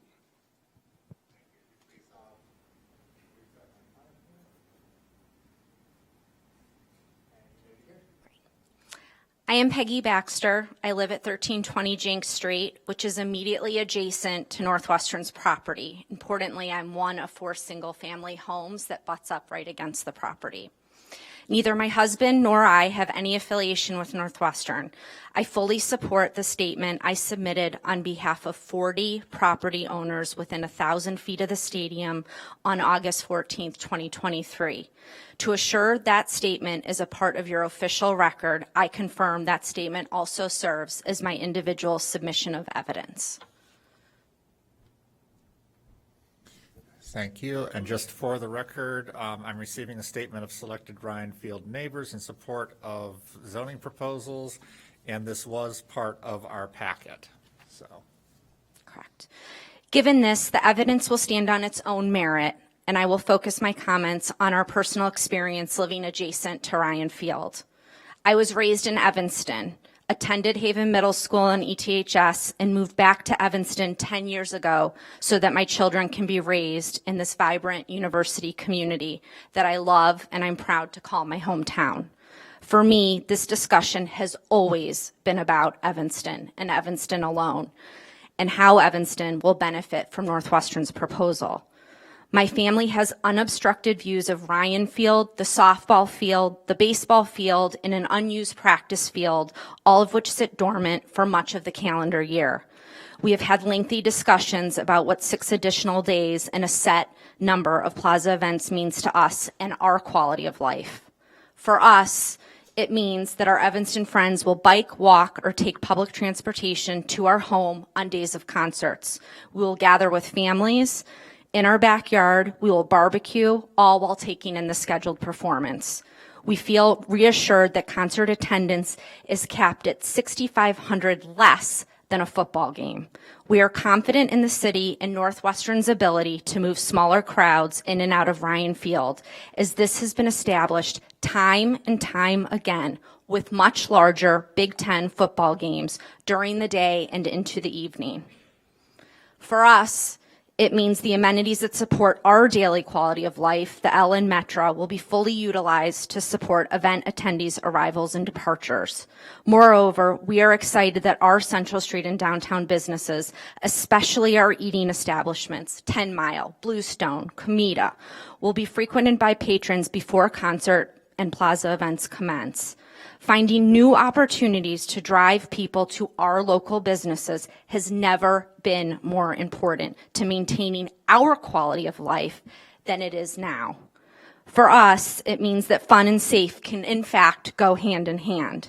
A recently FOIA'd report from the city of Evanston, which pulled inbound call and police activity data during all home football games, including tailgating hours in 2021 and 2022, revealed 0 events that would pose a threat to the safety of our family or adversely impact our quality of life. For us, it means that the value of our property and our neighbors can be expected to increase, not reduce. A few facts here. A 2016 survey published by Realtor.com found that on average, homes within 1 mile of 20 outdoor concert venues sell for a premium over the average price of all homes in the venue zip codes. The same study reported that on average, homes within 1 mile of Ravinia commanded a 24% premium over the price of homes across the broader zip code area. What have we witnessed in our own neighborhood? The impact of Northwestern's proposal on property values is already evident for home sales occurring over the last 3 months within 1,000 feet of Northwestern's property. In our submittal, I highlighted 5 homes, all sold for over asking. 4 out of 5 sold for more than $100,000 over asking, with 1 property selling for $250,000 over asking. These successful negotiations occurred against the backdrop of enough and count me in signs, and all 5 of the properties were listed and sold after Northwestern announced its plans for Ryan Field. It is noteworthy that the appraisal of potential quantifiable harms submitted by Most Livable City is unreliable for your purposes. It described a modest decline in value that may occur if Northwestern does not mitigate sound and traffic impacts. In its report, the appraisal firm states that while it is aware Northwestern has offered mitigation steps, the appraiser's report does not take those efforts into account. Nowhere in that report is there any indication that the appraiser has considered the recent sales information from the neighborhood, which is the gold standard test of the impact of the stadium rebuild on valuation. Instead, its report is solely based upon experiences of a neighborhood near an aged New York Stadium that was left derelict from 1997 to 2013 and is hosting 32 concerts in 2023. For us, this proposed project equals an unprecedented opportunity for Evanston. There is no proposal on the table as attractive as Northwestern's, and the officials we've elected are still negotiating on our behalf to ensure Evanston wins. Our community, our schools, our nonprofits, unemployed residents, and perhaps most importantly, Evanston's economic outlook, to note both the city and the public school system is operating in a deficit, will benefit greatly from the downstream benefits of this proposal.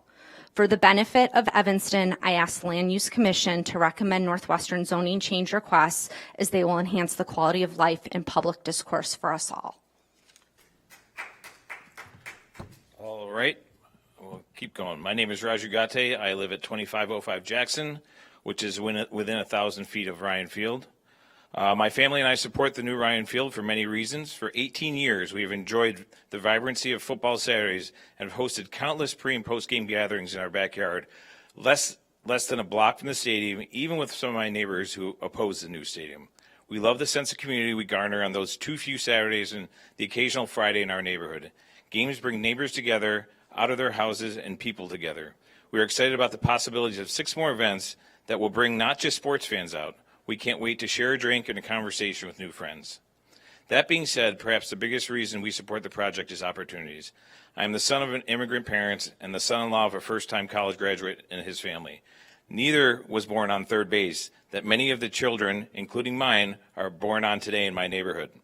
I am here in Evanston today because the opportunities that my parents had coming to this country, opportunities that my father-in-law parents provided him so he could go to college in Wisconsin 50 years ago and send my wife to Northwestern. They were able to do that because of opportunity for a better life, opportunity for a better life, a job that provided educational opportunities to their children, which I in turn will provide to mine. But that story only begins with opportunity. That same opportunity for members in our community who were not born on third base lies in front of us with this transformative project. Opportunities for employment, to learn a trade or a skill, as Northwestern has partnered with Rebuilding Warehouse to open a business in reinvigorated Evanston. People won't be rich overnight due to this project, but hopefully it will start numerous families down the path that I was fortunate to walk. If all we have to do is go to a concert or two, tolerate a little traffic and noise on a measly 6 days, a mere 18 hours a year, 18 hours. So one of them might buy a house next door to me someday. I say, bring it on.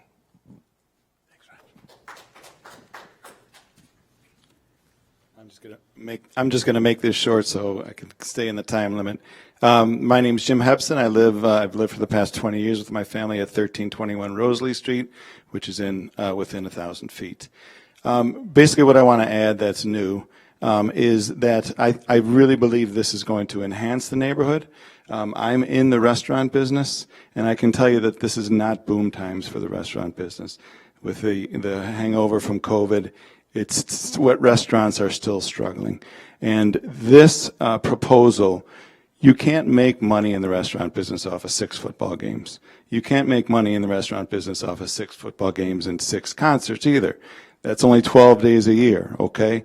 But you can make it when the area gets transformed from a monolith, which it is right now, into a vibrant parkland type area where people will go, and the business is not such a deluge, such a flood, and is more of a regular spring rain. It's much healthier for all the businesses on Central Street. So I hope that you all realize that Central Street is probably the best restaurant street in Evanston. And I know those places are struggling because I know a lot of the owners. So in that, restaurants, I know I'm biased, are the heart of our community. They're our gathering places, our meeting places. They give employment to Evanston residents. And so I hope that you will approve this on behalf of the Evanston community and the businesses involved. Thank you. Thank you. Are there any questions for these 3? Seeing none, thank you. Next up, I have Jeff Smith with Central Street Neighbors. Oh, I'm sorry. No, you can come on up. I've been told I have to pause for 30 seconds so they can restart the recording equipment. So we're going to pause for just 30 seconds here. All right, I've gotten the all clear from the recording people. So Mr. Smith, if you would please be sworn at this time. Do you swear or affirm to tell the truth throughout the course of these proceedings? I do, but in only 10 minutes, you probably can't tell the whole truth. Well, no, you can't. That's why I don't use that phrase. Okay. If you'd please introduce yourself to us, although I think most of us know you, for the record, though. I don't take that for granted. Jeff Smith, 2724 Harrison. I'm here in my role as president of the Central Street Neighbors Association, although I have submitted a separate personal affidavit that's not on behalf of the organization. CSNA, as I'll refer to it, earlier today, about 12 hours ago, submitted 9 pages summarizing nearly 24 ways in which the rezoning and development proposal before you conflicts with goals or action items or actual directives of the comprehensive plan, as well as with the general standard of parking requirements. Because of time limitations, I can't list all of these, but they range from the conflict with adaptive reuse, the respecting of historic heritage, minimizing of noise pollution, and additional architectural compatibility with surroundings. Suffice it to say that the application does not meet the standards for rezoning, and in particular does not meet the neighborhood compatibility standard for both rezoning and planned development, nor make a persuasive case for why there's such a gross deviation from parking requirements being requested when there's an entire new development going up. A couple what-ifs illustrate how incompatible the project is with the neighborhood. Imagine that this was undeveloped land, like Wagner Farms, a vestigial patch of pasture left over from Evanston's rural past, but surrounded by homes. And some developer, say a shopping mall, wanted to come in and build a sports and entertainment facility to attract 35,000 customers at a time, but with parking for only 1,500 vehicles. They'd be laughed out of this chamber. It would never happen. It's so far from the standards that this commission is supposed to enforce through its recommendations to the council. Nonconformance in the past isn't supposed to be able to buy you a pass to build a new non-conforming project. The idea is that when you do something new, you alleviate the deficiencies that exist. Second, consider that the applicant has hundreds of acres over on the east side of Evanston and its main lakefront campus. And I say this as a Northwestern alumnus, a contributor, past many-time attendee of football games, and a rock and roll musician. They could build a stadium or concert facility on their land right now. They might have to tear down Deering Library to do it, or the practice facility, but when you've got $500 million to play with, that's almost a trifle. But no college does that. No college puts a sports and entertainment district like that proposed here right in the middle of their main campus. Why? Because it's disruptive to academics. It would be disruptive to student residents, to sleeping. They don't want the traffic, and they don't want a flood of outsiders coming in to the campus, even in summer months. So not that NU is xenophobic in any way. We get that Northwestern doesn't want 35,000 strangers walking through its campus or Lady Gaga blasting at 90 decibels while students are trying to work or study. But so how is that an acceptable burden to impose on the stadium district neighbors? It's not acceptable. It's simply not compatible with residential development. And that's almost just on its own a fatal flaw in these applications. There's the question of property values. Central Street Neighbors has conducted a lot of research. Our letter to the roundtable back in January, which we've attached as part of our package, was based on that research. We looked census block by census block at what was done in other Big Ten communities. We tried to look at Loyola, at DePaul, at comparable private universities. We couldn't find any comparable instance, and I'll have to submit a request for continuance just so I can take a look at the University of Colorado and Boulder or at Wake Forest University, but we could not find any comparable instance of any college conducting commercial-type programming like that, at least initially proposed here, in a stadium-oriented parcel surrounded by residential neighborhoods. And let's pay particular attention to the back and forth nature of the proposal, talking about just the stadium and then talking about the whole district. The rezoning is not being asked just for the stadium, so it's not just 6 more events. Okay? We already have 17 basketball games a year. You've already got 6 or 7 football games a year, and if you're going to add to that 60 events of indeterminate nature and then the concerts, now you're closer to 90 events a year out of 365 days a year. So that's 1 out of every 4 days. So when we're talking about 2.5% utilization in the stadium, that's not a real statistic. The real statistic is moving towards 25% utilization, and that amount of disruption to traffic, parking, and the other impacts that residents are rightly complaining of. So Jim Hughes in particular has submitted a separate analysis of some of the claims being made about rise in property value. Property values are rising throughout Evanston, whether or not they're close to the university. And in many comparable, if not all comparable communities around the country. There's an inventory shortage, and everybody who's in real estate knows it. So let's not say that people are bidding up houses around the stadium neighborhood right now because of what might happen 2 years from now. It's an absurd claim. It's far more likely, if you've worked with buyers of real estate for years, as many of us on Central Street Neighbors have, that almost no buyer purposely moves to a neighborhood like the stadium neighborhood, hoping that it will become noisier and more congested.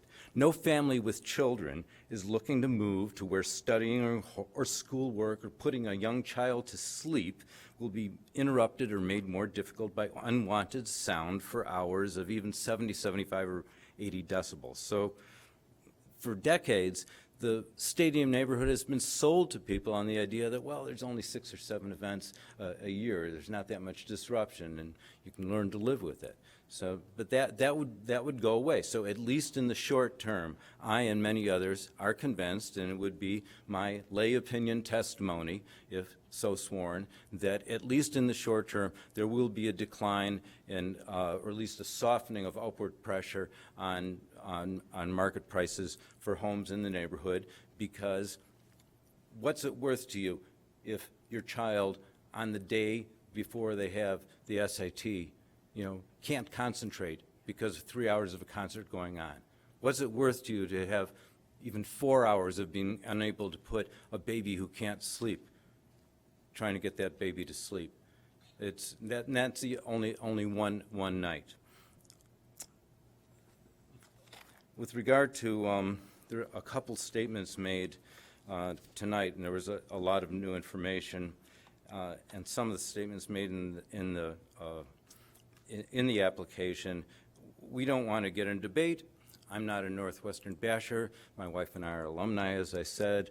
I'm planning to go to my reunion in a few weeks. But when the representations of community outreach, I simply don't understand. Central Street Neighbors, after I think the Village of Wilmette is the most oldest and established of the groups that have presented here tonight. We're a legitimate and well-established stakeholder by any definition. We haven't had any outreach from Northwestern. I don't know that there's been a single meeting, public meeting with most livable cities, which has got 100, 200, 300, I don't know how many contributors and members you have. So the failure to meet with two principal stakeholders, if that was done in any other neighborhood in Evanston, there'd be outcries and all sorts of accusations and name calling. I mean, Dave Davis, has my number. We've known each other for years. I remember when you worked with Jan, and we spoke on the lighting issue years ago. I'm probably on Peter Braithwaite's phone right now. So why hasn't my phone rung?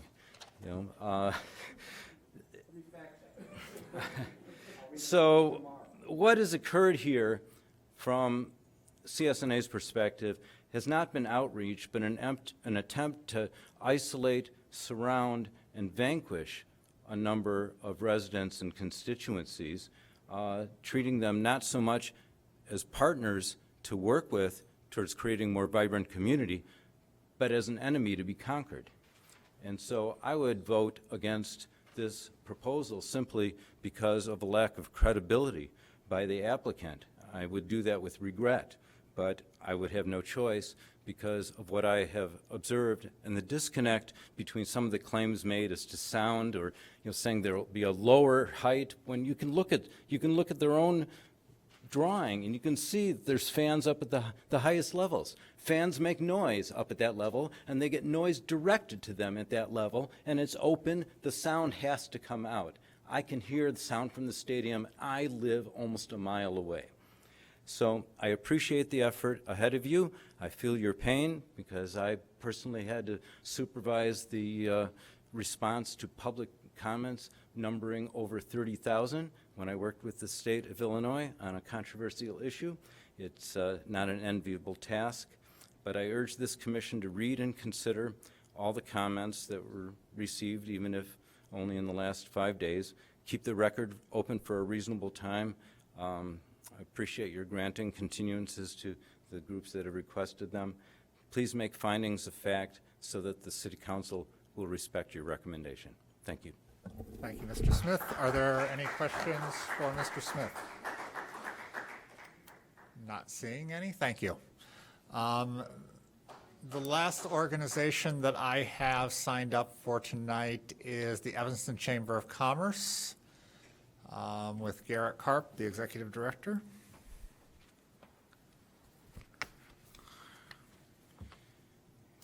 And I will ask you to be sworn as well. Do you swear or affirm to tell the truth throughout the course of these proceedings? I do. Thank you. And if you'd please state your name and address for the record.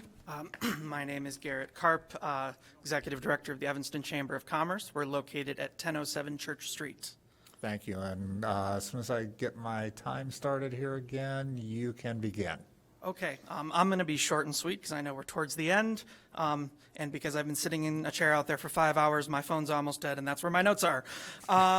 So, Evanston Chamber of Commerce, for those of you who don't know, we are an organization with a 100-year history, over a 100-year history now, and we are the only business membership association for all businesses in Evanston. That's across the entire geography, any type of Evanston business.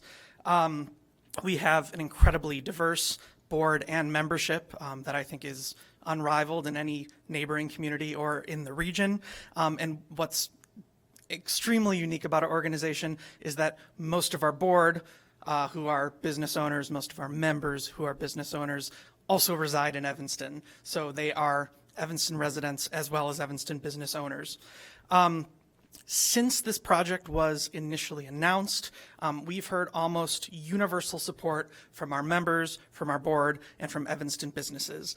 We've heard a lot tonight about resident concerns, both for and against the project. We've heard very little from businesses. I know a lot of them are not here tonight, so Evanston Chamber is trying to be the representative of as much of the business community as possible. Our membership is about 350 businesses. That might not be the entire Evanston business community, but we've been doing a lot of listening at events, at networking events, on our own social media channels, and having conversations amongst our committees. And overall, we've heard mostly positive sentiments from our members and from Evanston businesses.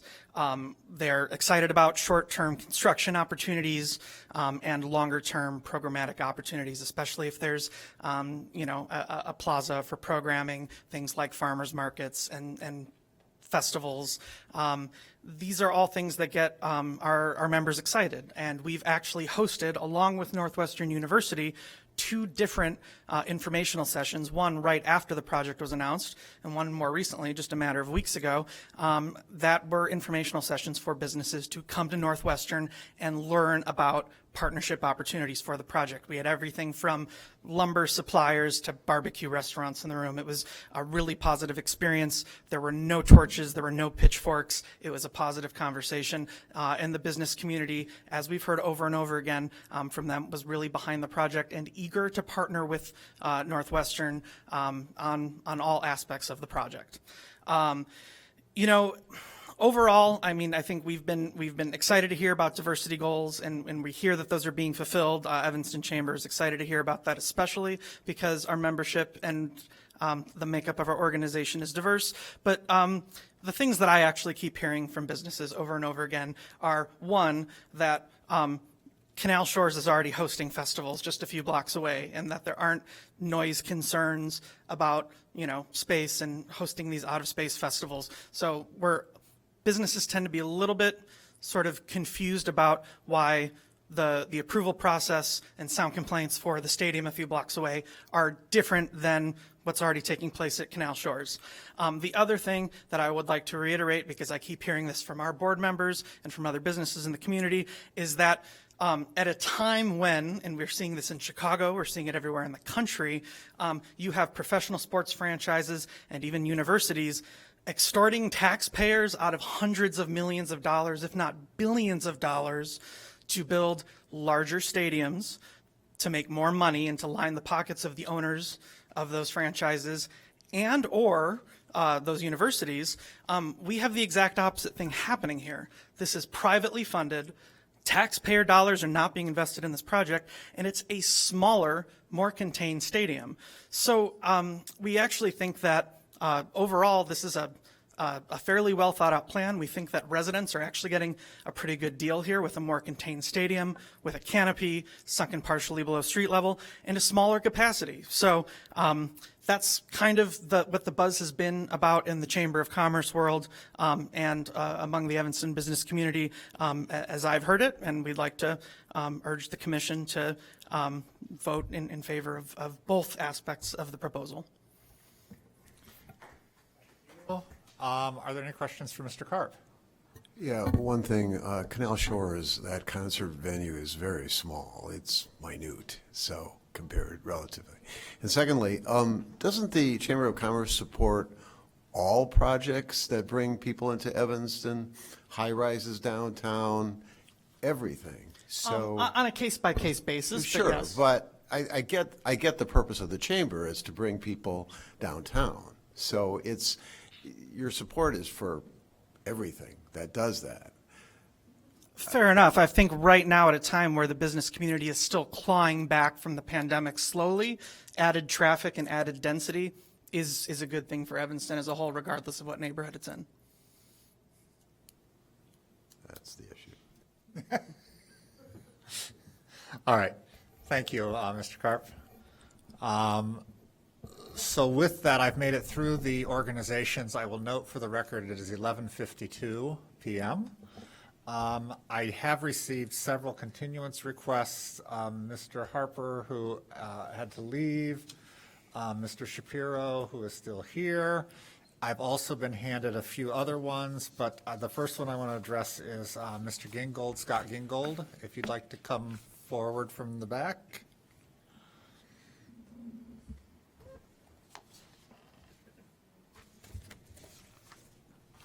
I don't need that anymore. Good evening. Good evening, everyone. I'm Scott Gingold. I'm not going to swear you in at this point. I just want to cover off on the request for continuance that you submitted. Yes, I submitted a request on July 17th. I think the reasons presented in my letter have to some degree been obviated, but I, like Mr. Shapiro, would add additional reasons and continue my request for a continuance based on some of the same things he excuse me, I've lost my ability to be articulate at this hour.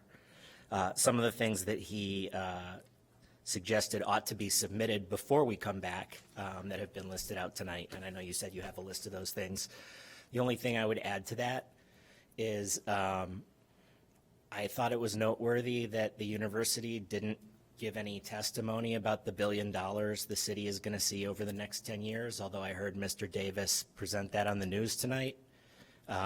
So if there's data behind that, I think they ought to be required to submit some form of spreadsheet showing how they get to those numbers. I've seen PowerPoints in the packets that have been presented, but nothing that actually shows the assumptions and numbers that lead to that. And I'd like to have the opportunity to cross-examine the witnesses that have testified.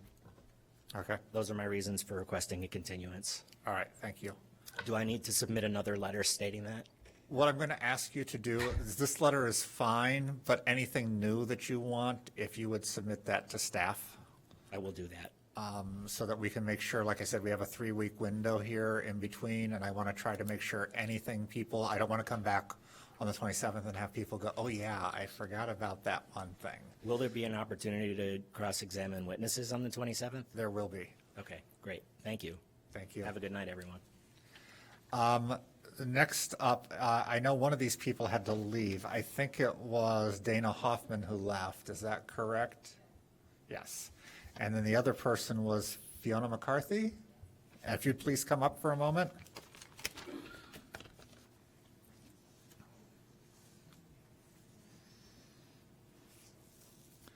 Okay, so you're requesting continuance to ask questions of end-use consultants on the land use qualifications as well as noise and subsequent health impact. Correct. And one thing that I actually already requested to Mr. Davis in the past at the Northwestern meeting was a health impact study report that has not been provided. And I will say that the sound analysis that was discussed earlier specifically did not discuss the decibels at the C-weighted rating, which actually are at the 80 to 95 sound level going into McCulloch Park as well as into Wilmette. And at those levels, from anywhere from 50 minutes to 3 to 4 hours, you are experiencing severe health impacts. So I would really like Northwestern to address that.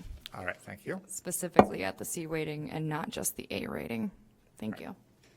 I'm going to ask you, I know you can't speak for Ms. Hoffman, but I'm guessing that you are friends. Yes. Since you handed me these together. And that's for concert operations and to question concert operations is the reason for her. Yeah, I think she wanted to be able to cross-examine and ask questions about how the day-to-day operations and of transportation and bus shuttles, et cetera, were going to go. Okay. So it was whoever their expert for that was. All right. Thank Okay. you. And then the final one I have is from Deborah, and I'm going to butcher the last name. You got one? Okay. I've got one from a Deborah Thiersch. Okay. All right. Okay. So she doesn't really give a specific reason other than new information.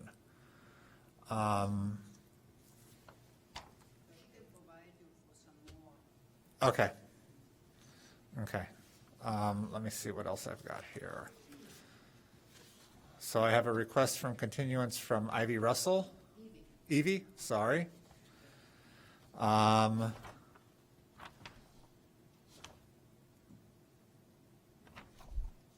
And new evidence presented today.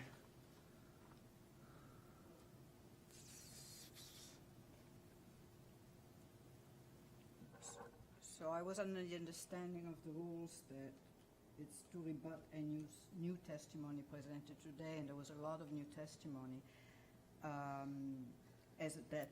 That I mentioned also that I wasn't able really to hear completely, so I would like to go over that, in the intervening time. Also, I do have questions regarding the actual text amendment proposal. I know some questions were asked about it, which answered.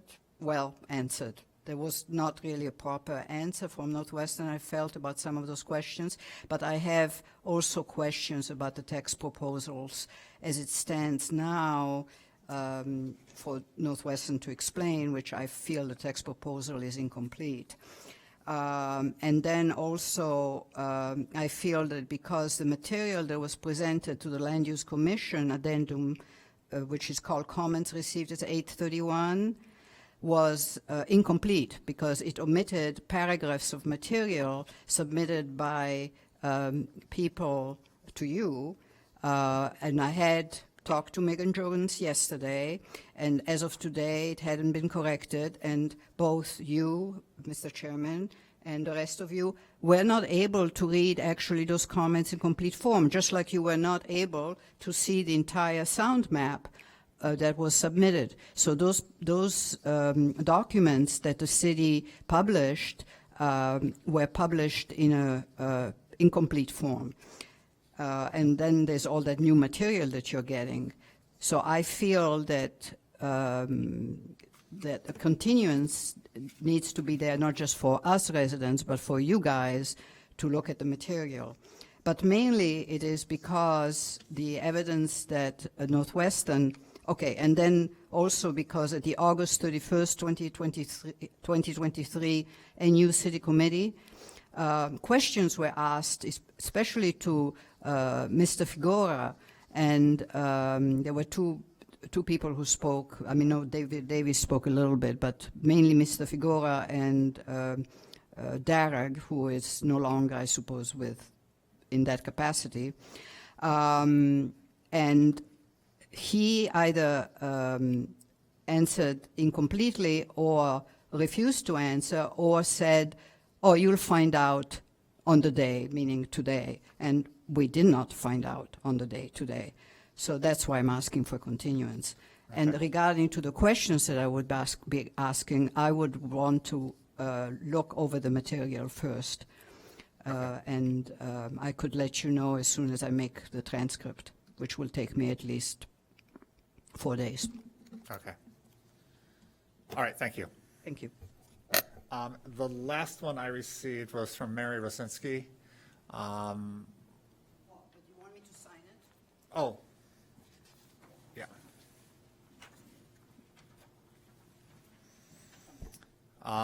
Who is requesting, questioning the impact study from Trip Umbach. Yeah, I think that there's a lot of data in there that needs to be explained and questioned, and I'd like to have time to be able to do that. I'm hoping also that we may even have our own city report. I don't know if that's relevant, but we did order an economic impact study. All right. Thank you.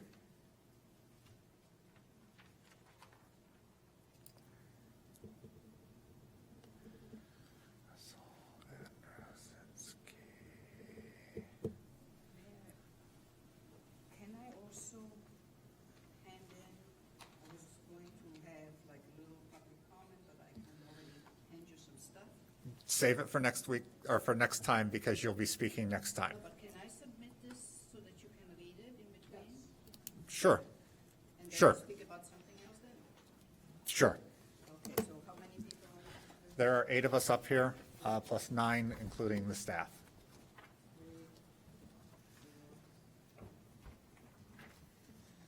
Mr. Hugo will probably remember some of this stuff because it's really similar to what was handed in 2019.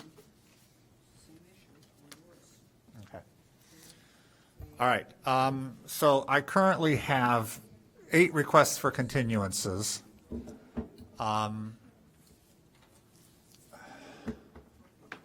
Thank you. All right. That range in great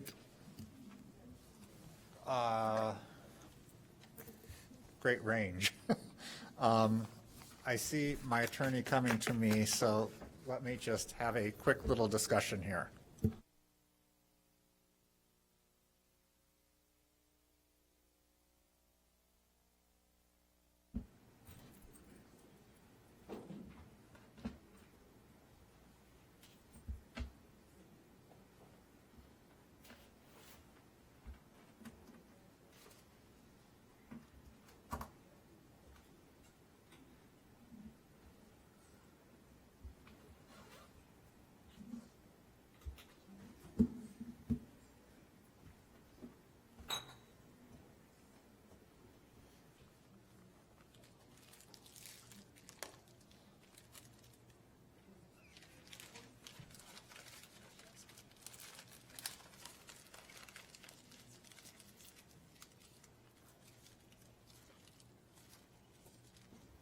All right.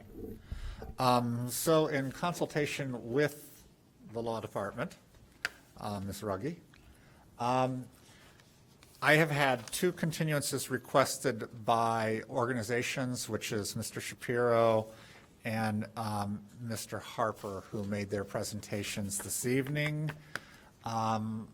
They will each be granted a total of 30 minutes.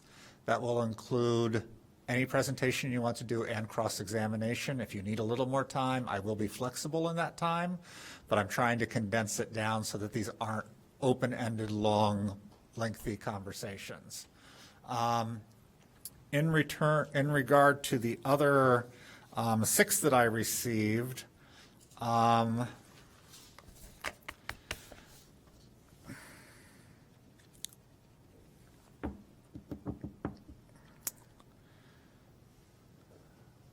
any thoughts from the rest of the commission on this? Whereas I respect people having the ability to ask questions, and this is not meant to slam anybody who did ask for a continuance. Please don't read that into this.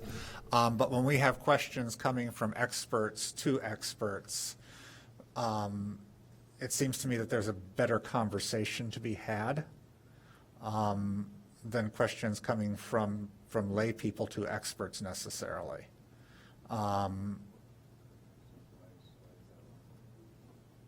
What? No. I'm saying that to me that flushes out more details.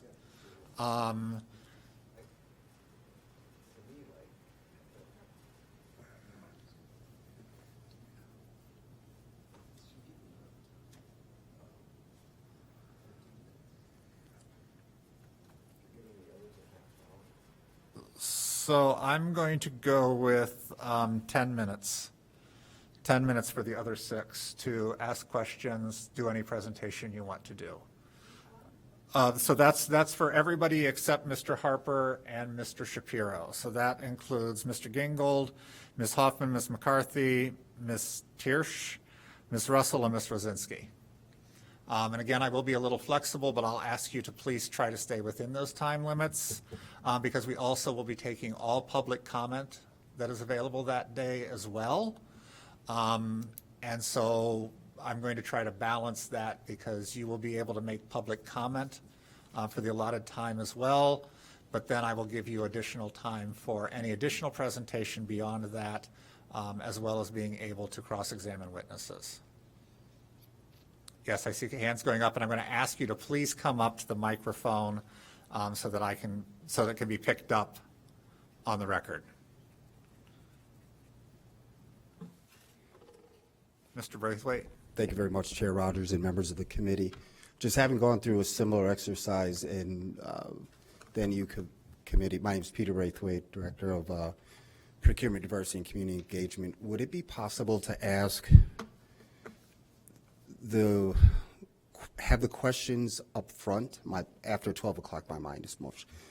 So Just that's to why- give the that's why- experts some clear direction. That's why I'm trying to get it, that's why I tried to hone in a little bit on what are the Yes. topics of discussion that we want to have. Yes, yes. Some of those may be repeats of things we've already talked about. Agree. But others may be new. And so I want to make sure that any of that stuff is available. If we can get some more direction from these people, I will ask city staff to reach out to them and see if we can get any further details on specifics to try to make better use of our time.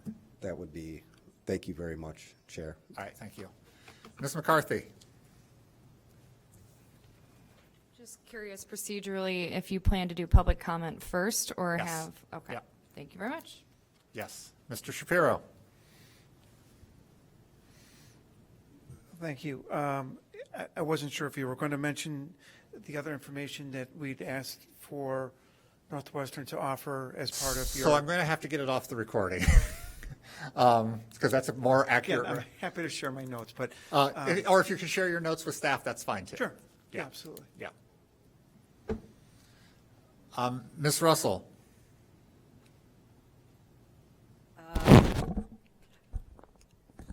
If I'm asking question, can I then also do public comment or just asking the So questions? you can make your public comment first, which will be limited to a Whatever couple you- minutes, Right. depending on Okay. how many people, and then there will be some time for you to do that. Okay, great, afterward. thank you. Okay, Ms. Rosinski had raised her hand, but the question was answered. Anything else at this particular hour of the morning, which it now is? So those continuances are all granted. If those people have specific questions that you want answered, if you feel comfortable sharing those with city staff, so that we can make sure that we can get as many detailed answers as possible for everyone. Mr. Shapiro, I assume you'll be bringing some witnesses of your own, potentially. So I'm not as concerned about you, because I expect a conversation between experts at that point. Everybody else who signed up to speak, I will retain these records. We will go to our next meeting for this particular thing, which I'm going to ask for a continuance in just a moment, will be on the 27th. We will be meeting on the 13th, but we already have a full agenda for that day, or a reasonably full agenda that day. So the next date that we are available is the 27th to hear these. That also gives 3 weeks for any information. Ms. Russell? I had given you a list of questions before. Yep. And one that springs to mind is, when I read the regulations, I mean the rules of Look online, the way I read it, and correct me if I'm wrong, is that anybody living within 1,000 feet had a right to testimony, which included asking questions. So now you're saying only the people who ask continuance can do that? Anybody can ask questions. So if you got up and wanted to make a public comment, Right. and let's say I'm making a public comment, and I want to say, I don't believe Northwestern proved X, Y, and Z. But will Northwestern then answer that question? They will answer those questions. Ah, okay. So they will be asked to keep a running tab of those questions and provide answers to those questions as Okay, possible. because it's very different than the sort of So stone-faced. when we get to that point of the meeting, some of these people who have had continuances may not use their entire time. Exactly. Because they may ask a question during regular public testimony that will provide the question that needs to be answered. And I want to hand you another thing. This is the historical site that I created about Northwestern Youth District. Okay. It covers from the 1900s to now. All right, thank you. So yes, so we will do public comment at the next, or public testimony at the next meeting, followed by the continuances, which will be able to ask questions. Northwestern should be prepared to answer those questions. Depending on the amount of time that all takes, Northwestern will also have an opportunity to make their closing statement and rebuttal, depending upon how long the next meeting takes. And if that's the case, then we'll cover off on that as well. It is the intention of the chair to not drag our deliberations out over 2 meetings. So if we get through Northwestern making their statement at the next meeting, we will still have a third meeting that will basically be our deliberation. Because for us to begin deliberation and then have to leave for 2 weeks and come back and pick up deliberation does not seem an efficient way to do it. With that, I will ask if there is a motion to continue the matter before us, which number I don't have in front of me. 23 PLND 0035 and 0010 until our regularly scheduled meeting on the 27th of September, which is 3 weeks from tonight. I'll make the motion to continue the 2 items to September 27th. Is there a second? I'll second. Moved by Lindwald, seconded by Westerberg. Any further discussion? Hearing none, all in favor, please say aye. Aye. So the matter is continued till then. We're not done yet, so when you leave, if you could please be quiet. We still have 2 quick little things to do. One of which is communication from staff, if there's anything they feel we need to know. I'm not seeing anything. The last thing is we do have a period of public comment. This is a period for people to speak to us on issues not. Do you have an update on the comprehensive plan? Nothing? Okay. All right, so there is a period of public comment. This is a period where people can speak to us about any matter not on our agendas this evening. Anyone? Seeing no one, I will ask if there is a motion to adjourn at 12:14. I'll move to adjourn. Been moved by Westerberg, second. Second. Second by Lindwall. Any further discussion? Hearing none.